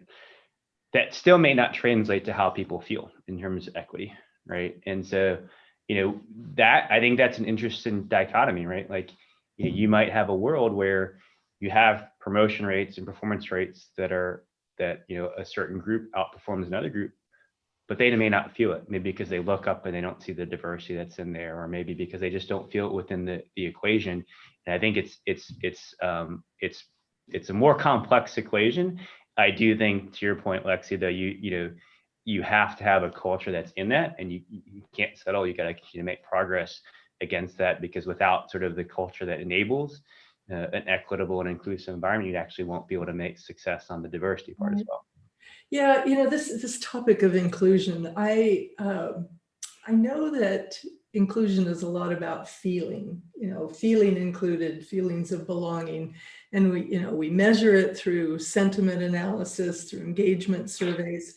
But I think we can go beyond that to, you know, measure participation, and, you know, even to measure, you know, like, what's the difference between the performance and the output of women versus males. You know, like, we can get more tangible, I think, and to show whether or not everybody is able to make a difference, not just feel that they're making a difference. They're just a point of view I have. Do you want to comment on that, either one of you? I'll just say this as we start to wrap. I 100% agree, Lexi, and it's been a bit of an esoteric concept. I think the good news is inclusion is getting more tangible because the measures are getting better, the frequency in which the questions are being asked, even the qualitative data that's being collected is more frequent and deep. So I just think we can do better there, Al. You know, I'm working on it. Well, and just, you know, I'm reflecting as I'm listening to Brent's responses, and there's two things that are jumping to mind. I'm pretty sure that he's married to Lady Gaga, so that's you're obviously a rock star. So if she's a bigger rock star than you, I mean, that's where my head goes. So just I'll let her know she said that. I'll give her that. Yeah. And the other thing is, and you know, this is a bigger conversation, and yeah, it can be summarized in a question about what's next for you. And I think you've touched on it. But I am really interested in how well-being crosses over with inclusion. We've touched on it a little bit because if your wife comes back, you know, she can be expected to put in 50, 60, 70 hours a week when she's got 3 kids, you know, running around. You know, is there going to be a true heightened level of empathy towards the stage of life people are in? You know, whether they be taking care of kids or an elderly parent, because we've had pretty much a peanut butter approach based on age, based on role, based on these other factors, and that's alienated a lot of people, particularly people of color. So, you know, I have hope, but it's going to take more creativity than we've employed historically, and that creativity is going to be rooted in the quality of the data that we, you know, produce and analyze. So, yeah, there's a compliment in there. So I'll just leave it at that. I'll sort of end with one last response to that. I was like, I don't know if it's a compliment / question. I think you're absolutely got you're onto something, right? This well-being, I think it's pretty clear in our data. It's clear in every data source that you're looking at. We'll say, I think women in particular in this scenario for the COVID environment have been more impacted. I also think you could make an argument, societally based off of industries and things like that, the ethnic groups certain ethnic groups have also been overly impacted. I'll take the gender angle for this scenario, just we're talking about Lady Gaga. I do think that matters, right? And one of the things that we're sort of looking at and trying to figure out, we don't have exact solutions yet in place, is some of the women in our workforce that have been most impacted are inverse to sort of what we'd have anticipated, right? And so, we've seen a lot of our more senior women having this, well-being, work-life balance as a higher pain point than some of other women in our organization, right? And we don't exactly know why. We just know it is at this point. I can come up with reasons and theories. In the end, it really doesn't matter. We have to solve it, right? Especially when we've made some of these commitments up top, particularly at those women that we want to protect. And so, yeah, it's going to require a bunch of creative solutions, right? You have to think about performance management. You have to think about sort of work-life integration. You have to think about sustainability, right, of this all, right? There's no longer this sort of, I'm just going to grit through it and get to summer, and just have my kids not be educated, right? Like, those are no longer sort of solutions. I'll give you one example, and then I'll end. Like for us, we know that schooling is important. So in my Lady Gaga scenario, right, our company has said we're going to help sponsor pods for you to be able to take your kids to, if you feel safe, to help with that schooling scenario, right? Like those types of things over and over again have to be part of the equation to solve the sort of well-being you're talking about. Yeah. I love watching what you do, Brent, and listening to who you are as a person, and so grateful you get to work within a company that that is so focused on right values. Al, I think we have maybe a couple of minutes. I just want to say a few things in conclusion here. This is a personal thing. I'm going to be 76 tomorrow, and I'm thinking about retiring again. So my time is a little short.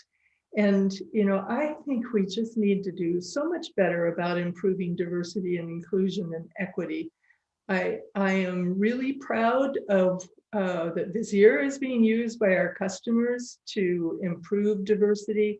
I think that data is really important in shining a light on where we are, setting a baseline, enabling organizations like yours to actually make a difference.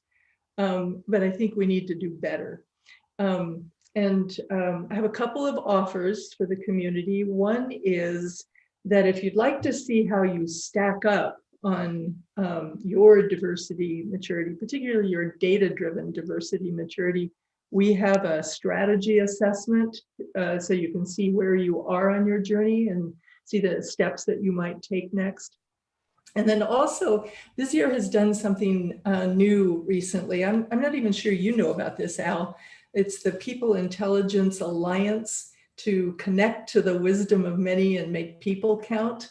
And we have over 50 organizations and individuals that have already taken the pledge to put people at the heart of our work and to eradicate bias and make people count. And it's specifically focused on connecting information seamlessly across applications in support, of better decisions like decisions around D&I. And truly, there's no better place than to connect the wealth of information to improve diversity and inclusion.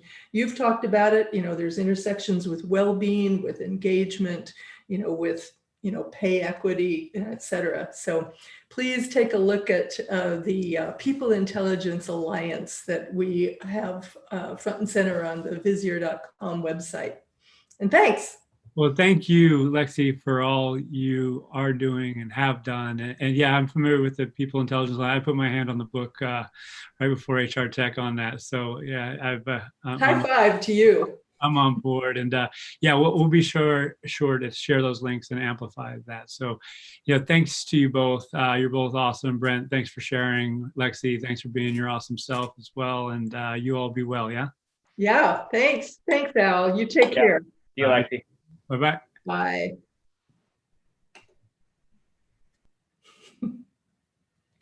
All right.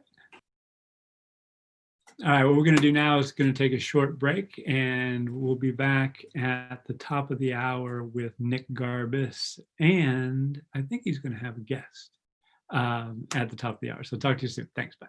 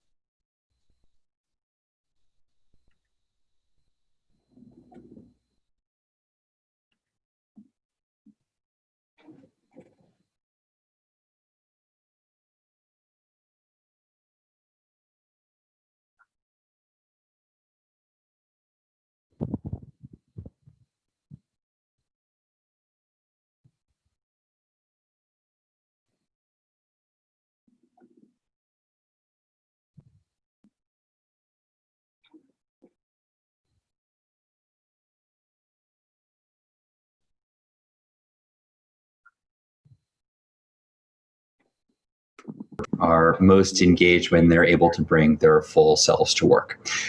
When employees are able to bring their full selves to work, they're more productive, they're more innovative, they stay more loyal, and they're very committed to their organization. So we want to truly measure employee engagement. We have an index of 4 engagement questions. We have 14 driver questions, and then we have 27 sub-driver questions for us to be able to understand all of the elements that drive overall engagement, and then also are most engaged when they're able to bring their full selves to work.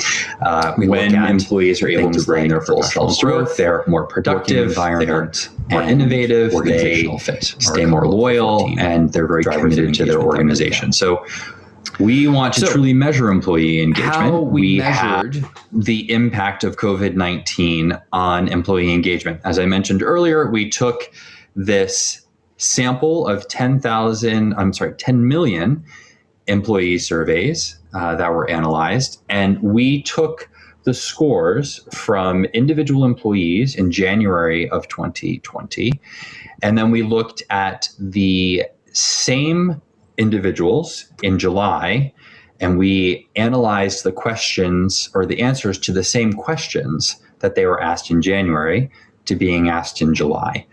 And we were able to look at what the change was over that 6-month period, and particularly what was responsible for that change and that change in engagement.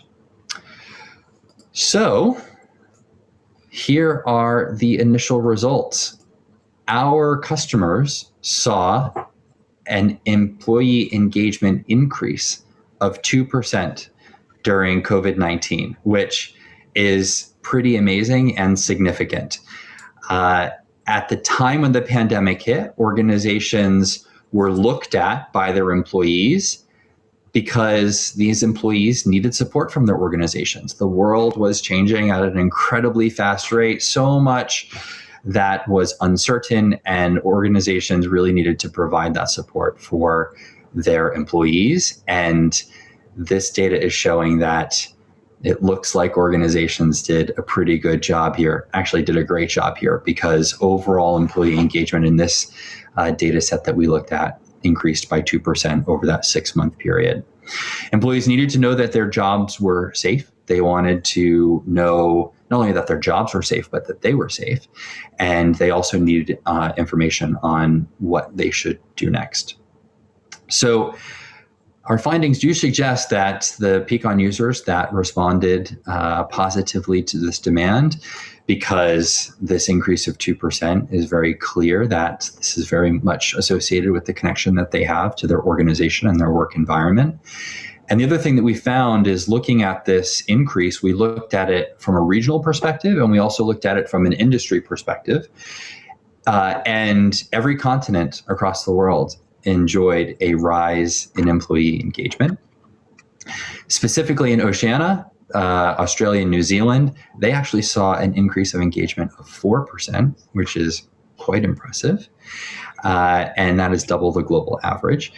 And when we looked at industries, financial services and energy and utility sectors saw the biggest increase of engagement, up 4%, while the other industries saw an increase of 1% to 2%. We're going to talk a bit about financial services because there was a significant increase across many different areas, which I'll share with you. But the story here, and it's a great story, is that there was definitely an increase of employee engagement over the 6-month period across the world. So what caused this engagement? Because there's obviously different drivers that caused it. Well, we looked at 3 main areas, and we'll talk today about 3 main areas. First is, we saw a significant increase in employee scores on remote working. We saw it jump by 10%. And organizational psychologists, say that companies that give their employees high levels of autonomy over where, when, how they do their work, they really reap the most benefits. And now, just a couple of weeks ago, you and I were talking about this concept of autonomy and trust. And now in the data, it's very much coming to fruition around this creating an environment where remote work actually works for employees, empowering them with autonomy, the decision on how to do their work, when to do their work, is really creating a greater sense of responsibility with employees, which in turn is creating a higher level of motivation, a higher level of productivity, and ultimately a higher overall level of engagement. We measure employees' sense of autonomy by asking questions like, I have the option to work remotely when I'd like to. And this is scored on the NPS scale of 0 to 10. The rise where we saw, or the region where we saw the most prominent rise was in Asia. And this had a sharp increase of 18% of increased satisfaction with the ability to work remote. And again, financial services, as I said, we're going to hear a bit about financial services today, traditionally, which is an office-based sector, as we know, and historically is ranked among the worst industries when it comes to autonomy and work-life balance. These employees in financial services and Peakon saw a 17% jump in this question between January and July over the option and the ability to work remote. So great story there, and definitely one of the key drivers that drove that 2% increase. So the key for the future around remote work is that we can't remove remote working from the future of work now. We released an employee expectations report at the beginning of 2020, which was looking at data from 2019 and understanding the trends of the data and expectations of employees from the data over the 2019 year, from organizations around the world, employees answering survey in 160 countries, and almost 99 million data points that we were looking at back in 2019. And employees mentioned flexible working 18% more in their Peakon surveys in 2019 than they did the year before. So there was already this trend that employees were expecting more ability to have flexible working as part of their work environment, part of their experience at work. And then here comes the pandemic and the world changes and organizations are forced overnight to create remote working. And remote working and flexible working, they have to work in tandem with each other, because yes, we have remote work, or people talk about working from home, but in reality, what we're talking about is flexible working. How do we create an environment of a hybrid environment? And most organizations are going towards a hybrid environment, but understanding how do we keep remote working, flexible working, some sort of a ability for the employee to have autonomy in deciding how they work as we build for the future. It's going to be a critical issue for employees going forward. Not every organization is going to completely walk away from their office space, but the idea of reworking office space and creating a blend of home work, remote work, flexible working, working from the office, it is absolutely going to need to be part of our DNA for the future, because it clearly has a direct impact now, and I would say for the future, it's going to have an impact on overall employee engagement as well. So let's look at the next driver, and this is around employee working environment. This driver increased by 6% over the 6-month period.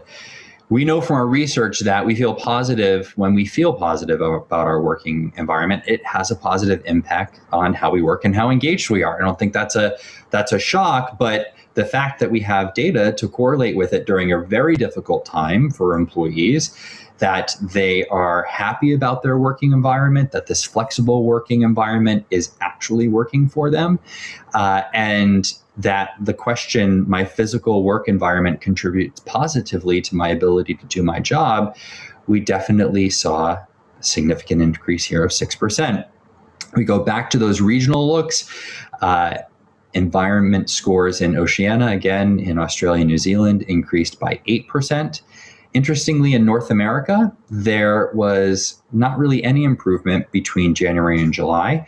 We have work to do, I think, in North America around creating really beneficial, flexible working environments. But you know what? We have the opportunity ahead of us.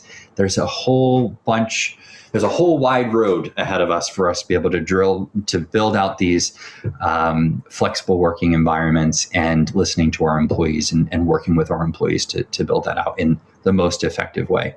When we look at the regions, technology employees gave significantly higher scores for work environment, up 9%. And again, our friends in the financial services industry and also professional services saw a sizable increase in this driver by 7%. So a little bit higher than the global average. Next, we're going to talk about how we can reimagine the physical workplace. So as I said, not every organization is going to just give up their offices, because that's not the solution and that's not going to be the answer for every organization. But when the pandemic hit, obviously many employees were displaced from offices to their homes. New safety measures were put in place, but we have the opportunity to reimagine what our physical workplace looks like. Most employees absolutely are focused on the appreciation of feeling safe and continuing to feel safe in their work environments. Others have found working remotely incredibly frustrating and difficult. So being able to create an environment that works for everybody is really what our opportunity, I wouldn't say challenge, our opportunity is for every organization. It's a bit of an experiment right now. The outcome of the experiment is different for each company, but one of the consistent commonalities is that hybrid and a hybrid flexible working model is pretty much going to be the future for all of us. Not specifically always abandoning offices, but reworking and reimagining our offices into more community type, more collaborative workspaces, not this every employee having their own desk, but really working on how do we create office space to be more collaborative, maintaining that safety level for our employees. But we're going to need to reconstruct our physical workplace. And for those organizations that are going to fully remote, many organizations have, they're going to need to focus on creating a physical workplace culture in a digital setting. So one thing is absolutely for certain is that physical workplace is changing fast, and it definitely has a significant impact on overall employee engagement. Now, mental well-being. This is an area that we are all focused on, and if we're not, we need to be focused on as organizations. Mental well-being has never been more center stage, and that makes me smile every single day when I get up. The idea that organizations are focused on their employees' mental well-being, mental health, and that comes in a lot of different ways, is a very strong sign for the future.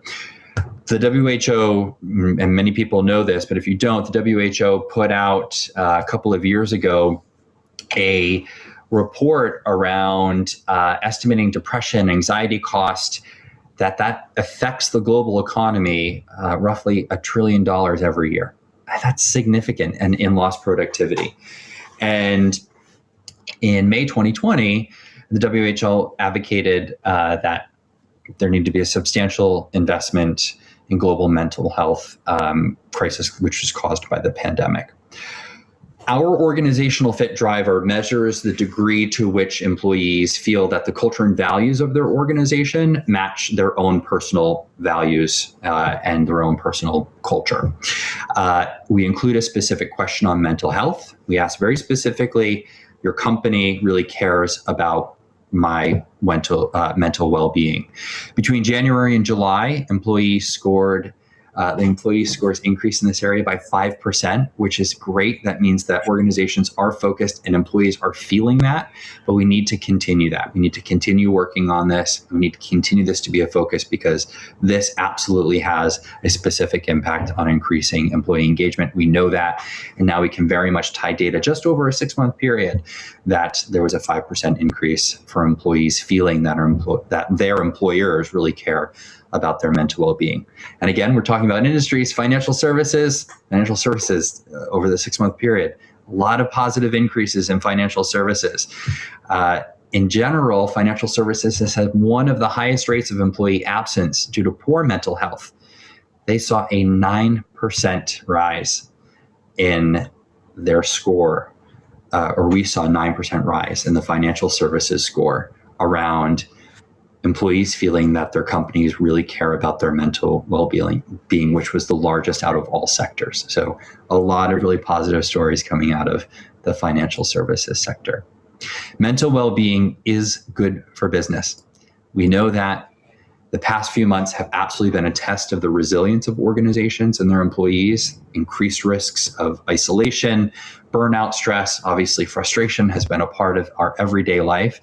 Long-term ripple effects in this long-term period and the effects that it's had on mental health is yet to be seen. But it's very positive to see that over the 6-month period, employees globally felt more supported by their organizations. And now the key is for organizations to continue to keep building on this momentum.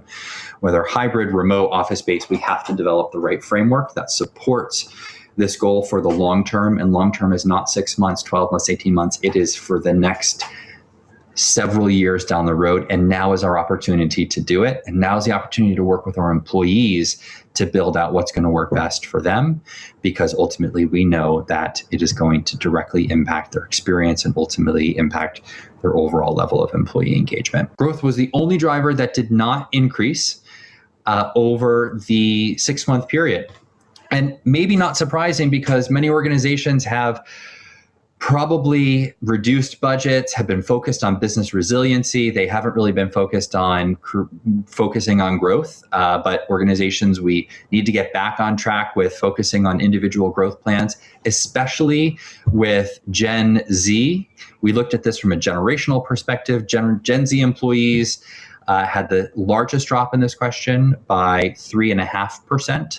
So we need to make sure we're focused on our younger generations, individual growth plans and development. And actually, Asia was the only area that had a slight increase here of about 1%, but across the world, growth was stagnant or decreased. So we want to make sure that we're focusing on those individual growth plans as we look at 2021, because growth is a significant driver to overall engagement. All right. Organizations have to ensure that work continues to work for people. Not surprising, we need to stay very focused on flexible working, hybrid working models.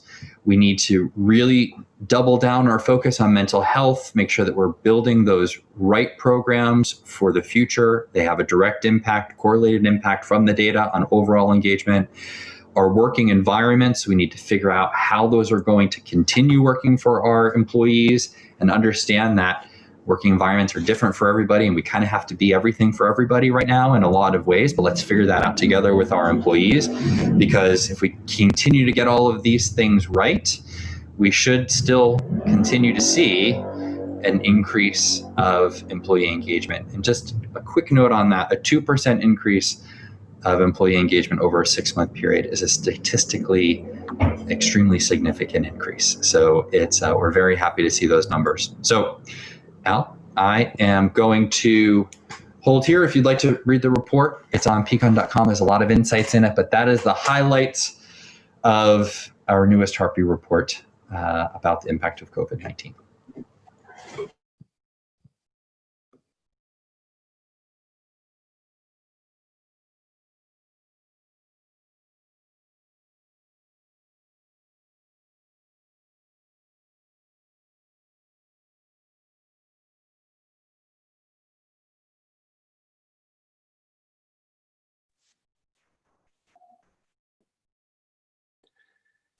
Nick, how you doing, sir? Yeah, I'm doing fine. Yeah. There you are. You hear me okay? Yeah, I hear you fine. How about you? You hear me? All right, I'm doing well. Where are you? Are you in a library there in Minneapolis? No, I'm in this awesome co-working space. That's an astounding co-working space. It is. Nick, how you doing, sir? Yeah, I'm doing fine. Yeah. There you are. You hear that? You hear me okay? Yeah, I hear you fine. How about you? Is that you or me, Nick? Right, I'm doing well. Where are you? Are you in a library there in Minneapolis? No, I'm in this awesome co-working space. That's you can hear me okay now? Yeah, I just heard our conversation happening in with a 20-second delay. Yeah, I was. Where did that come from? I don't know. Now we're on the same time zone, same wavelength here. So you're in a co-working facility that looks like an airplane hangar in Minneapolis, and I presume you rode your bicycle there today. Is that correct? There, that's Indeed. affirmative. Affirmative. A brave inspiration. Well, hey, Nick, I will let you take it away. I imagine you will introduce yourself as you go, and then we'll pick up the conversation in a bit. Sound good? All right, let's do that. Thanks. Right, and if you can let me share my screen, I'll do that first, and then I'll come back to. It depends on, yeah. Okay. Yeah. All right. Absolutely. One sec. Yeah. You'd think I'd learn how to do this. That's right. There you go, sir. Okay. All right. Let me just get this right here. And all right, rock and roll. Excellent. All right, everyone. So thanks for having me. I'm going to, share these pages later, so I'm not going to read every word to you, but I do want to have a little bit of an introduction. So I'm originally from the field of actuarial science, which has been a long time since then. But I've been in people analytics and workforce planning for a while. Joined One Model at the beginning of this year, the famous year of 2020. One Model's a people analytics platform company, and we have a really fantastic AI and machine learning element to that, and I will reference that a little bit later. Let me tell you what I want to cover today, and I think this may take, I'm not sure if the time's going to split up exactly this way. I think there's going to be a little bit faster at the beginning, and we'll have a little bit more kind of discussion Q&A toward the end. So we'll walk through an example of a diversity storyboard. I want to describe a couple of things that we're doing into 2021. Then I want to get to the heart of this, which is the turning radius of your organization and building basic kind of scenario model. There's going to be just a little bit of math in there. Some of it you're going to have to answer some questions on. So excuse me, I don't know if you saw it in there, but I did teach high school math for a while. And so I tend to seize these opportunities to inject a little bit of that. So let's talk about just a basic diversity storyboard. We like this one. It's in our demo environment, and it seeks to answer a handful of questions. And these are just some of the high level questions. And so storyboards are a little bit different than dashboards in that they are really trying to present questions and then demonstrate the with the data, the answers to those questions. So this is how we've kind of organized this. And so this is really using different slices of metrics to understand the gender and ethnic composition, the changes over time, the ins and outs, and how that balance is changing. But what I wanted to focus on for a second, and you probably can't read all these numbers, and that's okay, you can see the slides later, is that what's the projected diversity at the end of the year? What are the drivers of attrition? These things are where we are pointing a whole bunch of data science resources right now so that we can do more advanced projections. And these projections will use basically like a Bayesian model, because what you have is there's three things that'll change the composition of your workforce. Are you growing or shrinking?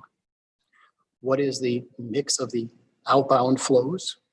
What is the mix of the inbound flows? Outbound flows being like, attrition, and the inbound flows being hiring, okay? That's at a system. Once you're inside and you're breaking this into different layers of the organization, management layer and non-management, et cetera, or senior executives, which are super important views to look at. Then you have another in and out, which is people changing levels. Quick endorsement.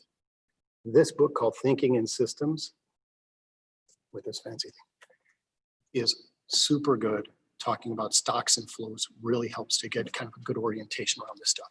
Okay, so that's kind of the basics. Let's talk about the turning radius of your organization's diversity. We're going to do this with just a quick image and then a question for you. So don't look in a dictionary for this because I sort of invented this definition, but it's the smallest, tightest turn or the change possible within an existing system. And so we're talking about change here. And so you look at this aircraft carrier in the turning radius of it. This one is doing quite well, actually. So it's a pretty tight turn. But you have to think about what is the limit? What is the tightest turn we can have in our organization? What's the fastest rate of change that we can achieve? And then how can we look at that and find out how to make that a little bit faster? So what is the radius right now? And what is the radius we want? And then we have to think about if things continue as they're going right now, what is it going to look like? Where are we going to end up? And what are the physical constraints of the current system? There are upper and lower bounds that represent kind of the realistic maximum and minimum of the futures that are out there.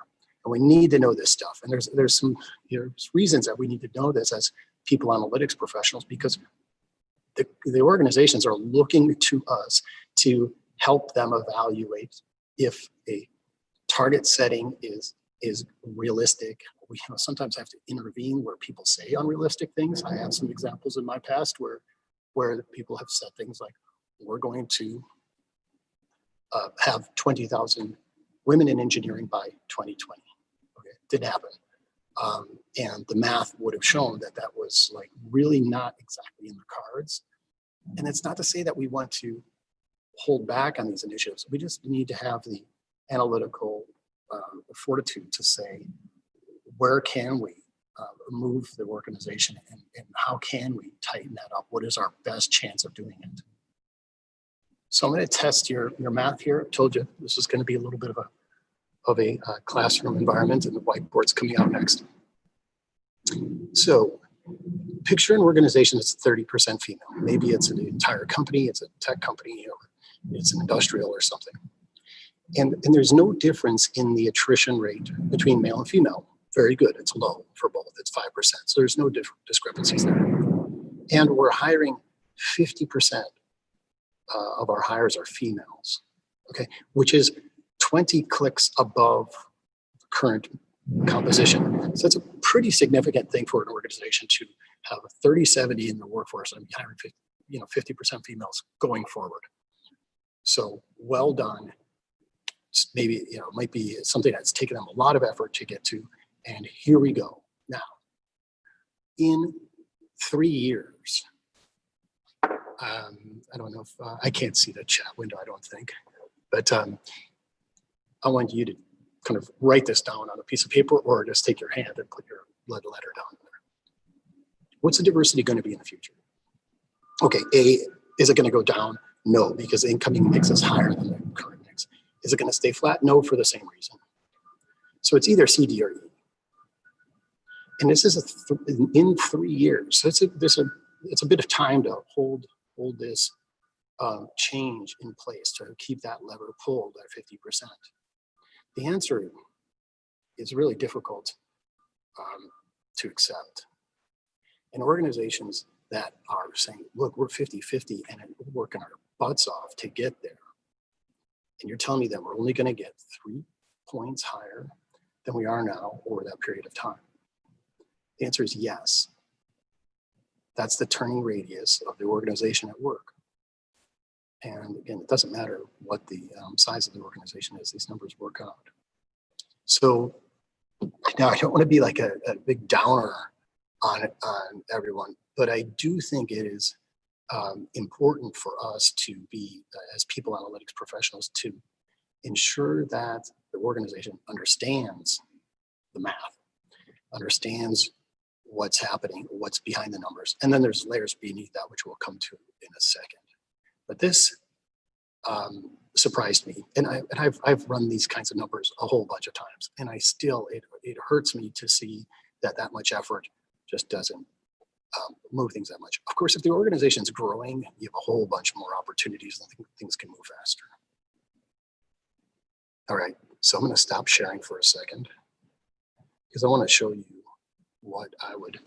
how I would do this. All So, all right. So here's the scoop. I'm going to run through this, and I'm going to tell you where you can find an Excel version of this, because this is what we all need to be doing before we get into 2021. What is the end of year diversity going to be? Everybody should know this already. So here is this is our problem: 300, 700 males, 1,000 total, 30% female, just like we talked about, right? Okay.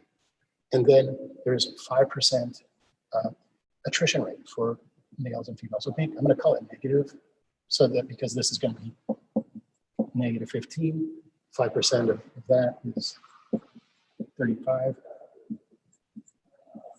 So we lose 50 people. We're trying to stay flat. If you put growth into this, it changes things a little bit. That's all good. Let's just keep it flat. So we lost 50 people, but we want to stay at 1,000, which means we're going to have to hire 50 people. Okay. So now we have to hire 50 people. Our mix is 50-50. That means we're going to have plus 25 there and plus 25 there. That totals 50. Great. So then we come over to our numbers here. We started with 300, and we're going to subtract 15 and add 25. And what do we end up with? 310. We're going to subtract 35. We're going to add 25. And we end up with 690. So we're still at 1,000, but here it is. 31% after 1 year, right? So this is what I'm talking about, that this is, even with this kind of effect going on, where we've switched from a 30% number to a 50% number, just a big lever being pulled, it's going to generate 1%. And it's just, we have to get our arms around this. We have to know that this is what's happening. Now, you could play around with this and say, what if the attrition is 0 for female and this is 100%? And you can see that you end up with these, the min-max of this ends up at like 46 and 23% in the most insane situations. But our realm of reality is really somewhere in between. Now, what are the levers? What we're going to get to on this is, what are the levers that we have to pull here? What are the levers we have to pull here? Those are the only two kind of lever categories that we're going to have to play with that. All right, so now I'm going to sit back down. Told you we'd have some fun with whiteboards. Hang on 1 second, let me go back to this presentation.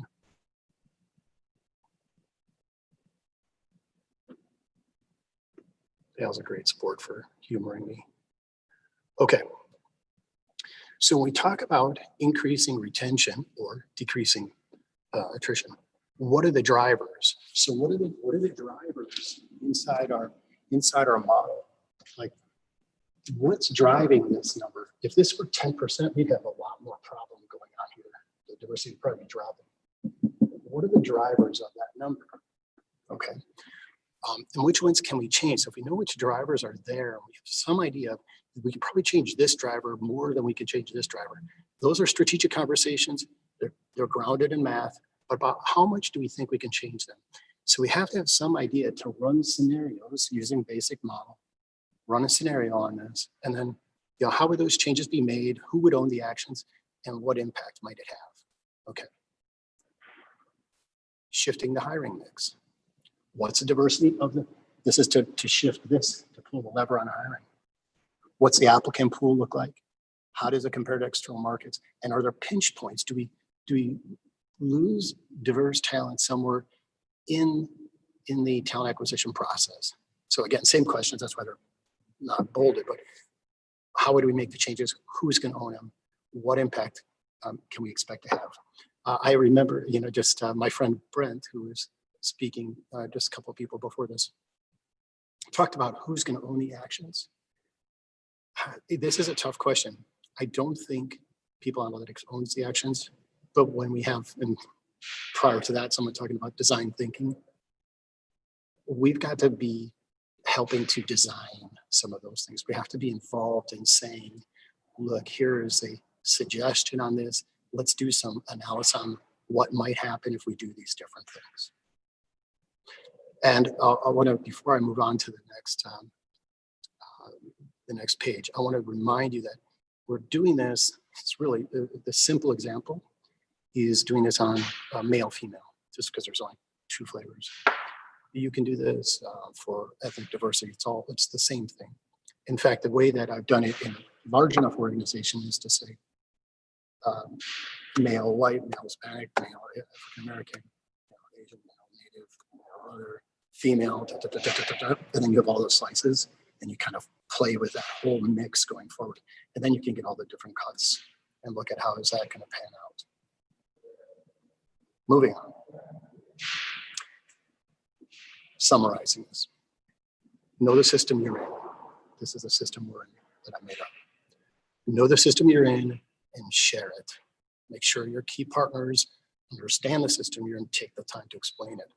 Create context with external data. We did not do that today, but know what the external data is. And it has to be relevant for your geography and the function of the roles you're talking about, not necessarily your industry. Remember, you compete for talent across industries. Find the levers of change, not excuses. Okay, this is, when we talk about the turning rates, it's not because we want to say what we can't do. We want to find what are the levers we can pull that are actually going to bend things. Engage the partners who will own the actions and challenge them to make this happen. Challenge them to, in the talent management space, in the recruiting space, okay? Challenge folks in the compensation area, et cetera. You're gonna have to find where those levers are, who is gonna be the owner of those levers, and engage them directly. And then monitor the challenge, or monitor the changes. Be ready to pivot, and also to celebrate as you make progress. You can only celebrate the progress if you know what progress is. And that kind of gets us back to, again, the turning radius concept. So Q&A might just be discussion with Al.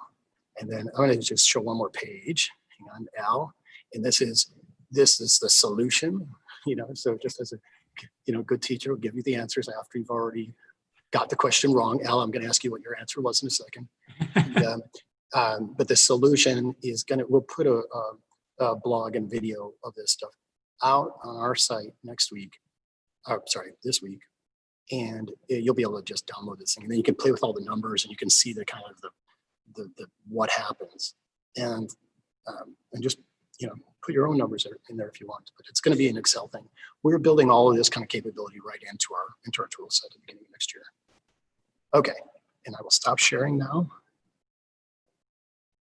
Nick, that was great. I was, when you said whiteboard, I was thinking that you're going to have an electronic whiteboard and you or something like that. I'm like, no, man, he's going old school. He's bringing the whiteboard out. Yeah, this is it, man. This is it. I don't know what's on the other side. Oh, it's the same thing. Yeah, and I don't know how you got that on your bike. That's just another story.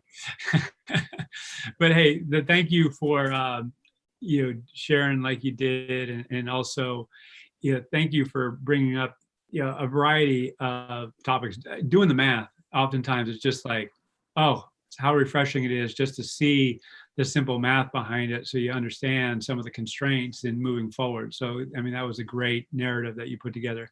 The other thing I just wanted to say as well is that this notion of scenario planning adjacent to, if not integrated with, workforce planning has been long discussed. It's been on again, off again. But when you were going through your narrative, it spoke to the ability to do scenario planning, what if analysis. Is that something that you're seeing more of? Is this something that you advocate so you can understand the trade-offs and make wiser decisions? Definitely something I advocate. And yes, it's something that we are hearing as working for a product company now. We are hearing this coming from our prospects and our customers of more and more interest in that. And so what does that tell you? It says that I don't think it's just a people analytics team sitting around saying, I want to just do some scenarios. I think the demands are there from the business to say, help me make some decisions. And to make decisions, I often think of this stuff very kind of spatially in terms of topography of the problem.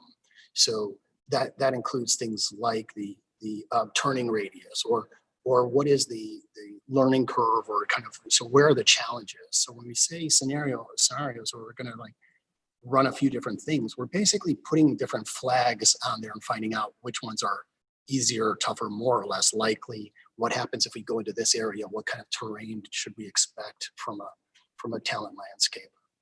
So that's how I kind of picture those things. And that's why I do think that this is starting to come up. And you saw from Stacey Harris's presentation that increased interest in workforce planning.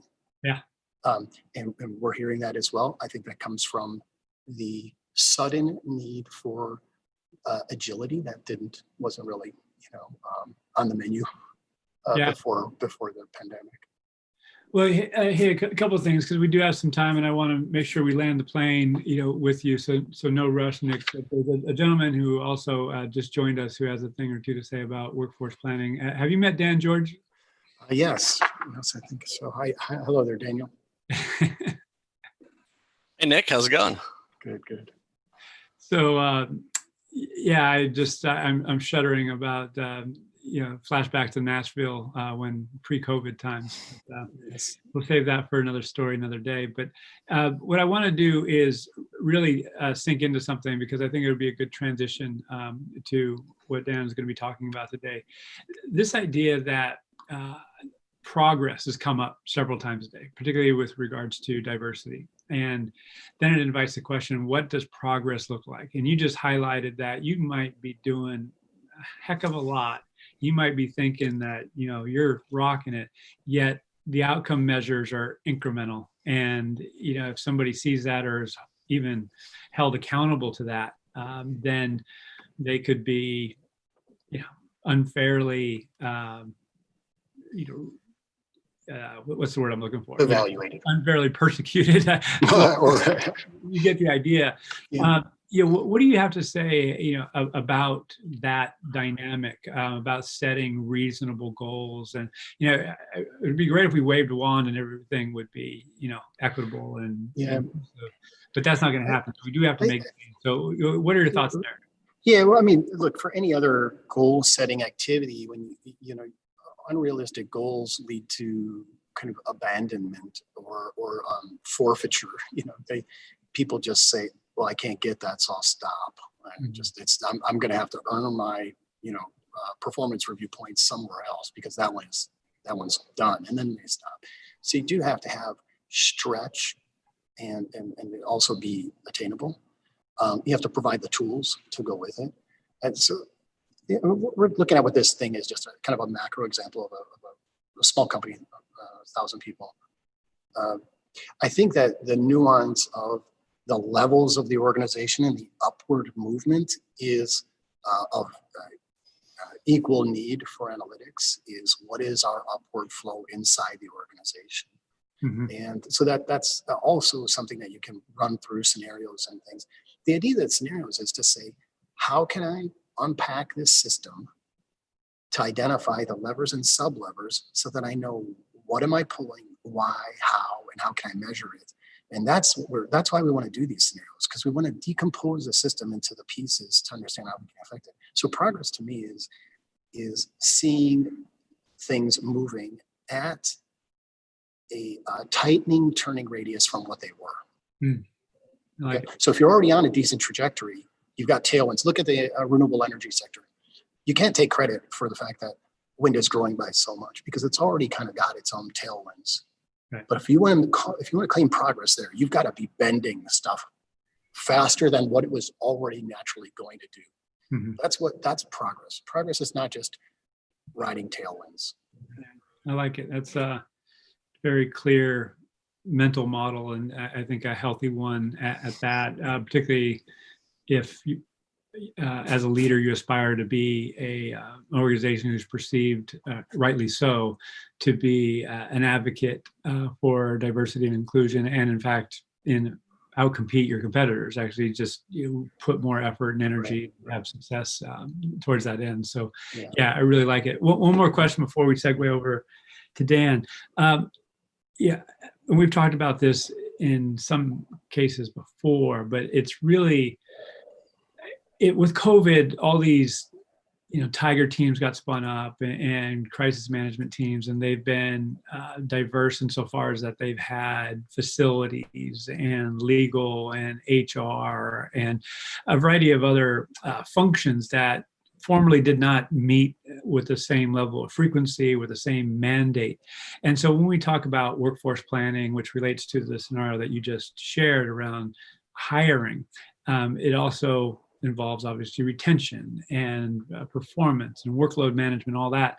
So my question is around, from your perspective in facilitating these discussions, particularly with data-driven insight, are you an advocate of these groups meeting more frequently, being standing bodies that are formulating workplace strategy? What are your thoughts there? Yeah, I believe very much in kind of ad hoc standing groups. So while, with a specific mission and then a clear point of when is this over? Yeah. So I think that should be part of the case. And I think that the problems they're solving in many of these cases are related to systems, how many people can be online, reductions, space constraints or space, excess that they have. And there's a bunch of things that they're trying to solve. I think that the thing I'm really concerned about is, are we doing enough with equity in terms of how people are being affected by this? And it is something that affects the diverse members of the workforce. It's something that affects young parents, even if they are parents of means, if they can't put their kids in the school. There's a lot of so when I've talked about things like predicting attrition in the last few months, people are like, our attrition is really low, we don't need to worry about that anymore. My answer is yes, you do, because you may have it low overall, but the people that are leaving right now are people that you worked really hard to track, because the impacts of the pandemic, economically, socially, are disproportionately falling onto women of color, communities of color. That's where, because they're essential workers, because of the industries that they're concentrated in, all these reasons. So this is really critical to get your arms around attrition. What are the drivers of attrition in this kind of context as well? But what's going on? Because that is something that you may say like, hey, attrition is no big deal anymore, nobody leaves. But it's not true. Yeah. It's just some people are staying on more and some other people are leaving more. Yeah. Well, Nick, again, thank you for doing what you do. Thanks for sharing. I love the scenario that you put forth, the use of the whiteboard, top notch, obviously. And my pleasure. Since you brought it up there at the end, since we're fellow parents of a soon to be 20-year-old. Exactly. 20 years old in 2020 on the 20th day.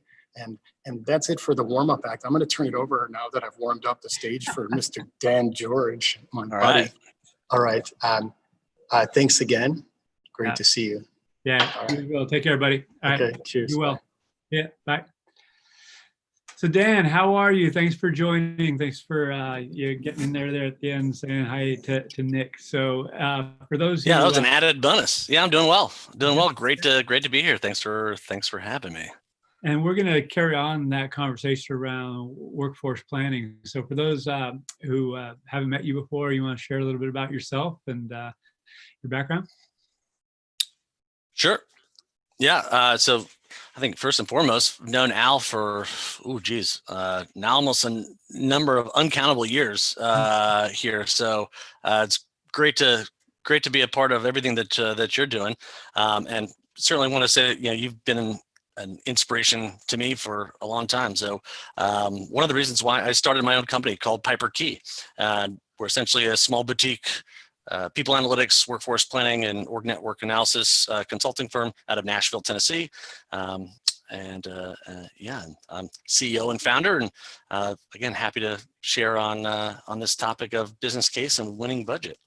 Yeah, well, that's obviously a key need always, but especially now, because we talked about it earlier in the day, where some people analytics teams, assuming there is one, are doing really, really well because they're getting resources, because leaders recognize that the information that they're generating is of critical value. Then others who were not established have kind of just disappeared, and if there is somebody, having difficulty getting budget, and then it goes to, as you know, the head of talent or head of people operations or CHRO, him or herself, saying, how do I get this? And, where do I start? Where do I spend money? So, what are your thoughts on how to, build the business case and prioritize? Yeah. So, I think one of the biggest things for me is that, companies, corporations, they, are specific to only being able to invest in a certain number of projects and resources every year. And if you're going to secure those investments, right, you have to know who the stakeholders you have to win over, how those stakeholders allocate budget, and then I think one of the biggest things that most people forget is, of those stakeholders, what are the other alternative projects that they have the ability to invest in? Because you're not just competing with yourself or competing within HR, you're competing, in many cases, especially if you're looking, to upgrade systems or pull on more people, you're looking for resources that are going to be outside of just HR. So you might be replacing an IT project, you might be replacing an operations project. So everything that you kind of put forth there, you have to understand that there's only a finite number of resources within a company, and you have to know what you're competing against in order to win over that budget. Where would you start? So I love what you just said around what I would, for lack of a better term, call it stakeholder relationship management. It implies that you have a fair amount of contact with them, you have a trusted relationship, that you understand their needs, you have a sense of their priorities, and then you multiply that by a dozen, if not more. And right. The ability to synthesize that and find your areas of leverage, it can get overwhelming, particularly when you're talking about people, process, technology, data.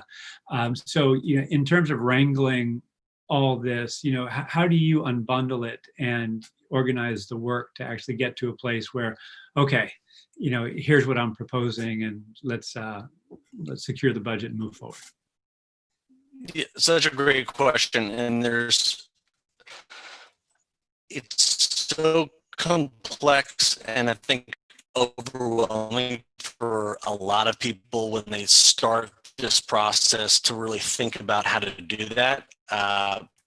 But I've used kind of the same, in a way it's a sales tactic, but again, you're from, many parts or many versions of this, you're internally selling this project. And so I look at 5 different things. One is the problem. Has it been articulated well? Do you know what you're solving?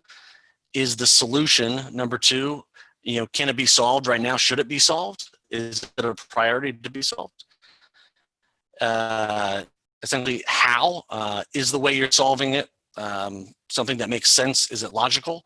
What does it take to get this deal done? How does it take, what are the necessary steps you have to take, both logically, chronologically, and most importantly, within the range of the allocation within the year, seasonally, does it make the right sense? Because again, if it's a big budget that you'll need, then you ultimately might have to look at figure out how to get budget for it in future years. Right, because if I hear you came back now. All right. Yeah, if I hear you correctly, because some of these projects, and just taking off workforce planning, diversity, equity, inclusion, it's never okay. Just check that box last year and we're good. Not in my experience, no. Yeah, so it's like, there are some obviously short-term projects that, might be for a board meeting or something like that. But for the most part, These are systematic changes when we talk about employee experience design, when we talk about diversity, equity, inclusion, engagement, well-being, all these things.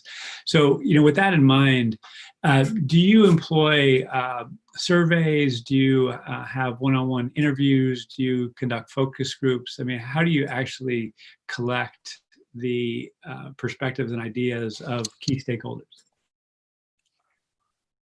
Great. Yeah. So assuming kind of those key stakeholders, I think one-on-one interviews typically are the best way to get your initial sense, structure, and understanding. There's two things that you need to align big, and one is you have to find some common ground for almost all of your stakeholders. If you can't pinpoint a common ground that a majority of your stakeholders, it's going to be tough for you to get support.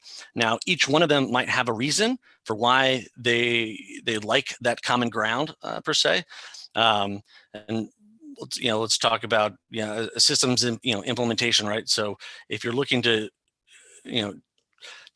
implement a new system, operations might have one reason, IT might have another, and finance might have another, right?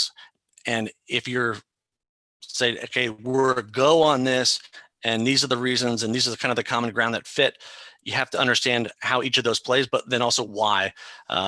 Because if it's for IT and they want to manage the system, maybe you kind of put it there. If it's finance and it's saving them money, that's the reason why they want to go with it. If it's operations and it's going to give them more functionality, then that's one of the things that they want to focus on. And so by finding that common ground, now you've got something that you can kind of push forward as like your winning factor.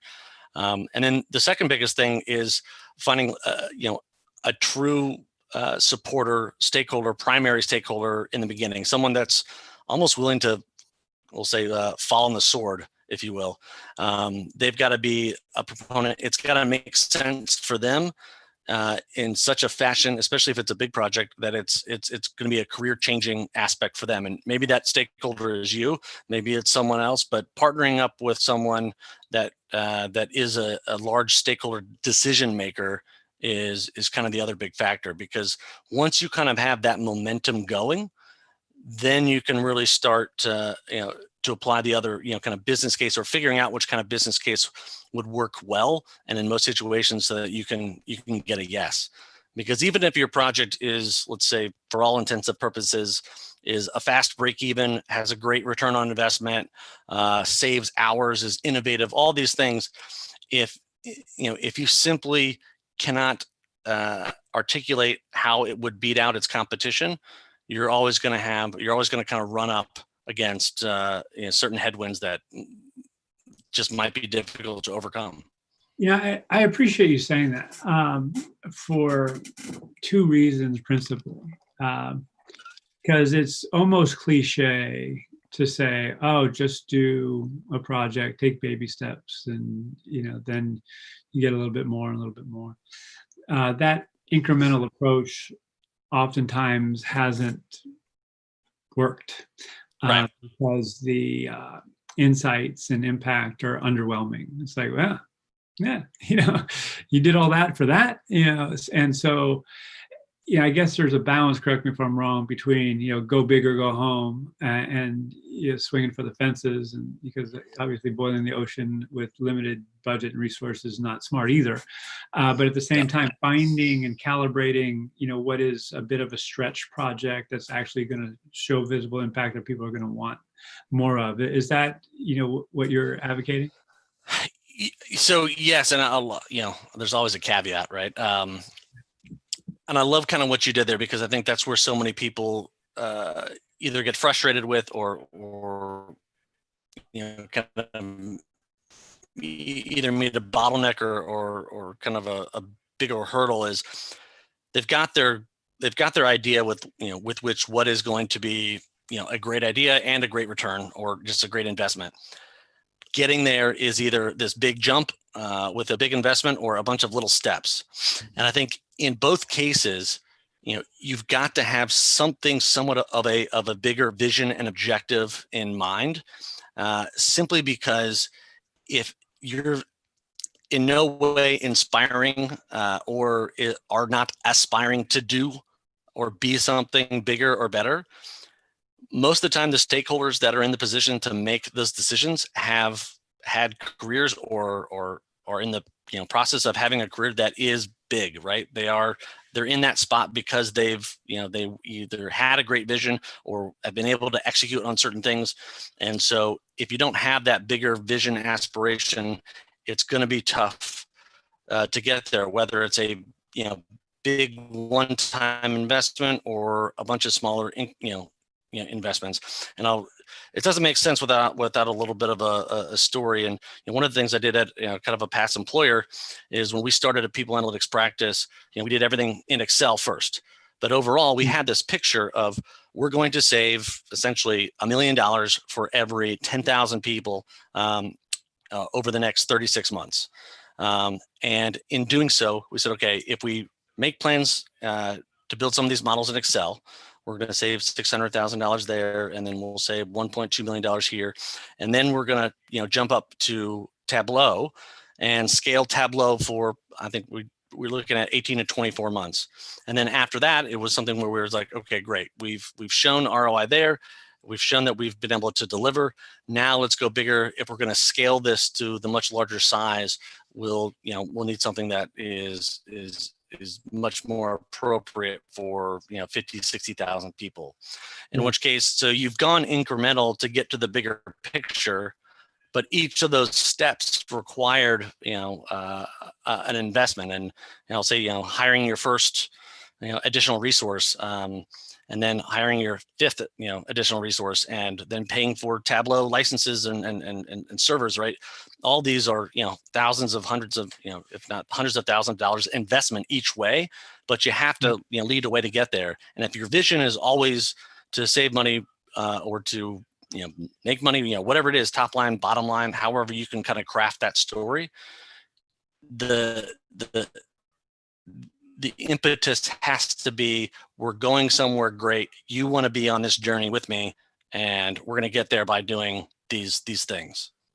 Yeah, again, I want to celebrate the audacity that you're inspiring. And I don't mean that like in a kind of grandiose, beat your chest kind of way. I mean it because you're making me realize, and this is going back quite a ways, but I believe it still to be true, is that many people, analytics professionals and those who are consuming data, it goes quickly to the data, they go quickly to the technology, and they lose sight of the bigger picture. And we've been, I would say, poor at articulating the vision for what this could be and inspiring others to get behind that vision. And it's been it's put us on the defensive Sure. as opposed to creating this clear and compelling and enticing vision that, hey, gosh, if we had this data, we could make better decisions, we could reduce risk, elevate engagement and well-being, and do all these good things. But very few, I would say, have actually taken the time and space to put together a vision document and say, okay, these are the resources that we need, and then putting it on a governance body or somebody else. Say, okay, if you don't want to invest, that's your decision, but don't be coming down the hall screaming for this because I'm making you aware that I'm not going to be able to deliver that. And I love that you say that, because that is such, it is such a big point. How do I articulate this better? Like it's a paramount point to the decision for you as a person that wants to do better in your in your career, in your projects.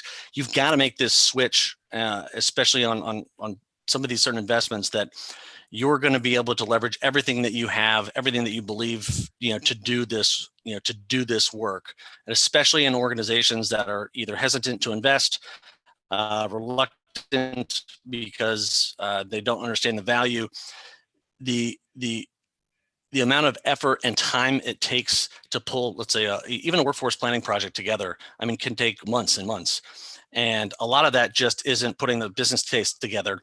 It's constantly and consistently talking to your stakeholders and making them believe not only in what they want to do, but the case that works, across it is and fits for the organization, and that by doing so, you're consistently saying, listen, we're going to do this, we're going to accomplish this, this is how we're going to do it. And they believe in the fact that, they're going to sign up for that, because a lot of times you'll meet executives, especially, for people analytics and workforce planning, who just still don't really get it. They may be, 20, 25, 30 years into their career, and they've never seen someone like you, and I'm kind of the royal, all of us here on this call, right? They've never seen someone like you so passionate, so understanding about how HR is making a big impact, that they're almost taken aback by it, and they have to have time to process that. Yeah. But by you consistently delivering a message of what you're going to do and how you're going to accomplish it, and kind of making those different points along the way, showing the value, you're going to change their mindset. And again, this is often something that's not very easy to change, especially if someone who's just never seen this or never experienced this, this type of work and its success. So it's a huge part to make this, make this change and to push ahead. But you've got to switch, from the data, from the systems into a sales mode, into this kind of larger vision, visionary mode almost, in order to sell this. Because again, people want to get behind passionate people that are going to do cool things, and if you're not there, it's going to be hard for them to support you to do it. Yeah, no, I agree with that, and I also know, like, as any good salesperson, you're going to have an artifact that's simple and clear, that inspires a certain change, that's going to appeal to the head and the heart. So what are some of the aspects or dimensions of a business case? And I imagine it'll be multifaceted, but I'm just I'm thinking people, process, technology, and data, and I imagine it's going to address a certain business problem or two. But what other than that, or maybe emphasizing any of those buckets, how would you, or how have you done, and how would you advocate someone put together a business case or a vision document for what they're trying to achieve with people, data, and analytics? Yeah, right, yeah, and that's obviously it changes for all of those, but I think the biggest starter point, and I feel like we've been saying this for years, but it's still true, right? You have to figure out, what is the strategic direction of the organization? Is it to grow? Is it to be a bigger player in more markets? Is it to drive larger product growth? Is it to drive innovation and new products in certain markets?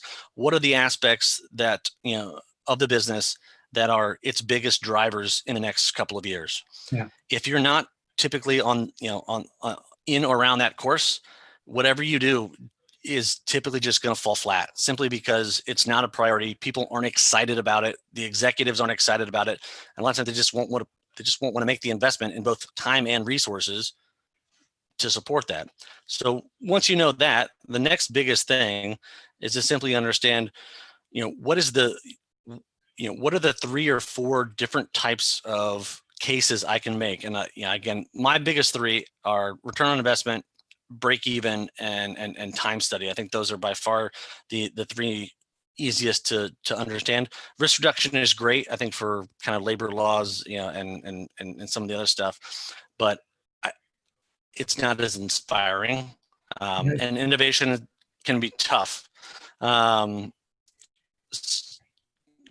So one of the things I typically try to go for first is break even, right?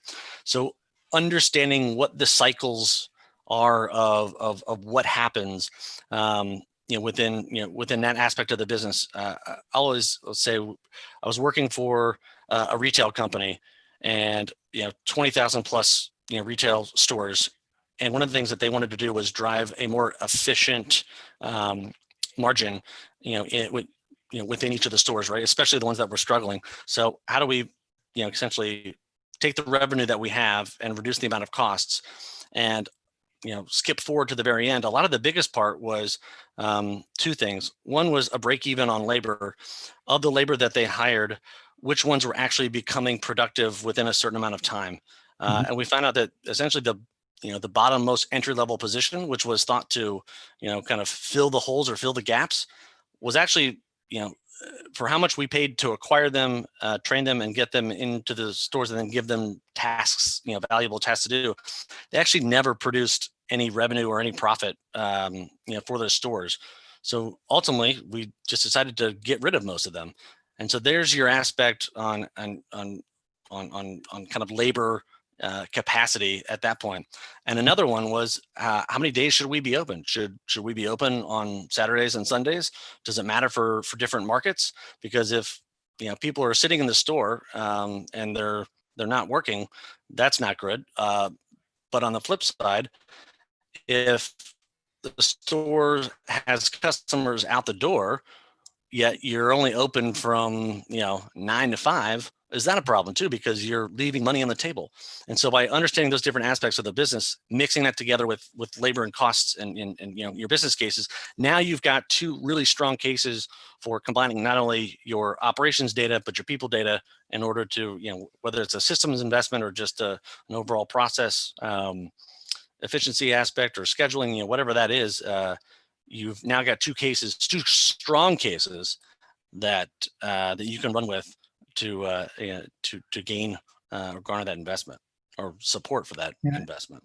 Yeah, I got a couple more questions, and they're more tighter, if for lack of a better term, shorter. That's the word I was looking for. Yeah. So if I am in role and I've been doing this for a couple of years, or even a year, I've developed my way of operating within the organization. Then COVID hits and things are accelerating, they're changing. And so what I have been selling, in this document or in my head has shifted. And many I've seen struggle with that shift, where should I be, looking at well-being. Many have started to do that in over and above engagement. Mm-hmm. Productivity has gone in and out because of the bad optics of implying that, we want to get the most out of you while you're working at home, despite the fact that you might have a couple kids. So where I'm going with this is that, how, I don't want to say how you prioritize, because that's not, the essence of it, but it's really, we have to make choices. So I'm trying to figure out another word other than, but it really is, we have to make choices. So, and arguably, I talk about 3 S's, so speed, scale, and sustainability. And so I would hope that as we put forth our budgets and our visions, that we're thinking about those 3 S's as well. So, and my question to you, number one, does that resonate with you? And number two, and going back to where we started with this conversation, if we understand our stakeholder needs, and we might not be able to meet them straight away because the ask is more complicated than they understand. There's going to be work. There might require a new technology. It might require a different analytical tool. So having the patience, setting expectations accordingly is really important. So having the skill to do that, I would think, would be part of what you advocate. So is that am I close to where you're coming from? Did I summarize that reasonably well? No, one of the things is, that I don't exactly remember where I picked it up, but it was always, kind of focus on the customer, right? And your 3 S's is perfect for that, apply it to your customer. And, again, a lot of people realize or recognize that your customers aren't always these, ambiguous people out in the market, right? It's, it could be talent acquisition, it could be talent management, it could be compensation, especially if you're doing people analytics. And one of the things that I always did is try to set up and meet with, kind of my stakeholders or customers as regularly and consistently as I could without an agenda. And you kind of go in, and I always try to ask 2 questions. One is, how's business? How's the work that you're going? Tell me about it. And the second one is, find something within what they said and simply be like, you know what, I'm curious about this. And it's the I'm curious that is really the framework that I typically stuck with. Explain to me what's going on there, because oftentimes people are reluctant to be like, I need help in this, or they've got some perfect plan where they know exactly how you can help them. But by asking them, how's business? And I'm curious about this aspect.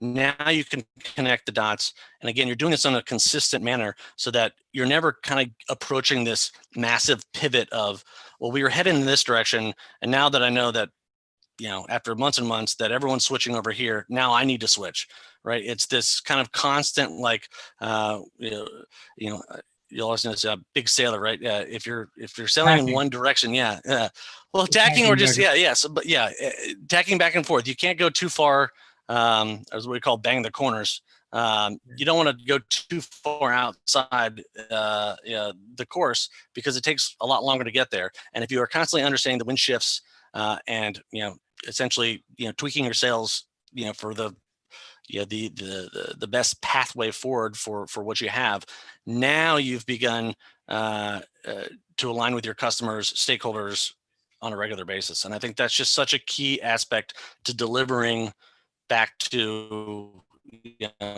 back to your stakeholders. And again, also reducing the risk of having to do a big pivot somewhere, whether it's COVID, whether it's something else. So that's the basis for that. Yeah. No, I'm smiling too because your sailboat metaphor works really well with the super tanker. I'm sorry, the aircraft carrier that Nick was talking about earlier. Oh, it was make a one degree. Yeah. Make a 1 degree change in course, and it's over a mile. Oh God, what is that? Yeah. Yeah, it's a lot. Yeah, it's a lot. It's a long way. Well, Dan, hey, always a pleasure talking with you. Thank you for making time. Thank you for contributing. How can people learn more about you and get in touch? Oh, probably the easiest way is find me on LinkedIn, or you can go to my website, piperkeyanalytics.com. But yeah, there's plenty of people out there that know how to find me. So you can also contact Al. He can send you my contact info. I can do that. I can pass it on. Hey, well, thank you again for having me. It's always a pleasure to talk with you. I do hope to invite you back to Nashville soon. Just as soon as we can get together again, that would be amazing. So that would be amazing. Amazing is a good word for it. So again, thank you for all you do. Really appreciate it. You have a great rest of the week, and I'll be in touch. You too, sir. Talk to you soon. All right, be well. You too. Bye. All right, we're going to take a short break, and then we're going to hear from Elizabeth Jones, who's the SVP of People and Culture at Microbec, which is a medium-sized firm out of Western Pennsylvania. And specifically, we're going to talk about what she's done in response to Black Lives Matter and safety and well-being in response to also COVID. So come back to watch that.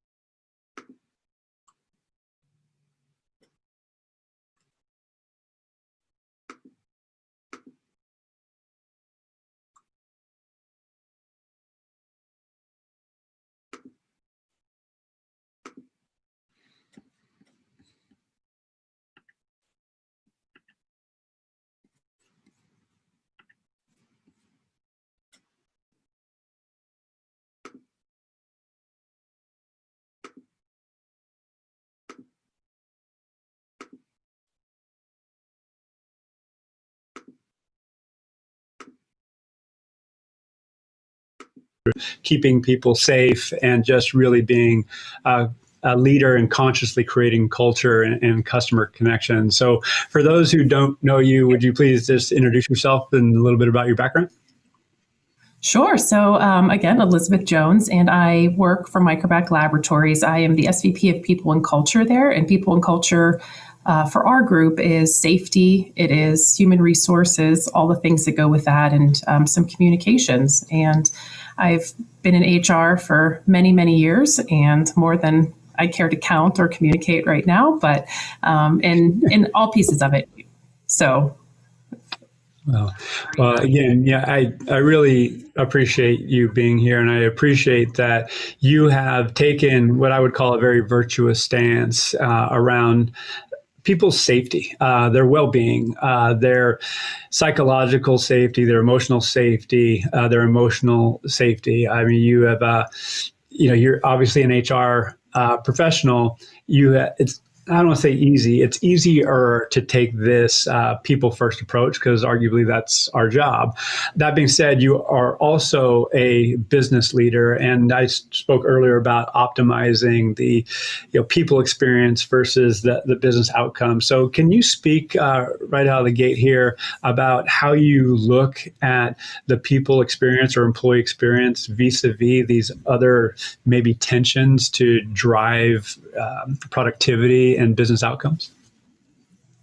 Sure. So, in our organization, so we're a laboratory business, so we're production. And I don't think that you can look at the people experience and the business outcome or the business goals and strategies separately. I think they have to tie together. If we have employees who don't have a good experience and therefore are not engaged, or we cannot retain them, then we are not going to achieve our goals. So for me, I don't believe we can look at them as separate entities. With that in mind, if I might jump in, is how do you balance that in terms of a process? Meaning, you can't just formulate a talent strategy, in your desk and just all of a sudden, that's it. You have to involve others, and there's trade-offs, of course, I imagine. So, can you speak to the process that you undertake in engaging the CEO and others on, okay, this is what can we do? This is what we can do, and this might be the cost of that, for example. I think I understand your question. Yes. So, we're fortunate. We're a mid-sized company. Our senior team is relatively small, so that makes us agile. It makes us able to have conversations and take action much more quickly than maybe I've seen in other companies where there's more of a hierarchical structure that we have to, a framework we have to work within that just has a little bit more red tape. So we're very fortunate that, from my position, the talent strategy, the people strategy, it is in every conversation. It is at the table every single time we meet. It's not left out. So we're very fortunate to be able to have that relationship with, from our CEO, all the way down through the organization. We're very tied in, and it's been one of my favorite parts of working for Microbac is don't feel like human resources or our people are an afterthought or second. So. And speaking of that, what frequency do you meet with the leadership team? And if I heard you correctly, most every time you meet, there's an element of the people strategy that's being discussed. Is that right? That's correct. Yes, and we meet weekly. Right now, we used to meet probably more monthly. It was quarterly at one point, then it moved to monthly. And right now, since we're all remote and not working in the same structure together, we're meeting weekly. Okay, and that weekly was in response to COVID, I imagine, as well? Yes, it was. It was. So, it's an interesting, obviously, an interesting time to rethink how we do everything. And I find this, we were meeting, weekly the first couple of times. It was a conference call, and then we moved it to video. And we're so productive. We have the ability, through the technology to invite other people into our meetings, to continue to hear from other leaders in the organization, from our different functions on what they're experiencing, what their needs are. And, as a company right now, we're on a really interesting technology transformation journey. And so being able to stay connected has been very, very important. And the technology transformation includes our people technology. So that's a really exciting part of it for me too.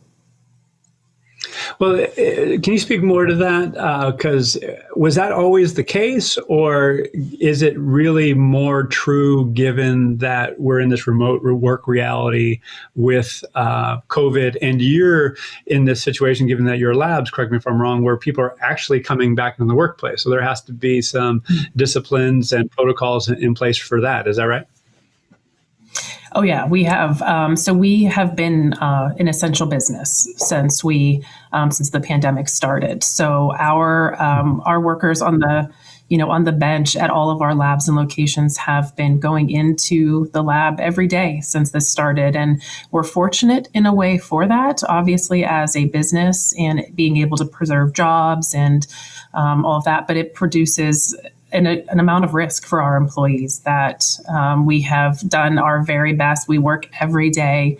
I mean, up until 2 days ago, we're still just trying to poke holes in our safety processes that we have in place to make sure that there are not things that we can be doing better. So we have lived and breathed the safety. We have taken, we're in many states. So we operate out of about, I think we have like 21 states that we have some dealings with, maybe 12 where we have actual operations. But, we've taken all of the orders from the governors of the states and anything that they have in place. And then we try to go one step further when it comes to the safety protocols that we have in our labs to keep our employees safe.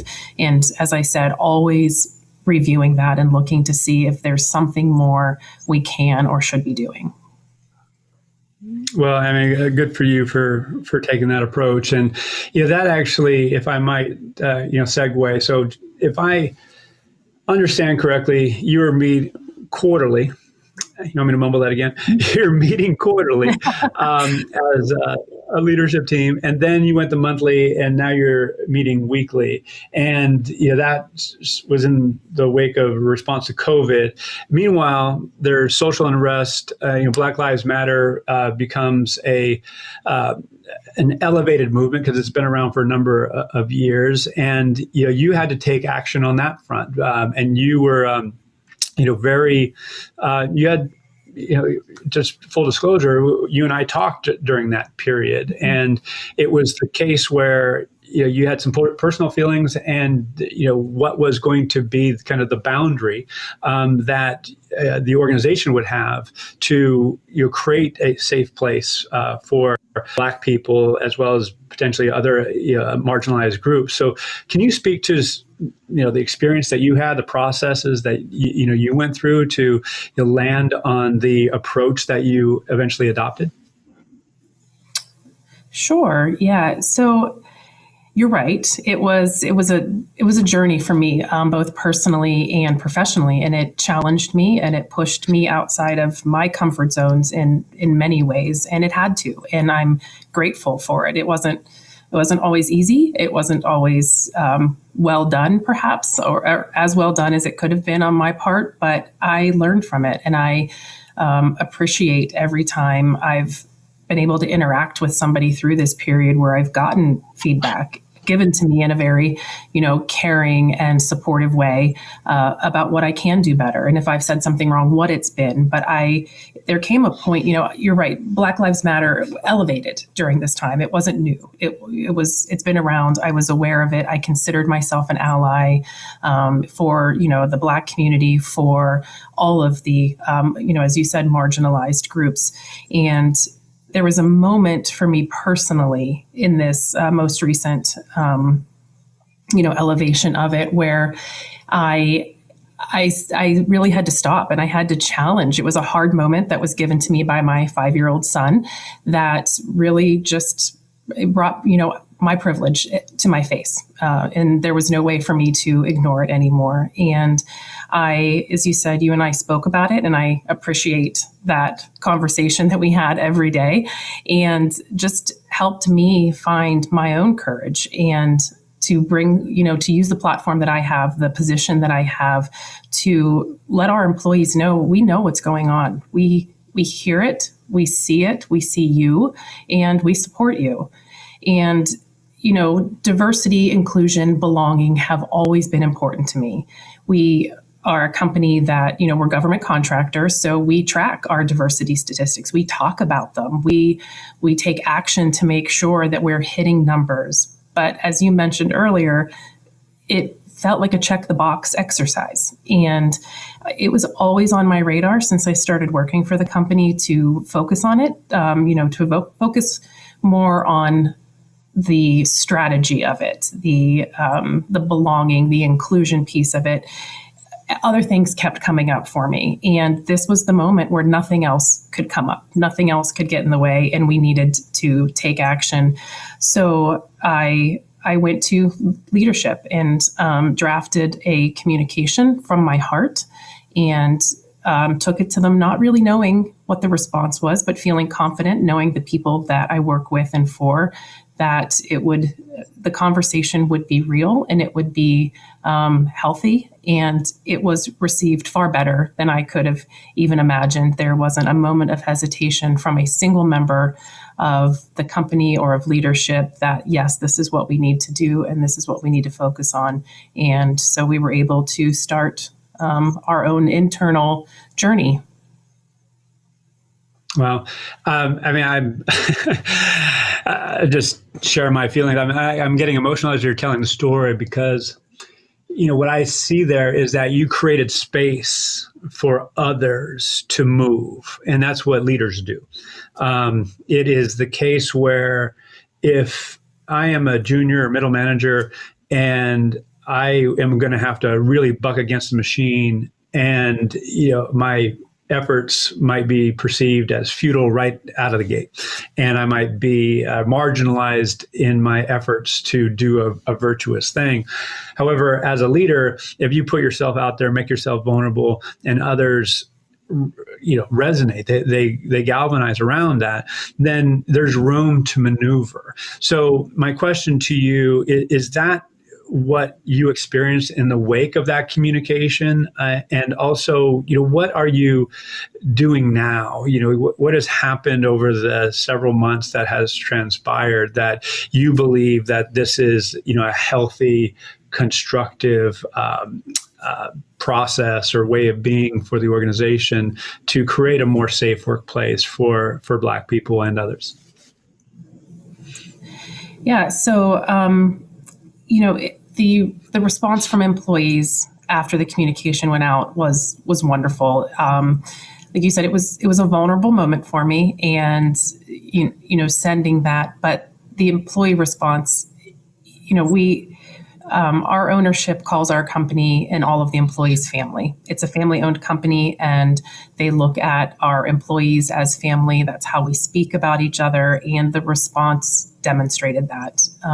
Employees thankful and grateful, and feeling empowered and feeling energized to also take action, thanking us, telling us that they're proud to work for the company, and other employees sharing with us that they were disappointed that something hadn't been said sooner, and but grateful that it happened now. And so overwhelming response and gratitude from the employees and from me for the ability to open up that conversation.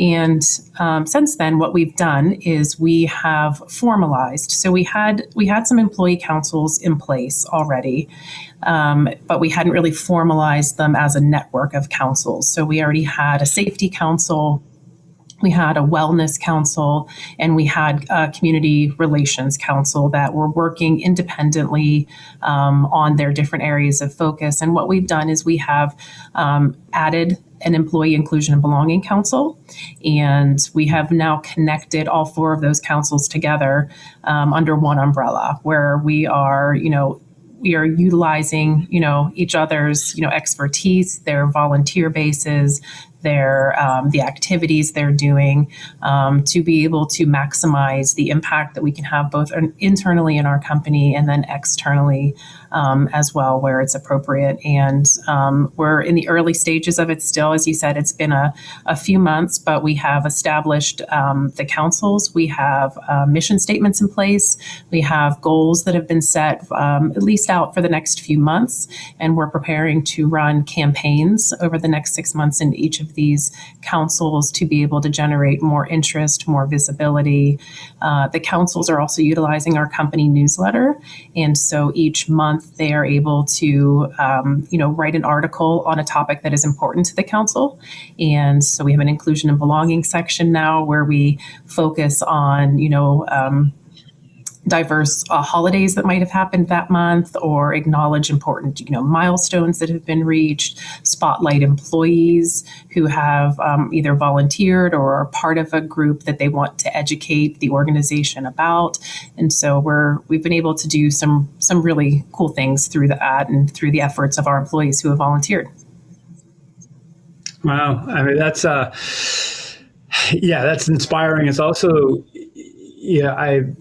if I'm sitting here thinking, okay, I want to do that in my organization, there's also some reticence, like, okay, the world doesn't need another council or committee or something, but you've actually put together some very clear objectives that, by their very nature, correct me if I'm wrong, will achieve a benefit for either the organization at large or a certain group, namely Black people, in this case around Black Lives Matter, within the organization. And by doing so, there's going to be benefit to others, I would think, in feeling more safe and having a more open communication. So to those who might have some reluctance to form another council or committee around this, what would you say to them? I mean, did you have to, it sounded like you didn't have to sell that internally, but I imagine you had to justify, okay, I'm going to take people's time. I'm going to,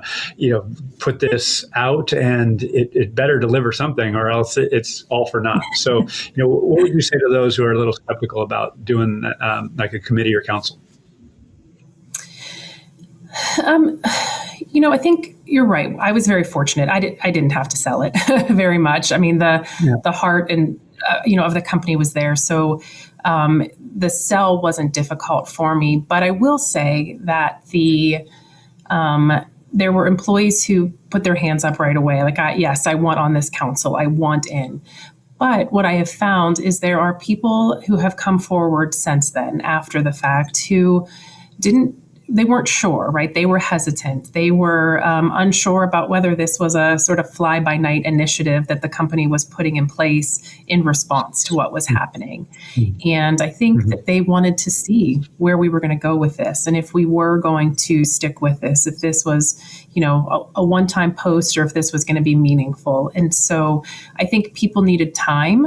They needed to build trust. They needed to see action, and we have a ways to go. We're still working on this. We're still getting more volunteers, particularly in the Inclusion and Belonging Council, because it's the one we just established. But we still have people starting to come forward. We still have to challenge ourselves. As I mentioned earlier, none of us know exactly what to do, right, all the time. We're not always going to be correct, but we have to be willing to take action and hear the feedback and make, pivots and adjustments where we need to. And the small things make a big difference. In the PAFOW conference, one of the speakers that you had, Rashida and Isaac, I believe, from, I think it was Equity Matters was the group. And they, I loved their presentation. And, they said, every drop makes a ripple, and, keep the vibrations high. You don't have to change the whole world with everything you do, but if you stop doing anything because of that, it's a problem. So, little things, baby steps forward, and really doing and staying with our company values and our personal values, and, creating, like you said, that space for others to feel safe and to feel empowered and to feel engaged. And, this is, during this time, we don't have a a political, employee council, but the message is the same, right? Is right now we're talking to each other about respecting each other as this, as the election is coming up, and how do we have, our own personal beliefs and feel safe bringing them, being in a work environment and being around people who think differently than us. And so, everything is just, it's all really tying together, and I'm hoping that it continues to just, mesh and flow and, create this, the culture that we want as part of our talent strategy. You might be familiar with the talent strategy model, that that talks about talent acquisition, talent development, job reward. Yeah, it sounds familiar. But that fourth component about culture, right? We've got to have that culture there, and this is what we're doing right now. Is we're continuing to build and evolve the culture that we want to have. Yeah, there's a couple more questions I have for you, if you would, and it takes off what you just shared. Is that there are, in some cases, hundreds of people in an organization, and there's only so many people who can be on a council or committee that addresses a certain topic. Yet everybody, the goal, correct me if I'm wrong, in your narrative there, was that everyone feels safe. Everyone can express their values and their ideas without the threat of being, persecuted. At the same time, there have been individuals who have regarded the organization, their employer, as a place where there would be little to no accountability for misbehavior, for showing prejudice, and because there was, in effect, a hiding place. So we have this balance between letting people be their authentic selves, and also holding people accountable to making sure that there is inclusive, behavior. So it's a tough trade-off, and I'm not going to ask for you to share any examples of that. What I am going to share, like if you're talking with other CHROs or SVPs of people and culture, what would you be talking about there? Is that a reality that you foresee and struggle with? And if so, what are some of the ways that you counterbalance that? And I can think of one example externally, but I'll hold back on that. But I'll cite that if you'd like some more specifics on what I actually mean there. Well, you might have to jump in if I'm going off the rails here from not understanding. Okay. Let me know, but I think you do. We have things built already into our organization and into human resources through the journeys that we've been through fairly recently with the Me Too movement, with just this culture of protecting employees from harassment. So we have things built in that help us define those boundaries of where it goes from being your opinion to being disrespectful, dangerous, disruptive in the organization, against company values. And so we manage that, right? So we can't always prevent it. We're not going to discriminate against somebody who has a difference of opinion. But if that difference of opinion is something that is going to go against our policies, practices, values, we have mechanisms to be able to manage that and define those boundaries and then maintain those boundaries in the organization. So I don't know if that answered the question or not. It nailed it. It took a clumsy question and created a very elegant answer. But you nailed it as far as that's exactly what I was looking for, because it is the case where we have to, correct me if I'm wrong, again, is that there have to be certain boundaries and there has to be certain accountabilities. And if there are none, then people can do whatever the heck they want and say, hey, be inclusive. I'm being a jerk, but you have to be, hold me in safety. It's not that. Is that there is some constraints that have to be in place. So you answered it spot on, which leads into maybe my final question, and I might sneak in one more. As you move forward, what is the ideal outcome 3-6 months down the road? I mean, the world is moving very fast, and so for you to for me to ask beyond that horizon is somewhat preposterous, although we could explore that. But I'm really curious. We're approaching year end. We're going into next year. As you mentioned, the election is going to happen next week, so there's going to be energy going, one way or another. But what's your ideal scenario over the next 3 to 6 months in terms of the culture and the ideal outcomes that you're trying to achieve through these diversity and inclusion councils and just the overall employee experience in managing that? So, I want to continue to embed these changes that we've made into the culture. Change, I don't have to tell anybody, this, especially not listening to this webcast, but change doesn't happen overnight. And especially when you're changing a culture, it's baby steps. We're not dealing with one company culture. We're dealing with a ton of micro cultures, down to the team level, and everybody's had their own experience. They've had their own journey with the company, outside of the company. And in order to really embed what we're doing, we need time, and we need to prove ourselves. We need repetition. We need outcomes. We need action. And so for the next 3 months, I see us really working on, 3 to 6, I guess, working on these campaigns, and the campaigns around, all 4 of our councils of, staying engaged and staying in front of people and keeping the communications up to the point where people understand that this is who we are. This is not just something we did or we wanted to do. It's who we want to be. And so my goal, kind of short to midterm, not knowing what's going to happen after that, is to stay our current course, continue to challenge ourselves to have the difficult conversations, even with an inclusion and belonging committee, or our well-being committees, or all of our councils. There's a safe place even within those committees. So the committee itself sort of makes a little bit of change, but you can stay safe even within that committee. And so what we do is we try to challenge ourselves to have, more of the difficult conversations, and, write on more of the difficult topics, and follow up on the things that nobody maybe wants to follow up on. And so just, continuing to talk and learn and get things wrong and make them right, and just, try to do better is what I'm hoping to do over the next few months. Well, I mean, you've inspired me.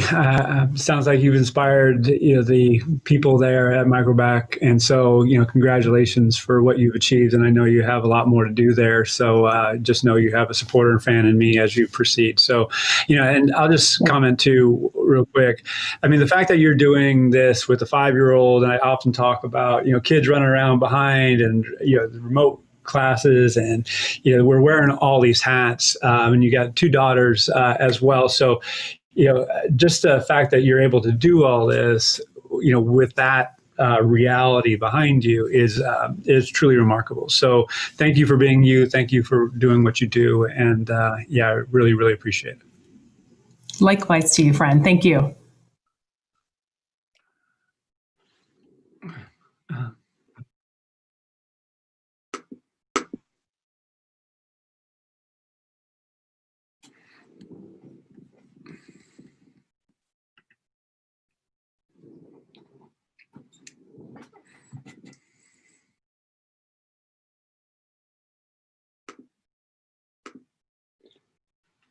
All right. So we're coming up on 4:30 Eastern, and got one more segment today. And these last 2 segments are going to be in the resource library, which is going to go live tomorrow, and it's going to be built out over the next week leading into Thanksgiving. So be sure to come by and check that out. So we're going to take a very short break, and we'll come back with Luke Kreinberg, who is a mindful integral coach at the Haas School of Business here at UC Berkeley, and he'll talk about mindful leadership. So be right back.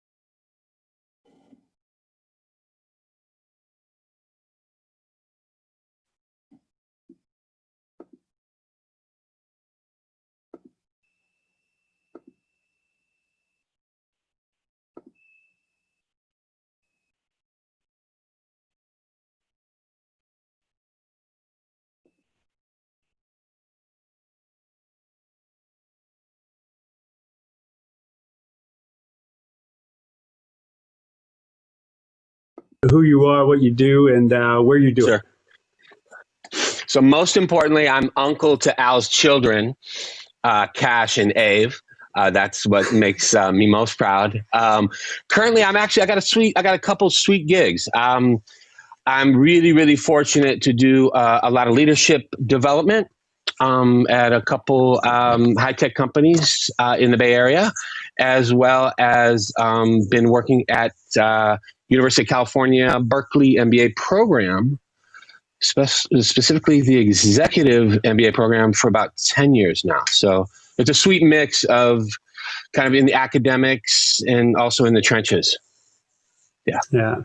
Well, I mean, you have been helpful to me over the years, and we've talked about obviously not specifics of your coaching experience, but also really looking at some key themes. And you have gone through a program that is around integral coaching. And so I want you to talk a little bit about that. Sure. And specifically the mindfulness work that has been not only getting more popular, but it's also the case where it's getting out of the kind of floofy, esoteric weirdness. It's actually becoming mainstream, and it's actually finding a home in how we do things, particularly leadership development. So, what are your thoughts there on the integral coaching approach and mindfulness specifically? Sure.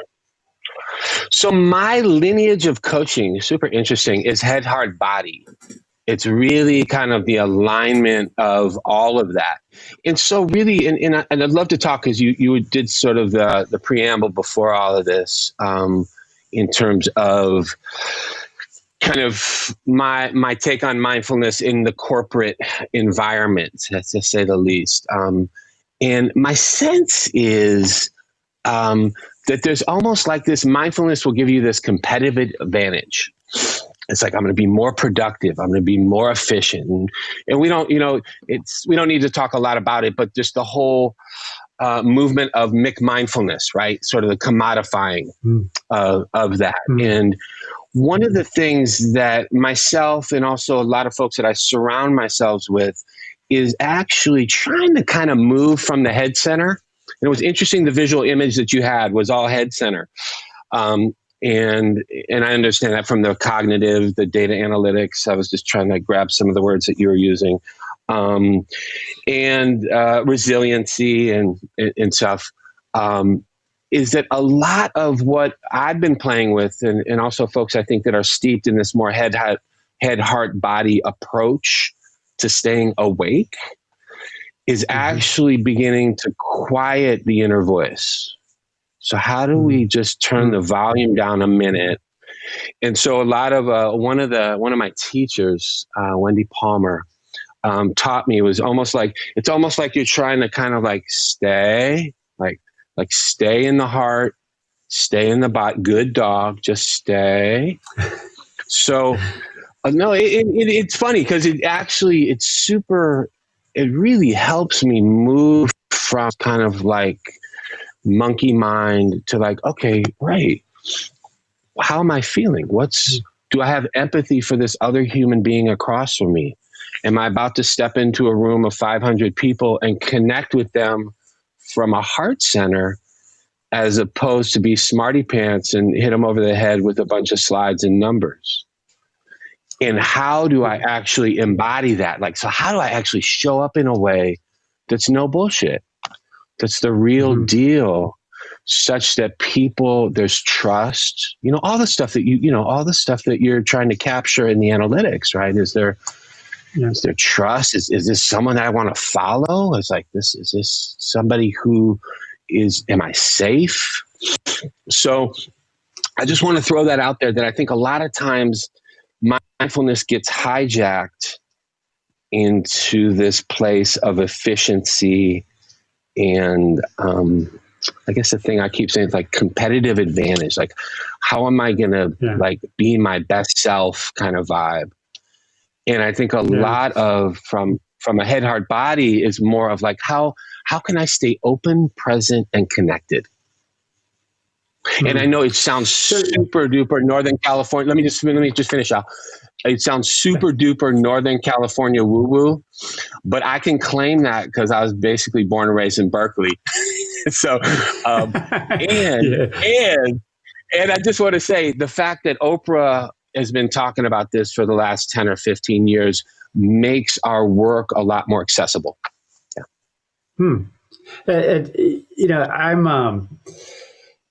I am not only a fan, I would call myself a practitioner, a mindful practitioner. That doesn't make me any better than anybody else. It just is, it's been soothing to me. It helps me gain perspective. It helps me manage my capacity.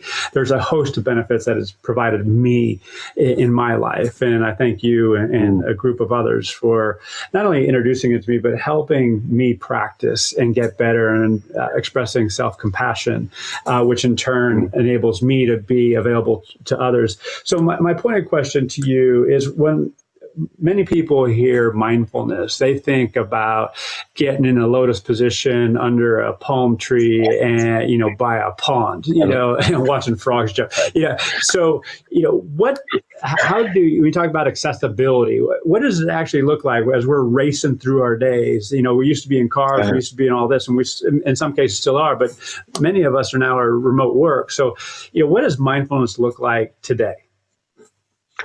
So I'll talk a lot about, and this is also a deep bow to my teachers. They talk a lot about ritual and routine. So before we got on this call, literally I found the soles of my feet. I can feel the chair supporting the back of my legs, uplifted and dignified, soft belly rise and fall. And I'm like, oh, it's Al. Yeah. Right. Even just taking that moment to arrive. And it's, again, it can sound super cheesy. It can sound whatever, woo woo, whatever you want. But I promise you, if you have the capacity to find the soles of your feet, be uplifted and feel your belly rise and fall, you will show up in a very, very different way in terms of how you're connecting. And that is just even more crazy critical these days because of all this whack, glowing rectangle Zoomiverse that we're living in, of just literally finding a ritual or a way to step in and be present. And so for all the athletes out there, I love working with athletes, because a lot of ways they have rituals of how they step into the box before they, if they're a batter, before they serve a volleyball, and just inviting people to use resources and reference points they already have, and just basically show this is just, it's a little different sandbox, but really in that same way of, I'm here. I might have 47 different emails that are screaming at me. I may have to pay my PG&E bill and take out the garbage. And how do I find a way to stay present in this moment on this PAFOW live conversation with my dear friend Al? Right. I mean, that's it translates obviously very well for me, because this is something that I try and practice, and particularly given the amount of screen time that I personally have. What I find challenging, and there's great opportunity, I believe, in this challenge, is that people will sit at the room, they'll sit on a call, and then things unexpected will happen. And they'll get a report that doesn't reflect well on their business unit and potentially on them personally. The unexpected will happen.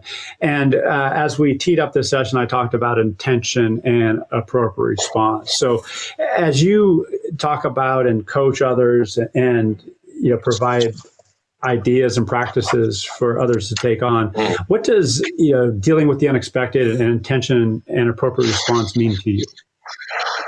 Yeah. It's funny. If I had my way, everyone that I coach would do improv theater, because it is actually, I swear to God, it's like, it is probably the best practice in terms of, responding, in the way that, what you're pointing to. But so here's the reality is that life is improv. We're doing it all the time. You're doing it when you're parenting, you're doing it with your work. I'm doing it right now. I have no idea where I'm going, and I'm staying open, present, and connected. So there's this quality of learning how to sit, even if you sit on your butt and watch your breath for 5 minutes a day. It's this way in which to have, again, that reference point of returning to center. So a lot of times coaches will talk about staying centered.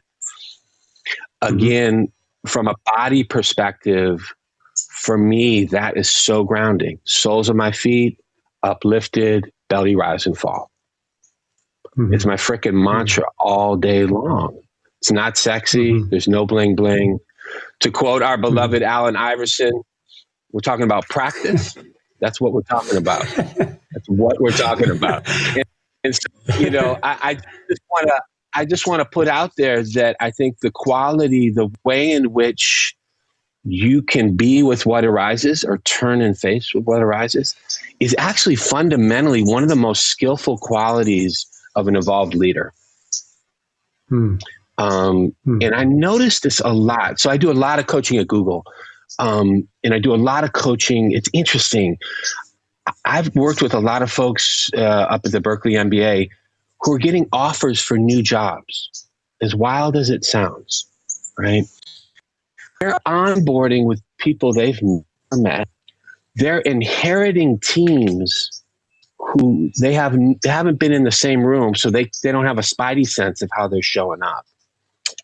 And really what they're trying to do is just kind of have their attunement and antenna, like what the heck is going on here? And to be able to return to soles of the feet, uplifted, belly rise and fall, as opposed to getting hijacked, like, I got to be in control and I'm going to, or slinking away, or, dimming the light, or whatever might be their particular go-to usual suspect. So the answer to the question is do lots of improv and also realize that you're already doing it. And how might you be more skillful with that is, again, very simple practices of being grounded in your breath and the body. Yeah, well, I love it. And, there's a couple of things that jump to mind as you're sharing this is, let's say I'm just some macho alpha dude and I hear you and I'm like, well, I ain't Northern California. I didn't grow up in Berkeley. I grew up in a place that's hard, man. I'm out fixing fences, and so what I am getting at is our educational system, in many cases, our home life, don't teach what you're talking about. And so many are, going through their later stages of their academic career in college, graduate school, what have you.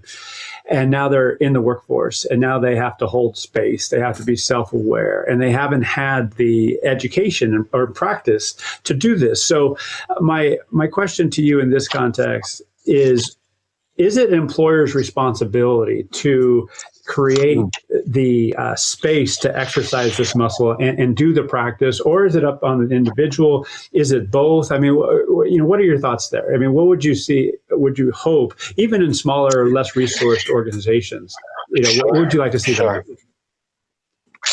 So first of all, don't kill the messenger on this, but really, I think what we're fundamentally talking about is a way of being.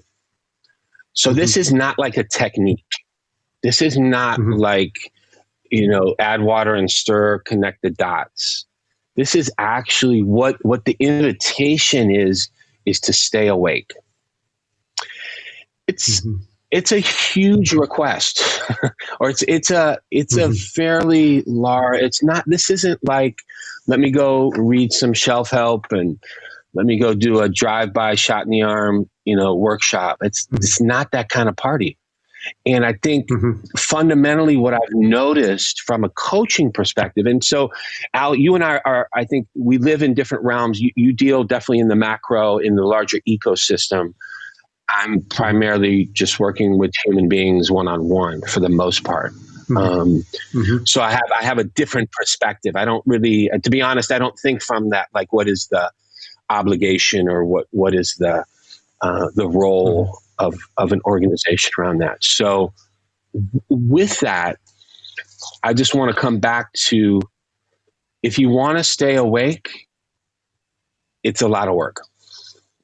And it's worth it, not only for yourself, but for your team, for your organization, and I would fundamentally say for the world in which we live around that. And that's a whole other conversation, but I want to just say that this is not easy.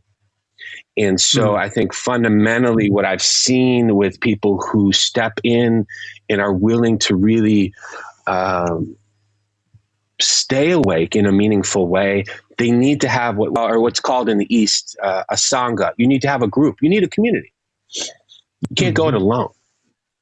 You know, just like you were saying, and it's hilarious, right? Like, I'm going to sit my ass on a zafu. I'm going to ring this groovy little singing bowl, and I'm going to have, you know, like Buddhist lounge music in the back, right? Like, yeah, that's cool for 15 minutes of the day. So one of the things I've noticed, and I've been fortunate to work at google.com and up at, you know, the Berkeley MBA program, is that they are inherently, they are trying to cultivate. They're taking time and energy, and they're explicitly saying, we're trying to cultivate leaders that can actually open, present, and connected, and can, like you were saying, be with what arises. And it may not always be pretty. It's going to be clunky a lot of the time. So I don't really know how to answer that question, other than that the little bubbles that I live in are fortunately pretty steeped, or at least open to this kind of way of being. Yeah. And that has arguably, I mean, it could be a driver, it could be just a byproduct of the success, but if there are a group of individuals, if there's the entire organization that is more mindful and aware and compassionate and curious and all these good things, then that can't help but create a more positive, open culture that reflects those values. And just as that as a premise, I mean, that can be debated, but I want to go back to this notion of intention and appropriate response, because if somebody hears intention, they might think goal, they might think objective, OKRs, all this stuff. Can you draw a distinction between, you know, those kind of tactical work-related objectives that many have, and really being intentional with how you want to show up and being mindful of the most appropriate way forward? So really super duper interesting. Al, it's good to see you. We finally did it. Good to see you. Yeah, we did. I'll give a couple examples. So I work with, a lot of times when I'm working with someone or I'm supporting them, I'm always asking, what's the missing conversation? So I was working with a manager who somebody just got their perf and it went a little sideways and they were having a rough time. And so the person that I was coaching, I was really kind of trying to better understand is like, how do you want to, what is it that you want from this conversation? And let's just call the person Frederick. And he was saying, well, you know, I'd really like for them to know that they are seen and heard, that I'm really taking in that they're bummed, right? And genuinely, and so we sat with that. So what would that look like? It might be like actually not saying much, quieting. It might be the nature and the quality of the curiosity. It might just be literally like softening your heart, like getting in their shoes, right? Being, beyond yourself. So that's just one example of how to help people see staying awake in that moment, in that conversation, Frederick probably has a greater possibility of saying, "Hey, Megan, I get you. I've been there." Or, what are we going to, I want to acknowledge, yeah, you didn't get strongly exceeds. You're not, accelerated promo is probably not going to happen. And so doing kind of a yes and. I'm doing that all day in coaching. So, again, I'm not very head centered. I'm not your data guy by any stretch. I'm probably, because people that I work with are pros at that. They got it wired. They'll have it wired for life. They got alphabet soup dripping off their names. They've been to fancy schools, all of that. So that's not an issue. It's more been kind of like stay, like drop in, like, oh, right, I want to show up for Megan in this way. Oh, right, if I drop back into the soles of my feet, uplifted, belly fall, I'm not wrapped up in like, am I doing the right thing? Am I being the groovy greatest, manager that ever was? I'm actually taking time to witness. I don't know if that answers your question.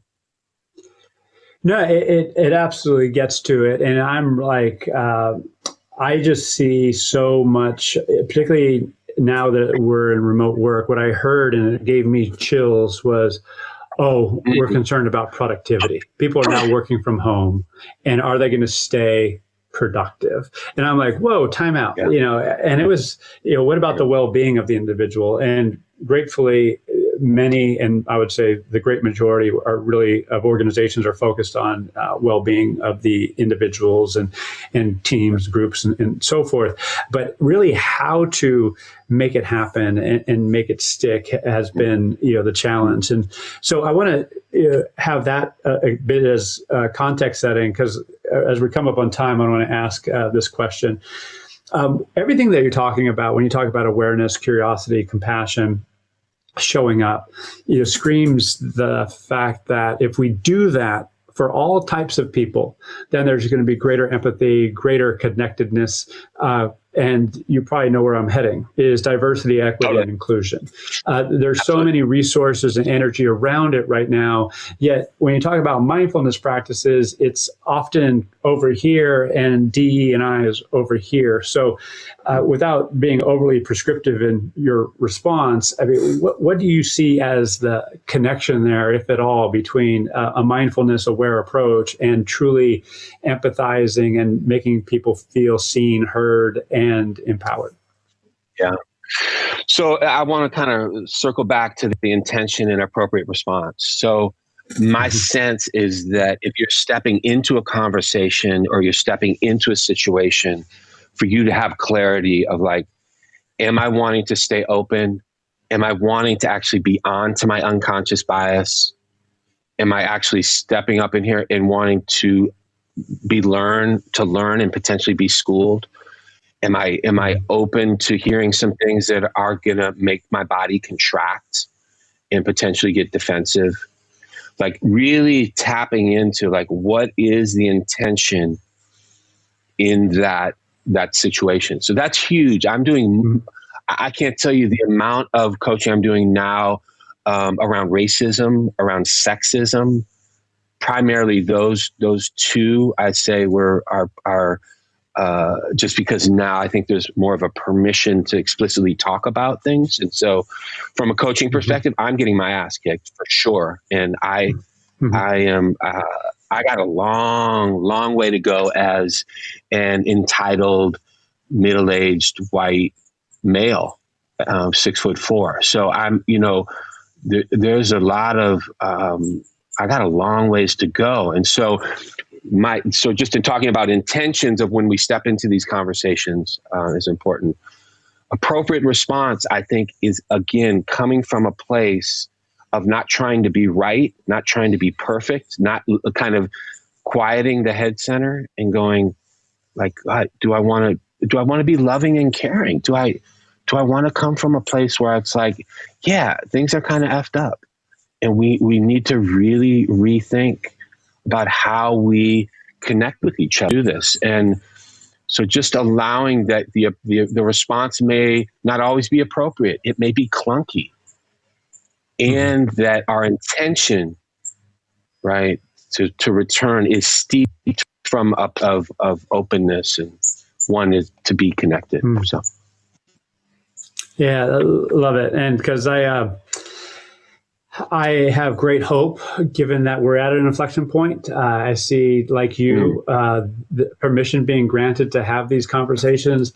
I, like you, I imagine too, am fearful that it's going to be a transactional fad. Okay, I checked that box. Now we move on. And, you know, how do we actually sustain it and build habits of connectedness, habits of empathy, habits of empowerment?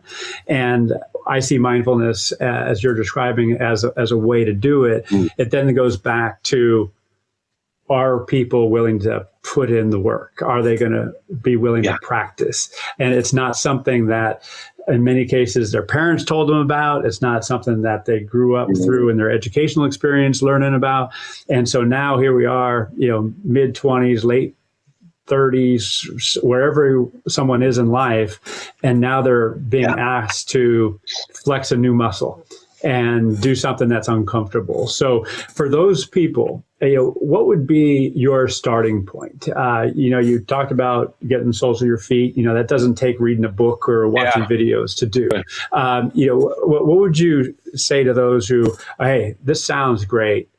I don't want to read 8 books on this and, you know, watch you know, a bunch of videos. I mean, where's your entry point?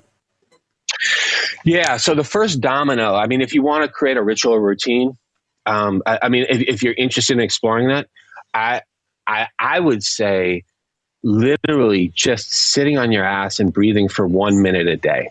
And it may seem really like Mickey Mouse, but I would just invite you, you know, maybe even, I'll make it even, let's make it even more doable. Before you step into a Zoom conversation, to just take 10 breaths, to just remind yourself that you have a body, right? And just feel your soft belly rise and fall 10 times. And just that alone can shift energetically, going from fatigued and slightly pissed off to like, oh, okay, well, let me be with what arises. So, I'm kind of a broken record, and that it comes back to breath. That's what I'm always anchoring in. So, and again, I come from a place, I've been fortunate for doing this for 30 years. My mom grabbed me by the back of my neck. I was dealing with depression in my 20s. And she said, kid, you need to learn how to breathe. And so, not to be dramatic, it saved my life. So I have a relationship to it, as to, not to sound dramatic, but to do it as though my life depended on it, and my quality of life, and also how I can be of service. So I don't think I answered your question, but I would just point to a simple breathing exercise as an entry point and a potential first domino. Yeah, no, you definitely answered it, and it's very accessible. And that's a point I wanted to highlight, because many, oh gosh, I got to sit for 10 minutes, and then I got to get to 20 minutes, and then I got to get to 40 minutes. I'm like, wait, time out. That it doesn't have to be like that. And so thank you for that. And thank you for what you do. Thank you for the gift that you've given me and my family. Super appreciate you. And I just want to highlight one thing before we sign off here, is that, everything that you talked about, is we're so stressed, given all the demands on our lives. Taking this time actually elevates capacity, and it helps us, be aware, prioritize, do all these other things, which, again, has been a gift to me as I race through life. And if we have a bunch of direct reports or people that we're working with, able to control the pace of life and not getting caught up in that hamster wheel is hugely empowering. So, thank you for that gift that you've helped me nurture over the years. And, thank you for doing what you do. As we wrap, any closing comments, and how can people learn more about you and what you're doing? Totally. But the first wrap I want to have is, first of all, I just really want to commend you and feel honored to be your friend and your peer, because what the nut you're trying to crack is so important. And I think we're coming at it from different angles, but definitely in the same spirit, I think, in a lot of ways. And it was interesting. I was thinking last night before I got on here, I was like, are we really talking about the future of work, or are we talking about the future of people? Like how, like who we are as a people. And work is just one aspect of how we show up. And my sense is that the invitation of staying awake and staying present is really about looking at the sort of the wholeness of who we are. And work's a huge part of that. But I was just like, what's the future of us? So I was playing with that last night, and I was just kind of we'll talk later about that, but I just want to do that. You know, I'm really, you know, I work up at Berkeley MBA. I'm working over at Google. You know, if you ever want to chat or whatever. But you know, again, just honored, and I also just want to say, now this for a long time is, I love the tag "People Data for Good." I just, you know, I think inherently in the spirit of that, and what we're all trying to do is become more human and just become more real. And how do we as a community do that? And so I feel grateful to, you know, connect and would love to continue the connection in any way that I can support. Count me in. Well, thank you, my friend. And yeah, thank you for doing what you do and being who you are. We're all blessed, and all those who interact with you are blessed. So, you know, thank you again. So, yeah, we'll talk again soon. There's much more to discuss. And so right. Thank you, and see you soon. Yeah. Okay. All right. Be well. All right. Okay.